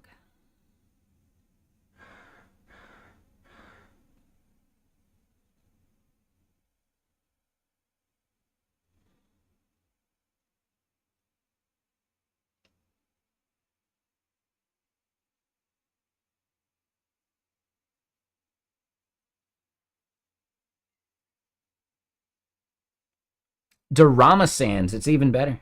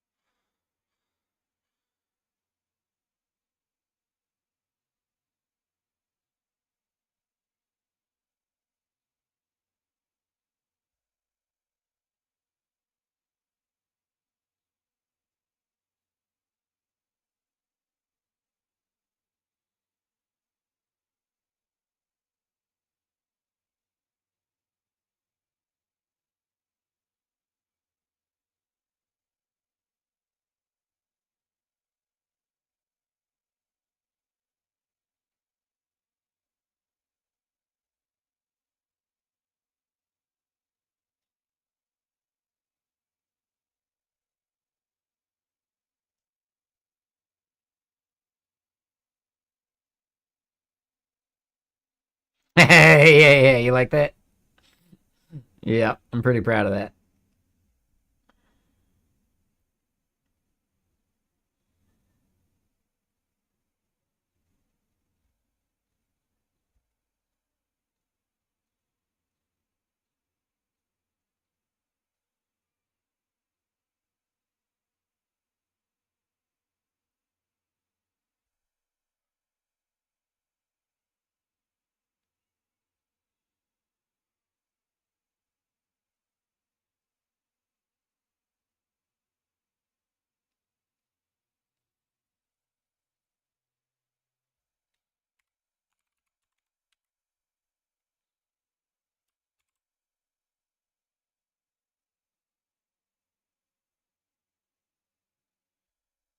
We recommend web stuff. So check out Free Code Camp or the Odin Project.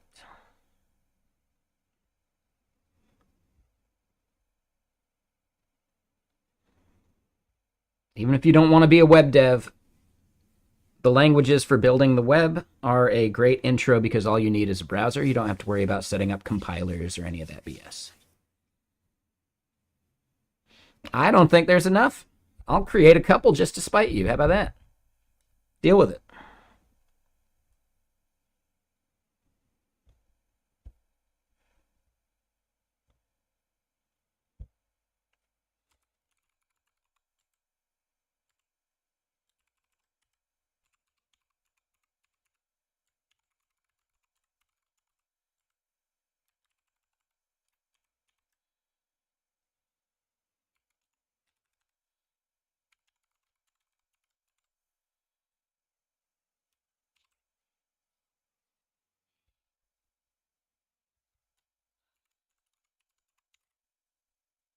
There's the project.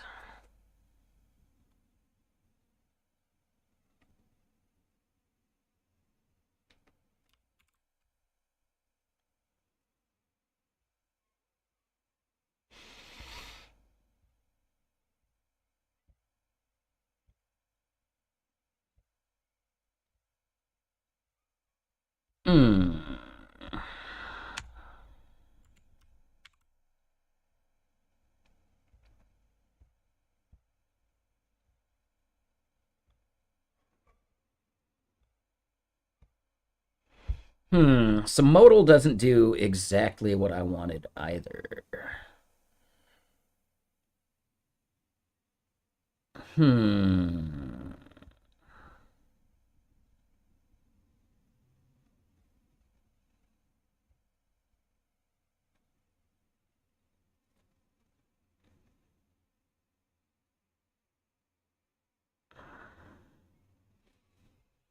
Oh, default is true. Hold on.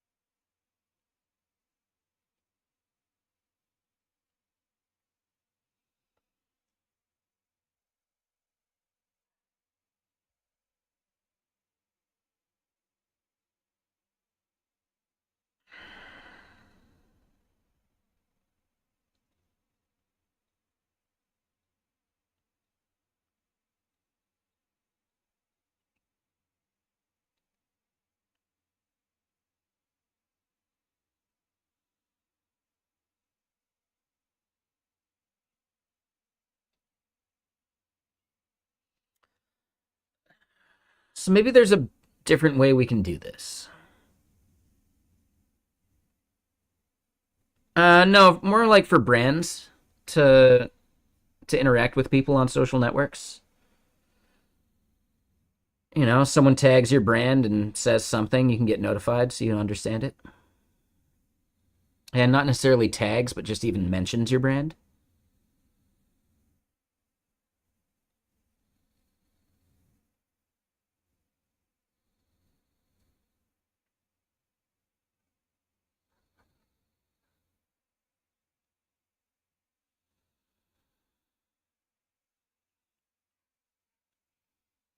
So the way we could do this then is instead of using the popover multi-select, we could just do a checkbox list and make that section just scrollable.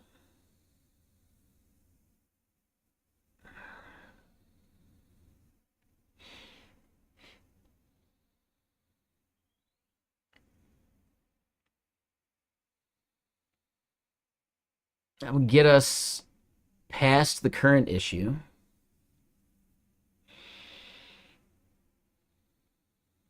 But we'll end up having a similar problem here in notifications once the notification list gets too big. Right? Like if this ends up having 6 or 7 different things, then we're right back to the modal or the dialogue or whatever being a problem.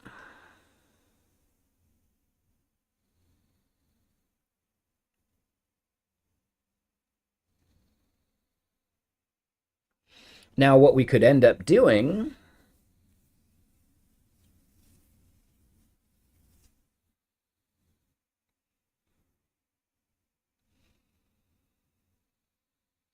I mean, realistically, for notification type, you're going to pick one and it's going to show some other stuff, right?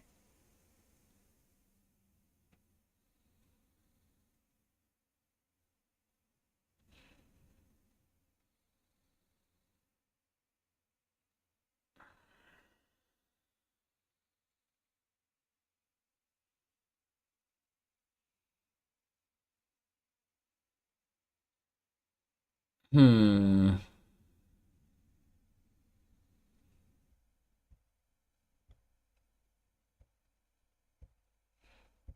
When we click outside of the dialog, it closes the entire thing.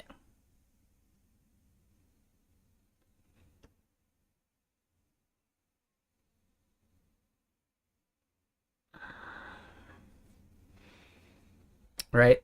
Which I think makes sense if you just want to click outside and do it. Set the modal prop to false. I think modal prop to false still, like, I don't know, let's try it.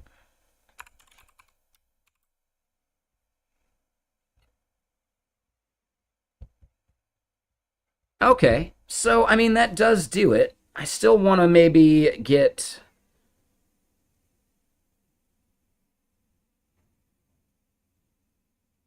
Take it easy, Ladle.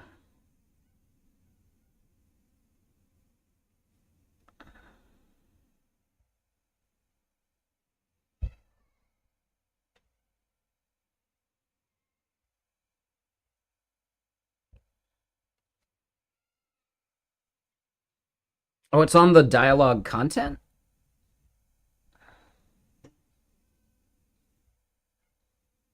Oh, you're right. Okay, no, that's, yeah, way better. Okay.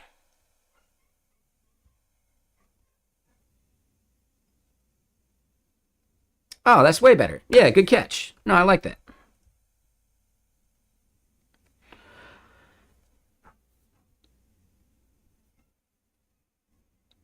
Yeah, yeah, holy. Yeah, good catch. Really good call. I was looking at the top level, like the root. It's on content. Okay.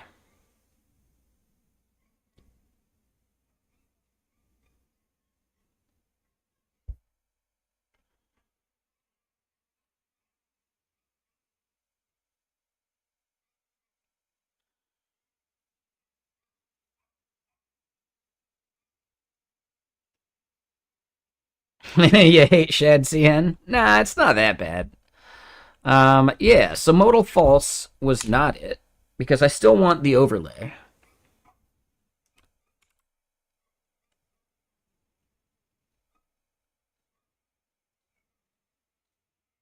And yeah, hold on. What was the other thing? Oh, Spexy, it's a joke that you can download RAM. It's a meme from like 25 years ago, you know? Like it's an old meme. It checks out though.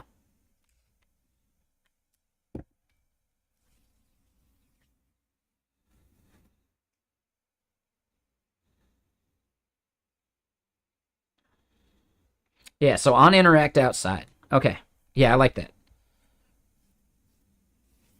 Yeah, good catch. Thank you. No, no, no. It's just an old meme.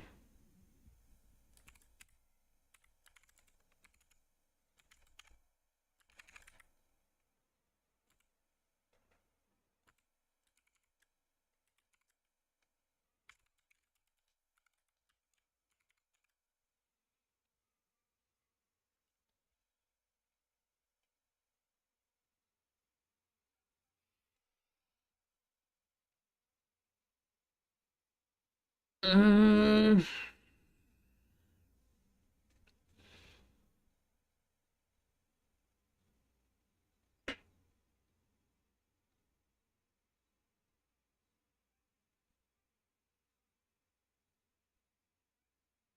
So part of the annoying bit, though,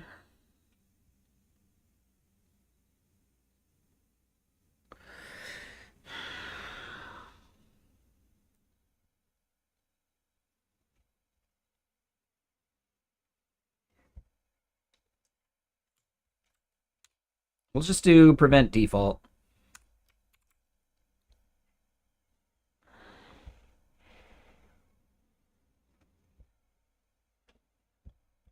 Right. So then clicking outside doesn't matter, right? The reason it's a little too much effort to worry about is that this select component, we're going to end up using that in a few places.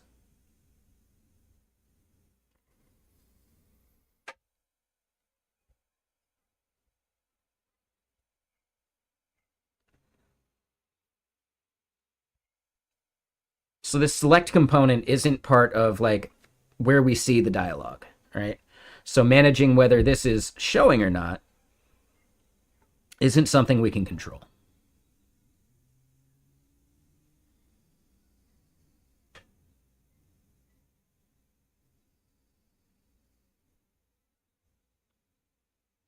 So yeah, instead just disabling that like click outside, you can still close it with that. You can still close it with cancel. So I think we're good. So I'd actually like to do that by default for all the modals.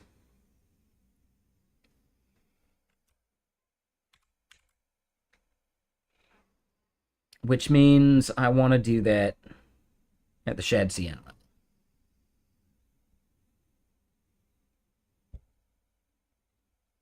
I think.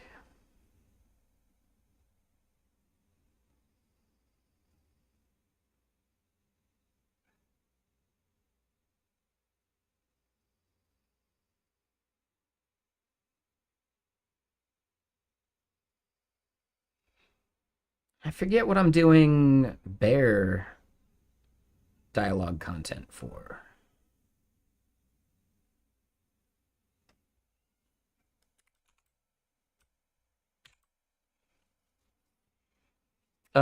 Real G, thank you for the follow.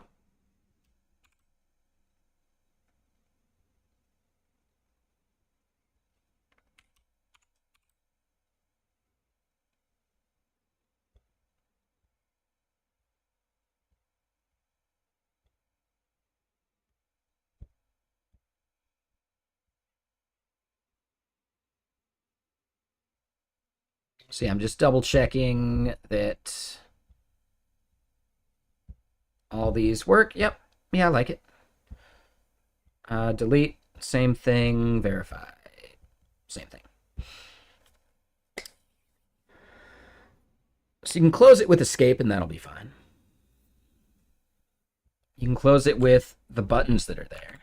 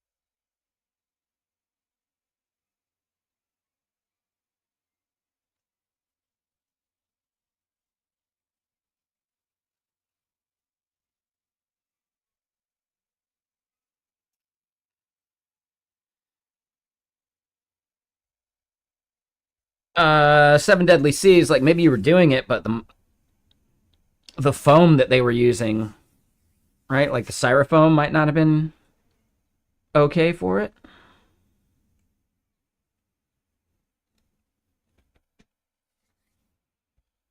But yeah, open terminal at current directory in Finder. I'm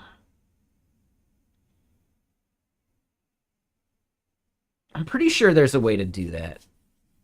I don't remember. Like, yeah, I'd just Google it. But I feel like I've seen that before.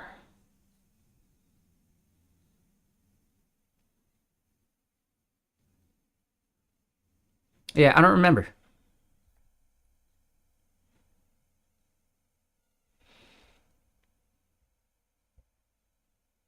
All right, so back to this component.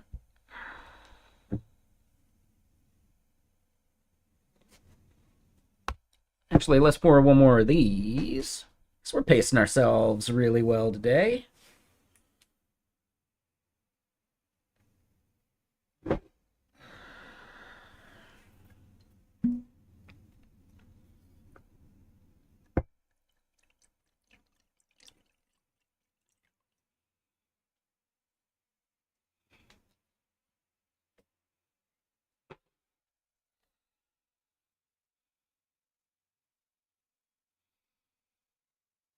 And yeah, Robotic Head, you out there? Doesn't look like it. Wanted to see if he wanted to play some games.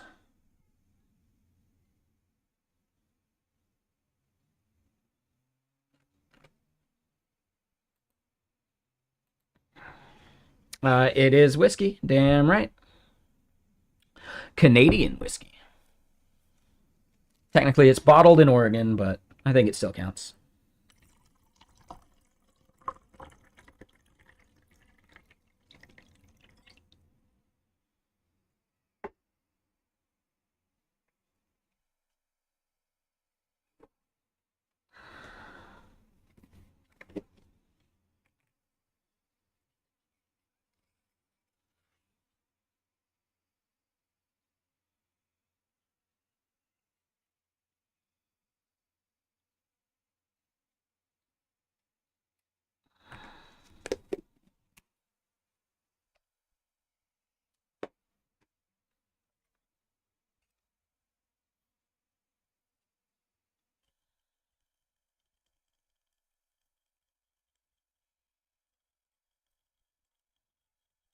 Got some good wine in Oregon? Yeah, Oregon has a solid wine country, for sure.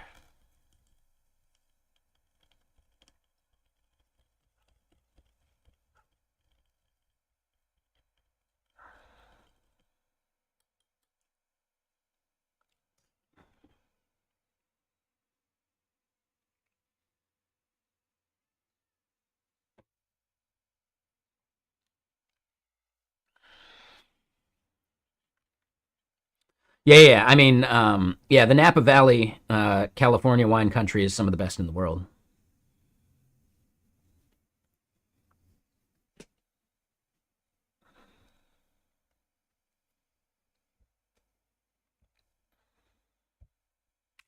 Hey, Robotic Head, I was actually just wondering. Um, yeah, one more, and that's six stream babies. I was actually wondering if you were around. You want to play some games tonight? Sorry, I was a little testy the other time. That's my fault. Yeah, sweet. How soon are you thinking?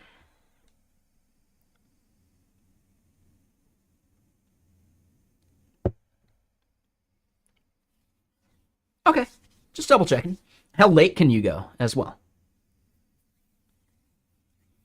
That way, it kind of gives me a little bit of a way to figure it out. You can go late. Cool, cool.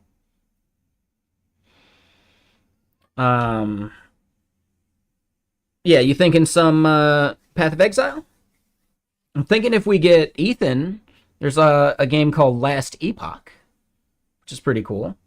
It's basically the same kind of thing like Path of Exile, but they just had a new patch that was put out, and it's definitely more accessible. Like it's not hard mode, you know.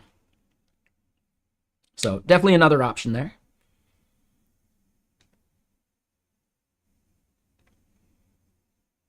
I'd be happy to gift it. Oh, it's like way easier PoE, but that's the whole point of those kind of games, right? Like the power fantasy.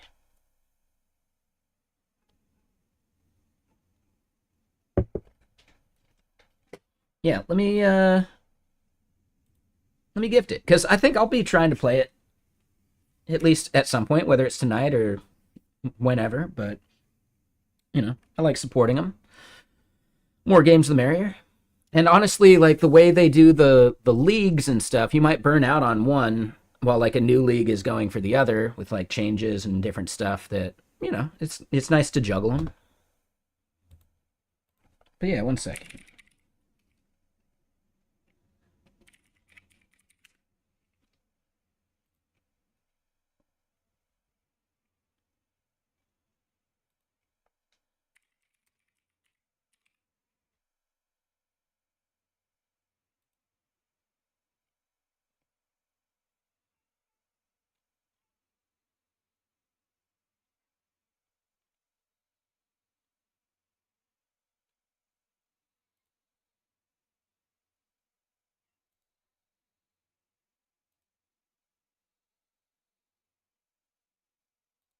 Yeah, one second. Let me just do this.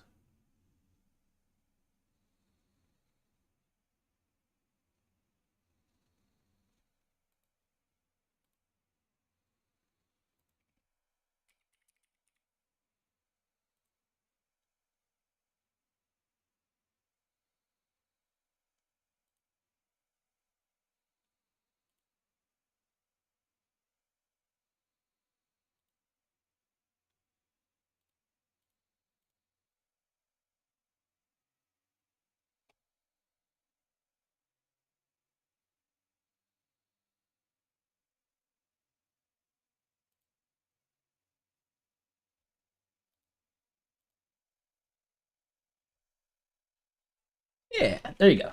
That way you can get it downloading, just in case.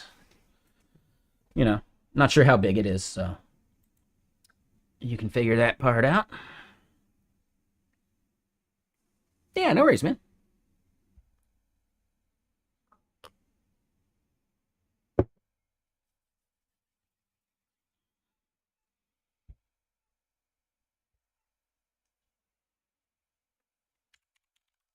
All right, so we'll do min W full on that button.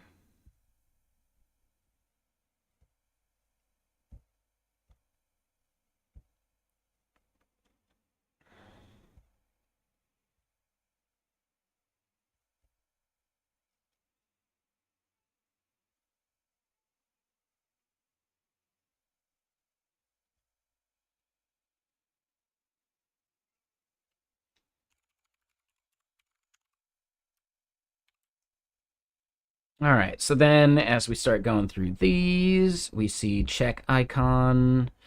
We see this. I want the background of this.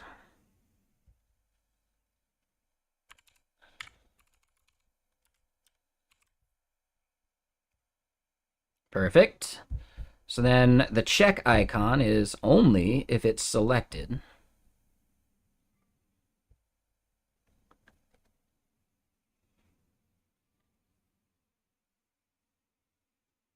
And yeah, we're doing the frameworks. We're going to get rid of frameworks.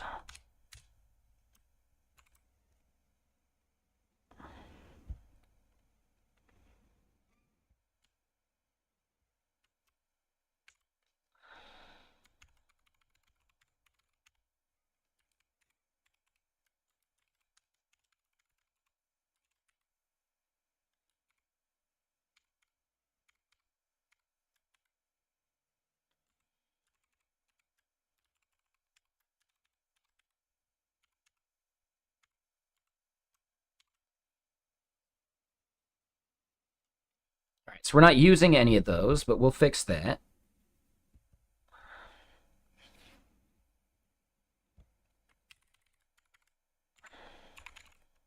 Hold on. Before we do that, this is selected notifications, but we don't need the react.bs.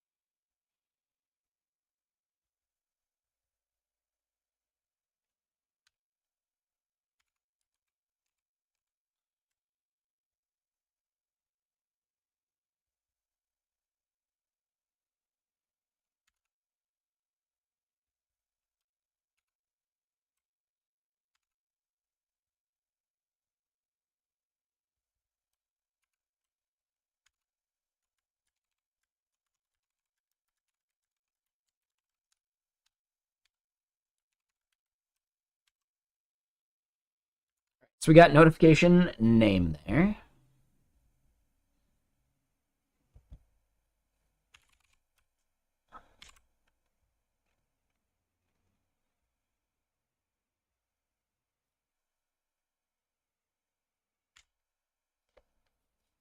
So yeah, we join it.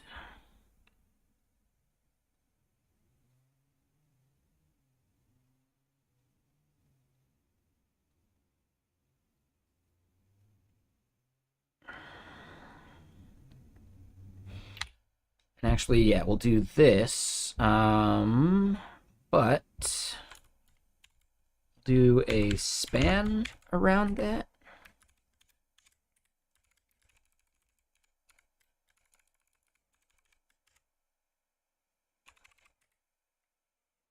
And then this is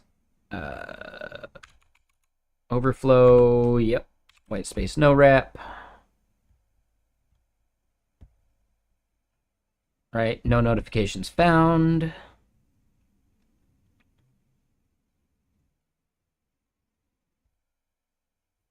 Ooh.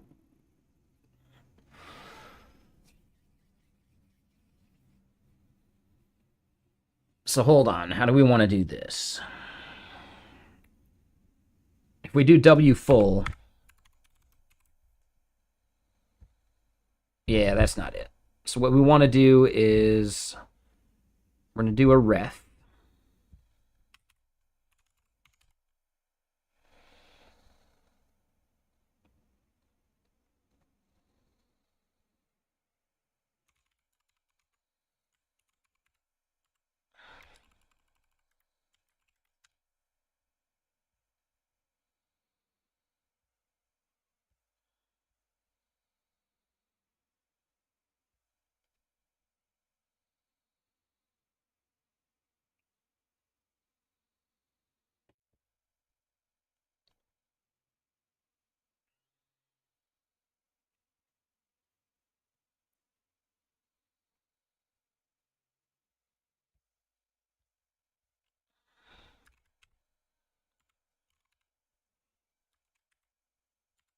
Trigger ref.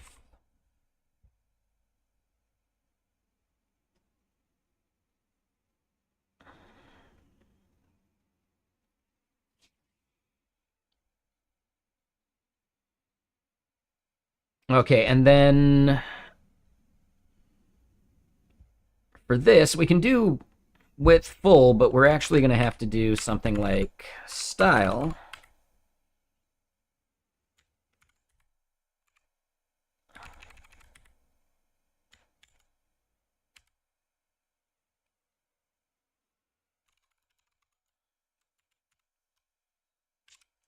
Dot that. Hey. All right, so we're close.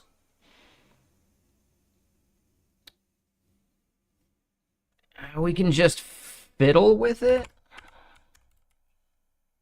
Let's just say +5.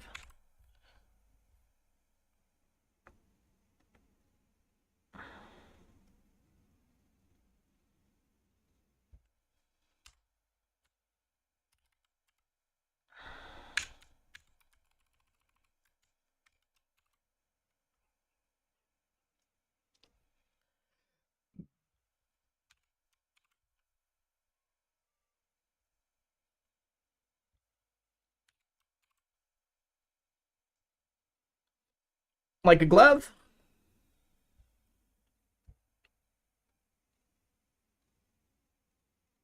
Oh, I love this song.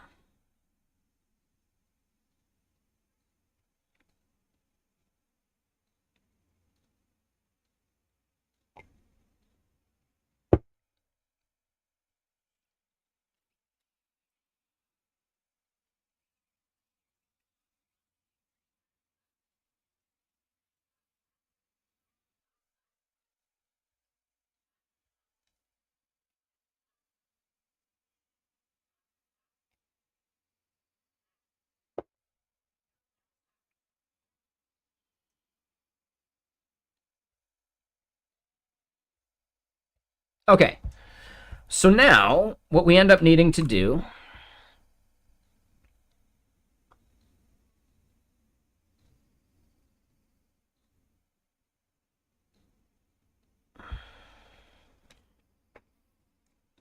on the notifications page, do we have notifications as state? We don't. We're just setting them here. So what I want to do is I want to move, or not state, but like an atom, right? As a store. So instead, we're going to create the notification store.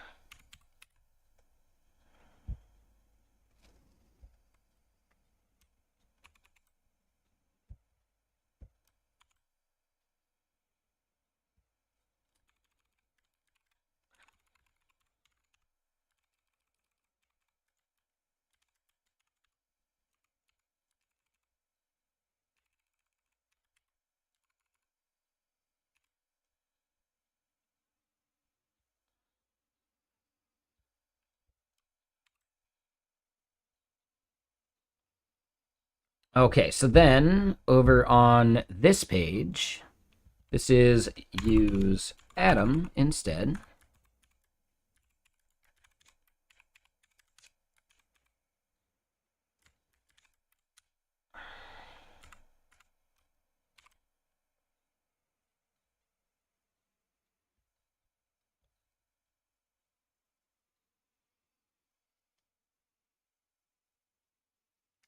Container query? Ooh, maybe.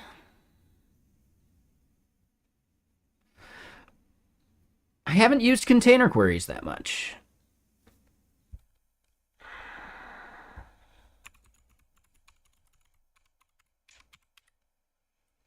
Like, no matter what, with a container query, I'm still going to have to do some, like, custom CSS stuff. And I'm not sure how I'd be able to do that with the style prop. Right? So I'd have to do it in just, like, a CSS file somewhere. So I'd almost rather keep the context there than have to have something that's set elsewhere.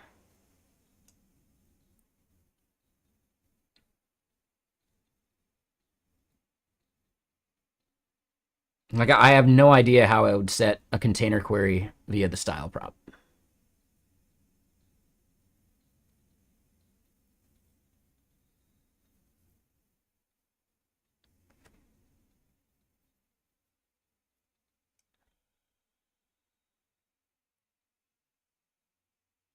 And another thing is the popover isn't nested within the thing that we're determining the width of. So it's not technically its container.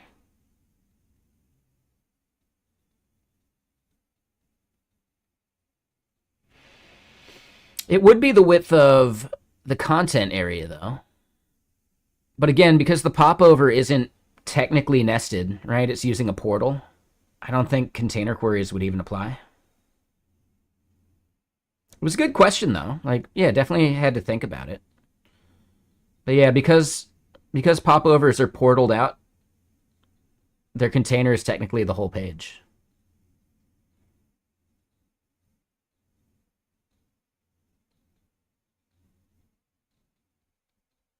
Really good question, though. Yeah.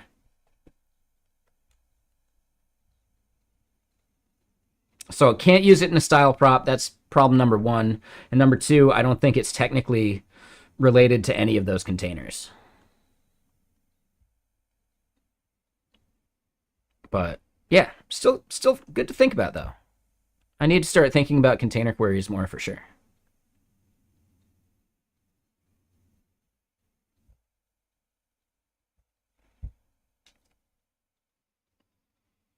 I wonder if there's a good container query like tailwind prop. We wouldn't be able to interpolate it though because of the compiler. But yeah, how do you do container queries with Tailwind? I'm curious about that.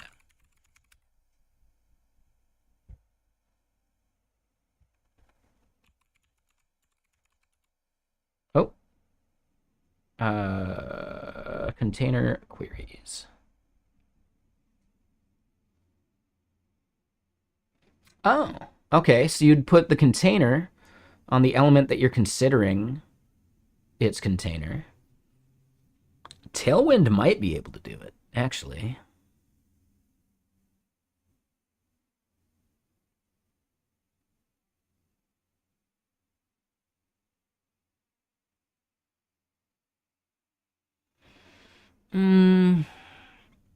still don't think we'd be able to do that. Nah.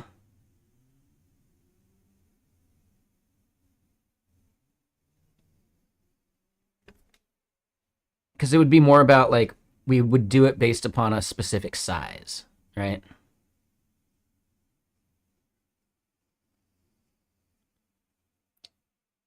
Yeah, Tailwind does have container support. Right, we're seeing that here. I still don't think it's the right solution for this exact problem, which makes sense. But yeah, like, yeah, good thinking though.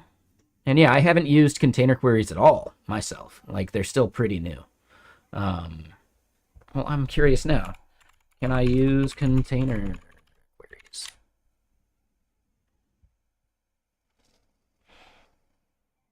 It's new enough, right? Like, let's go usage relative.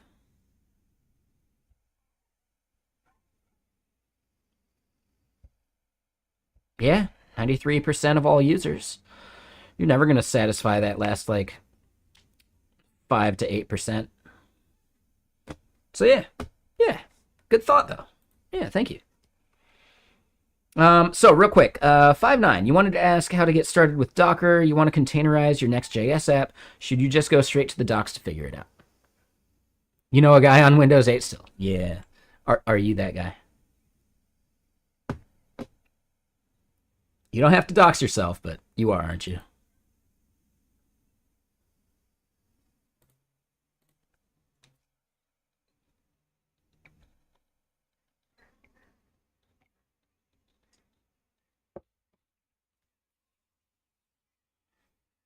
Okay, there you go. Yeah, shit. I don't know what Windows I got on my gaming PC. It might be Windows 8, actually. Am I the guy? Shit, I might be the guy.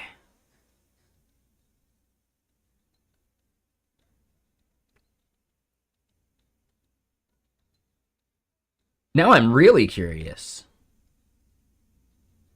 Hold on. I gotta check this. Oh my god.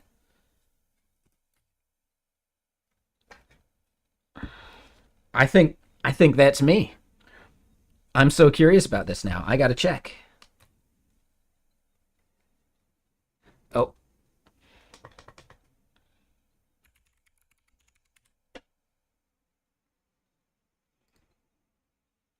No, this looks like Windows 10.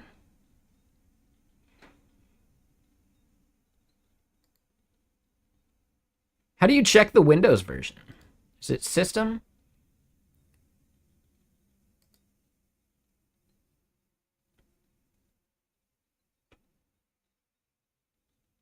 It is Win 10. Okay. I had to double check. I had to double check. You're about to blow my mind. I thought I was the guy. I thought I was him. Yeah, it was in about. Yep.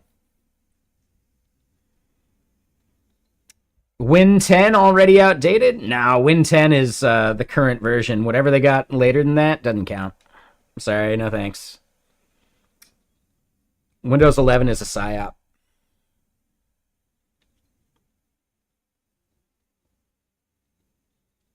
It's like birds. Windows 11 isn't real.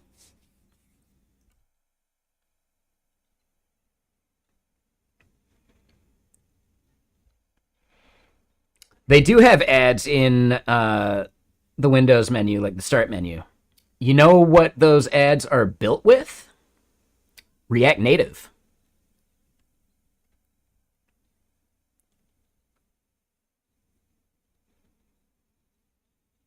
It's kind of crazy, actually.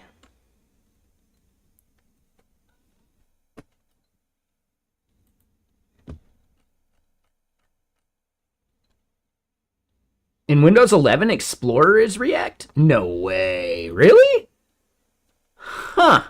I mean, React Native can be fast.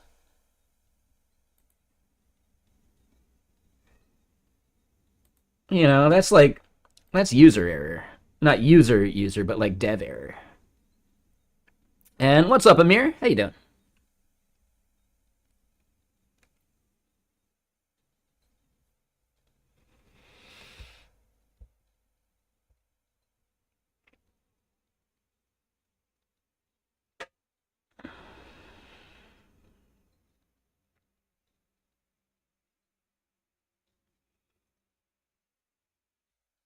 Um, so here's the thing, Sir Elfman. Did you know that the Explorer in most Windows is actually still Internet Explorer? It may be new, like, maybe different there.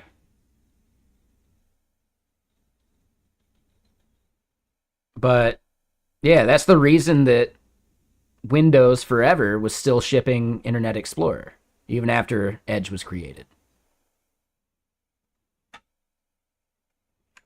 So yeah, it's kind of crazy. So at that point, yeah, Internet Explorer, it like the Windows Explorer is still actually just kind of some web junk. So again, yes, it's developer error.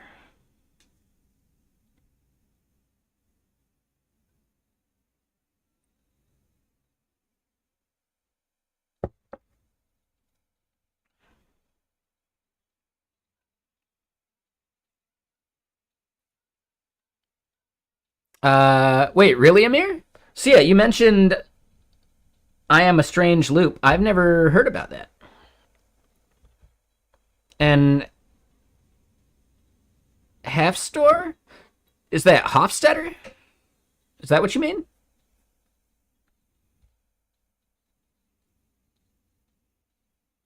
Okay, maybe not. Okay, okay. Yeah, I've heard of the name. I don't know the exact. I don't know the book specifically though.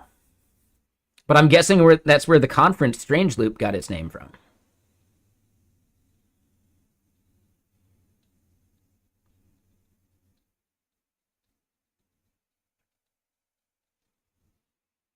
Wait, really? Seven Deadly Seas? That's really good news, actually.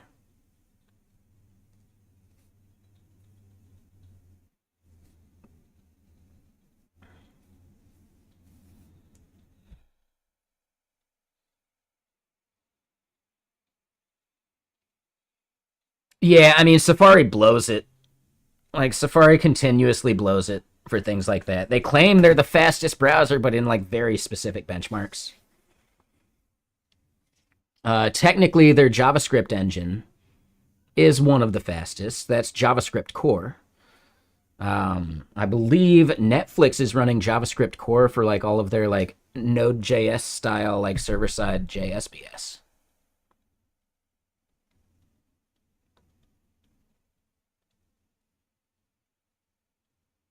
There you go, Seven Deadly Seas for sure.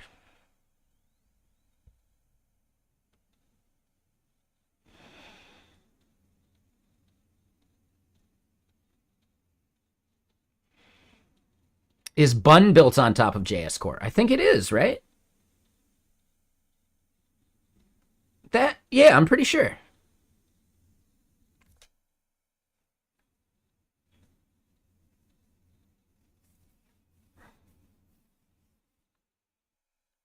We're all pretty punny.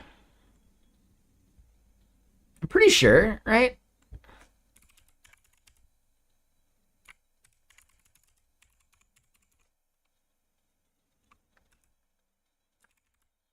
Why does Bun use JavaScript Core, right? Yeah, it executes much faster than Node, for sure.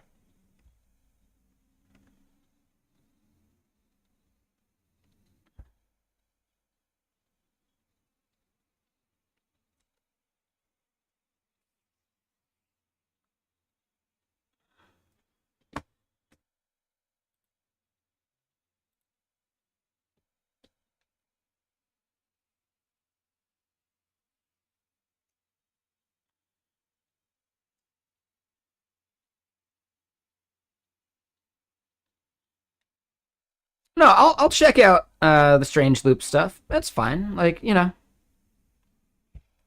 it comes to like reading, I tend to just reread Kurt Vonnegut books and Douglas Adams books over and over.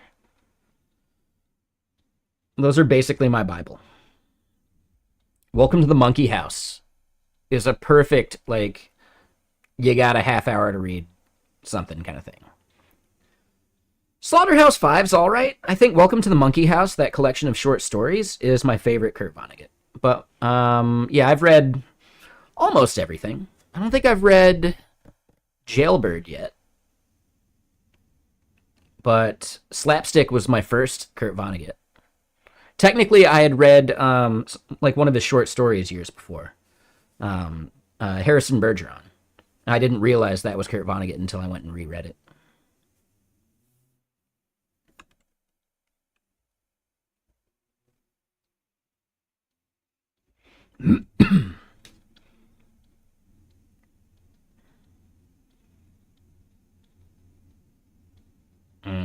I don't know that one.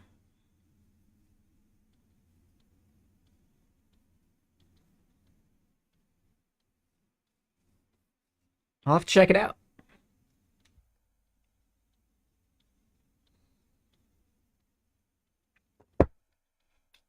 You like Sherlock Holmes books? Okay.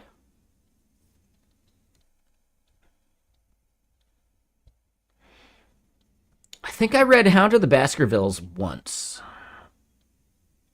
I haven't read that much Sherlock Holmes, though.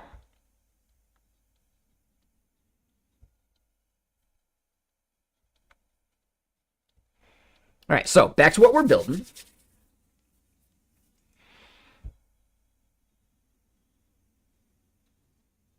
Hold on, wait. If you like Sherlock Holmes, you know, like the modern, like Sherlock Holmes bits? This one dude has a really good one. Shit. What's his name?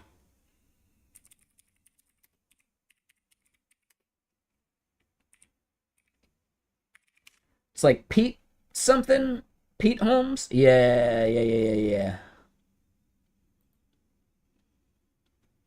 No, not the TikTok one.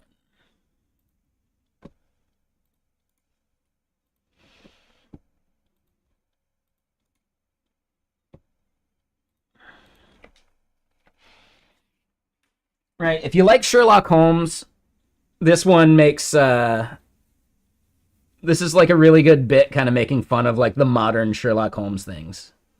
It's really fun. Oh, hold on, wait, that's the outtakes. Shit, wrong one. Wrong one.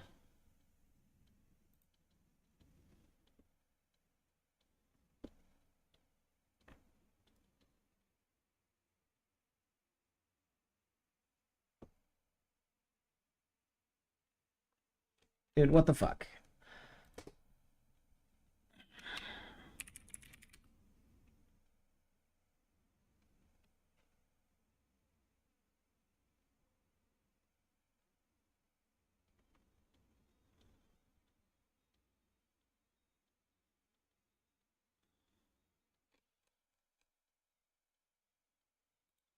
Wait, what the fuck?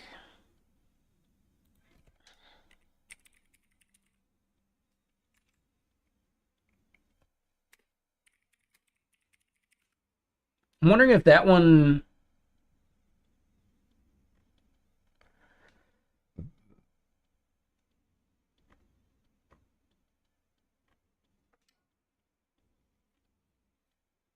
Yeah, I don't know. Maybe check out, like, just look for Sherlock Holmes Sucks at Deduction.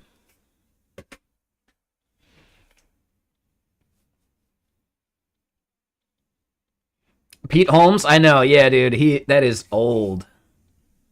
He's still good though. Like, dude, Pete Tries Dungeons and Dragons is a classic. Like, yeah, man, he's really good. I like his Street Fighter Red Tape bits. Like, dude, yeah, there's so many good ones. Like, yeah, the X-Men one where he's Professor Xavier and he's firing people. Like, dude, yeah. Dude, so many of those are so good.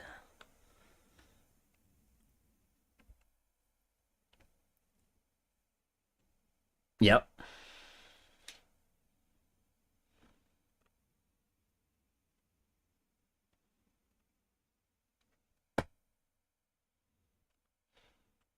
Yeah, he's got a lot of good bits.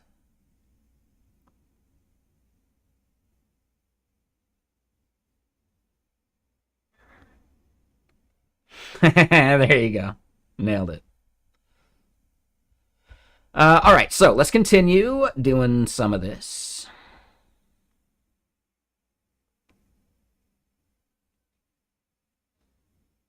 Yeah, yeah. Good job.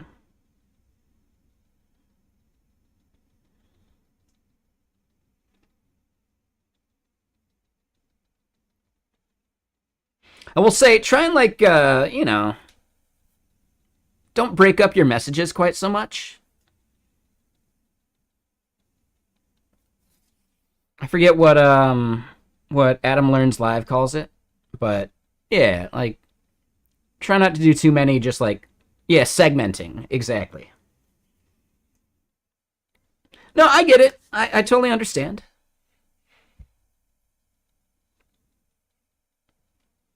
But yeah, especially with like the way the chat overlay works, it like breaks it up a little too much.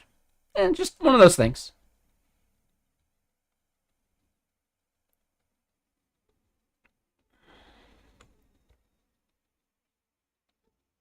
There you go. Yeah. Segmenting. It's fine. It's pretty common here on Twitch. That's why one of the streamers that I watch that I consider a friend, it's why they even have a command for it, you know. And Quomitter. The project we're working on is this. The part we're currently working on is the ability to select notifications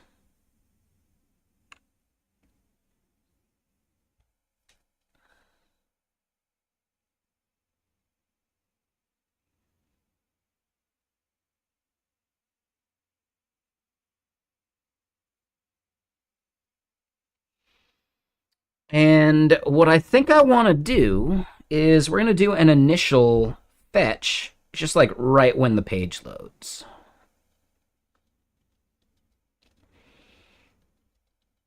So hold on, let me double check. Yeah, we are doing notifications there, setting them.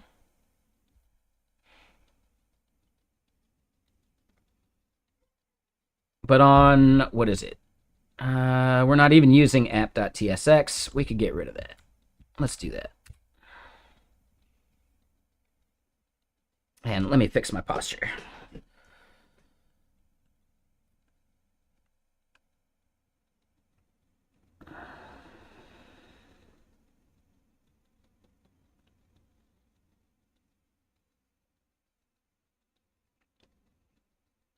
All right, so main.tsx. Oh, yeah, yeah. The layout is where we do it.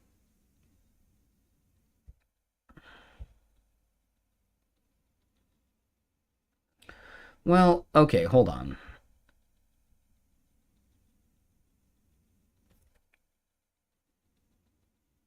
Yeah, yeah, yeah. Layout's where we want to do it.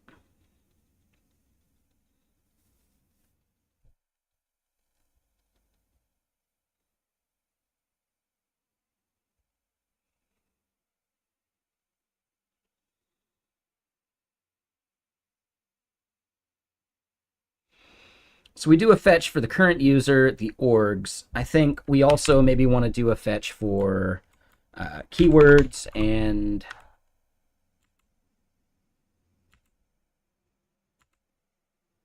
some of this.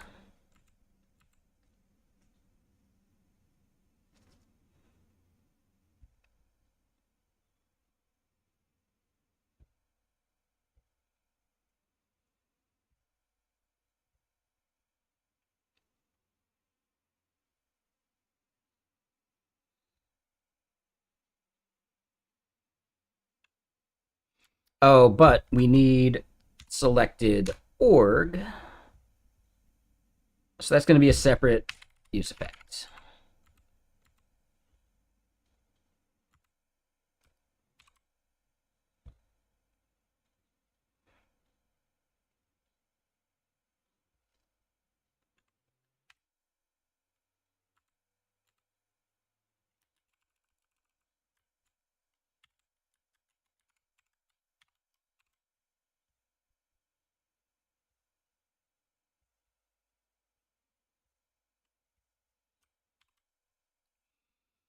All right. So yeah, user first loads up the app. We do a bunch of these like fetch requests.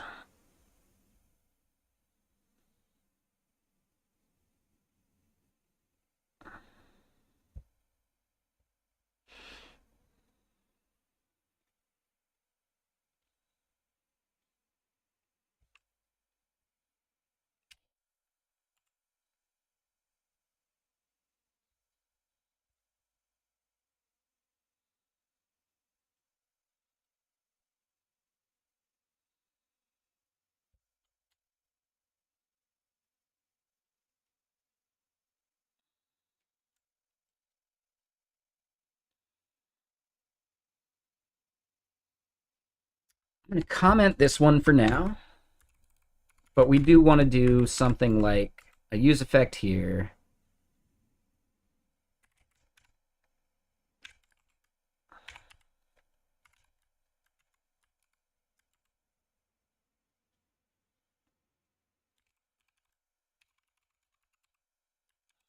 We listen for keywords.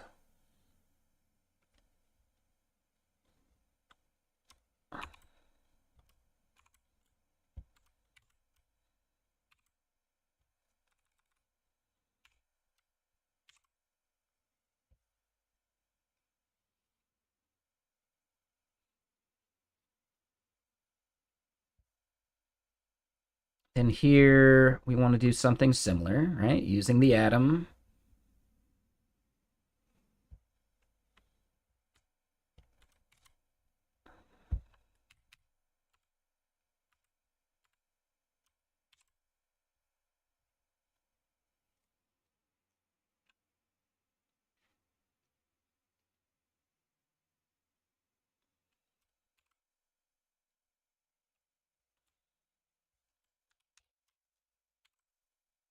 All right, so we'll leave that. Get rid of this as well.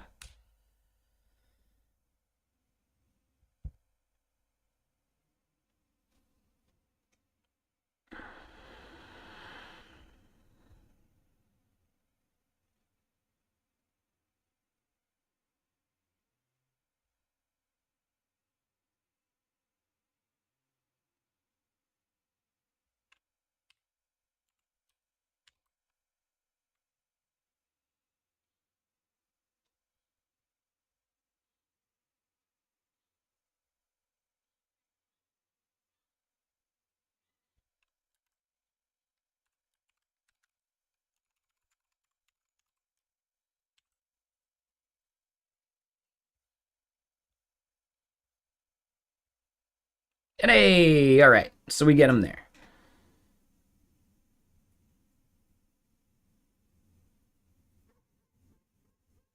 We'll probably want to set like a max height on there.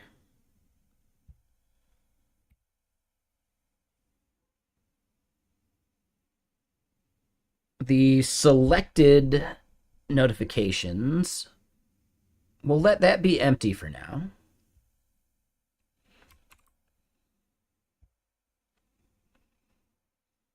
So then we get back to our notification select.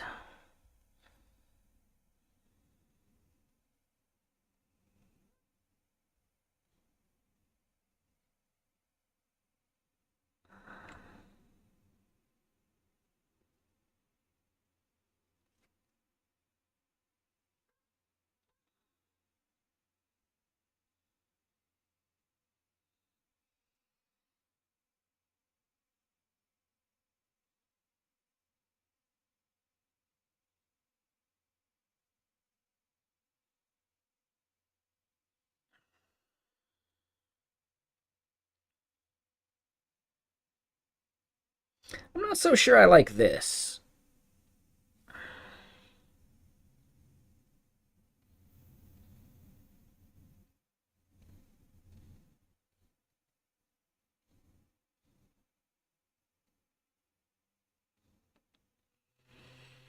That seems wrong to me, actually.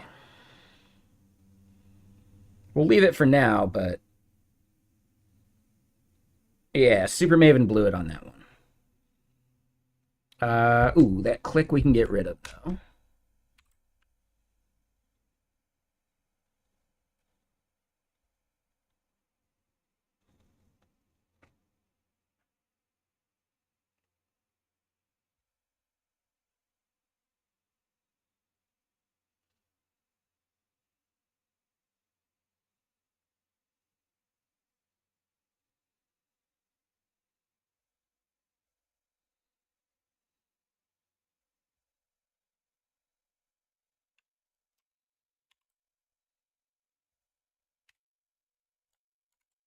I don't like the performance characteristics of this.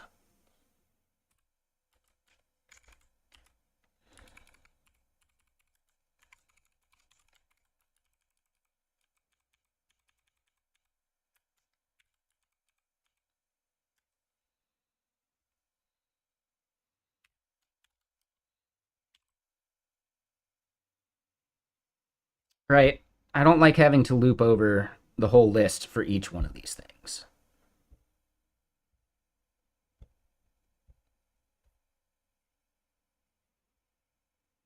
Okay, so then set selected notifications.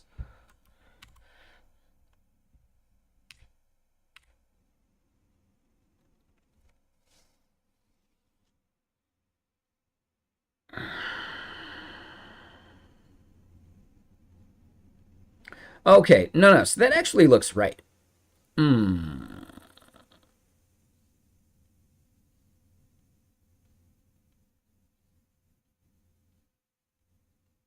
No, that's actually correct.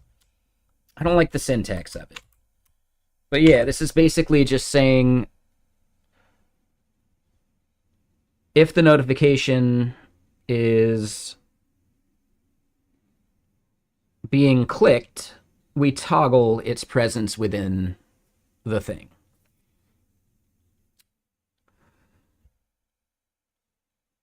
So then I'm wondering,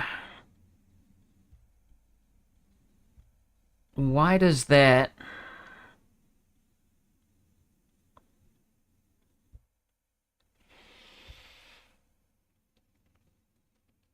Why isn't that actually selecting what we wanted?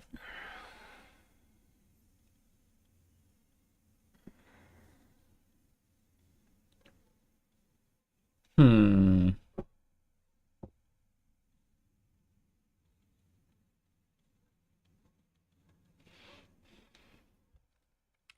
So it's 8 p.m. I think this is a good moment to leave off on.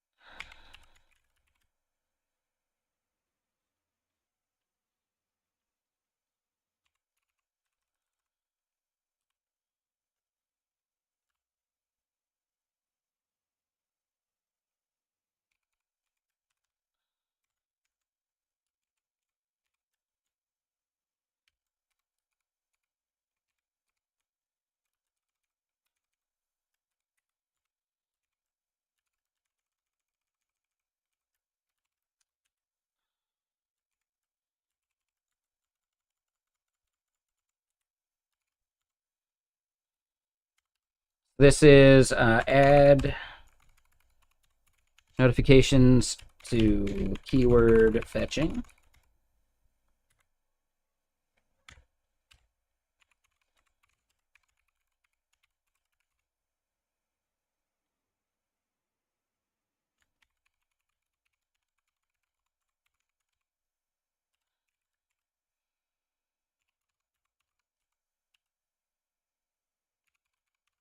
All right, so just create and delete because update doesn't matter.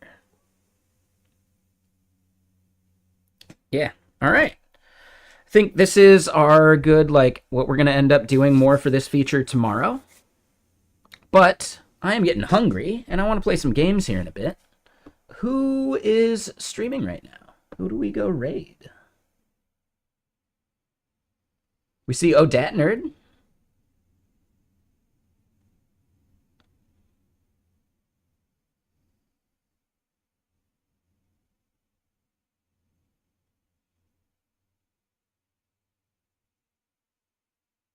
Yeah, let's go raid Odat Nerd.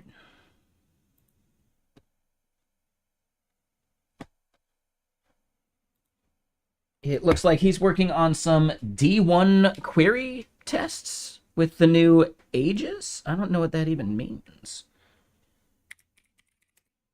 I'm guessing D1, that's the Cloudflare database thing, but we'll find out. And I haven't had a chance to use it yet.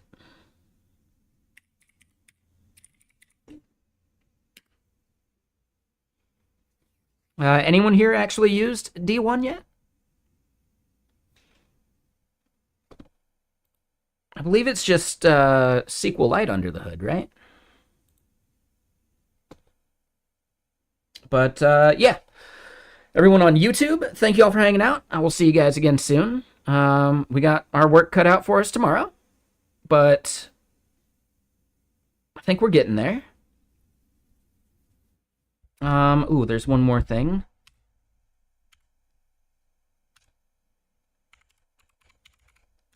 And actually create, right? Or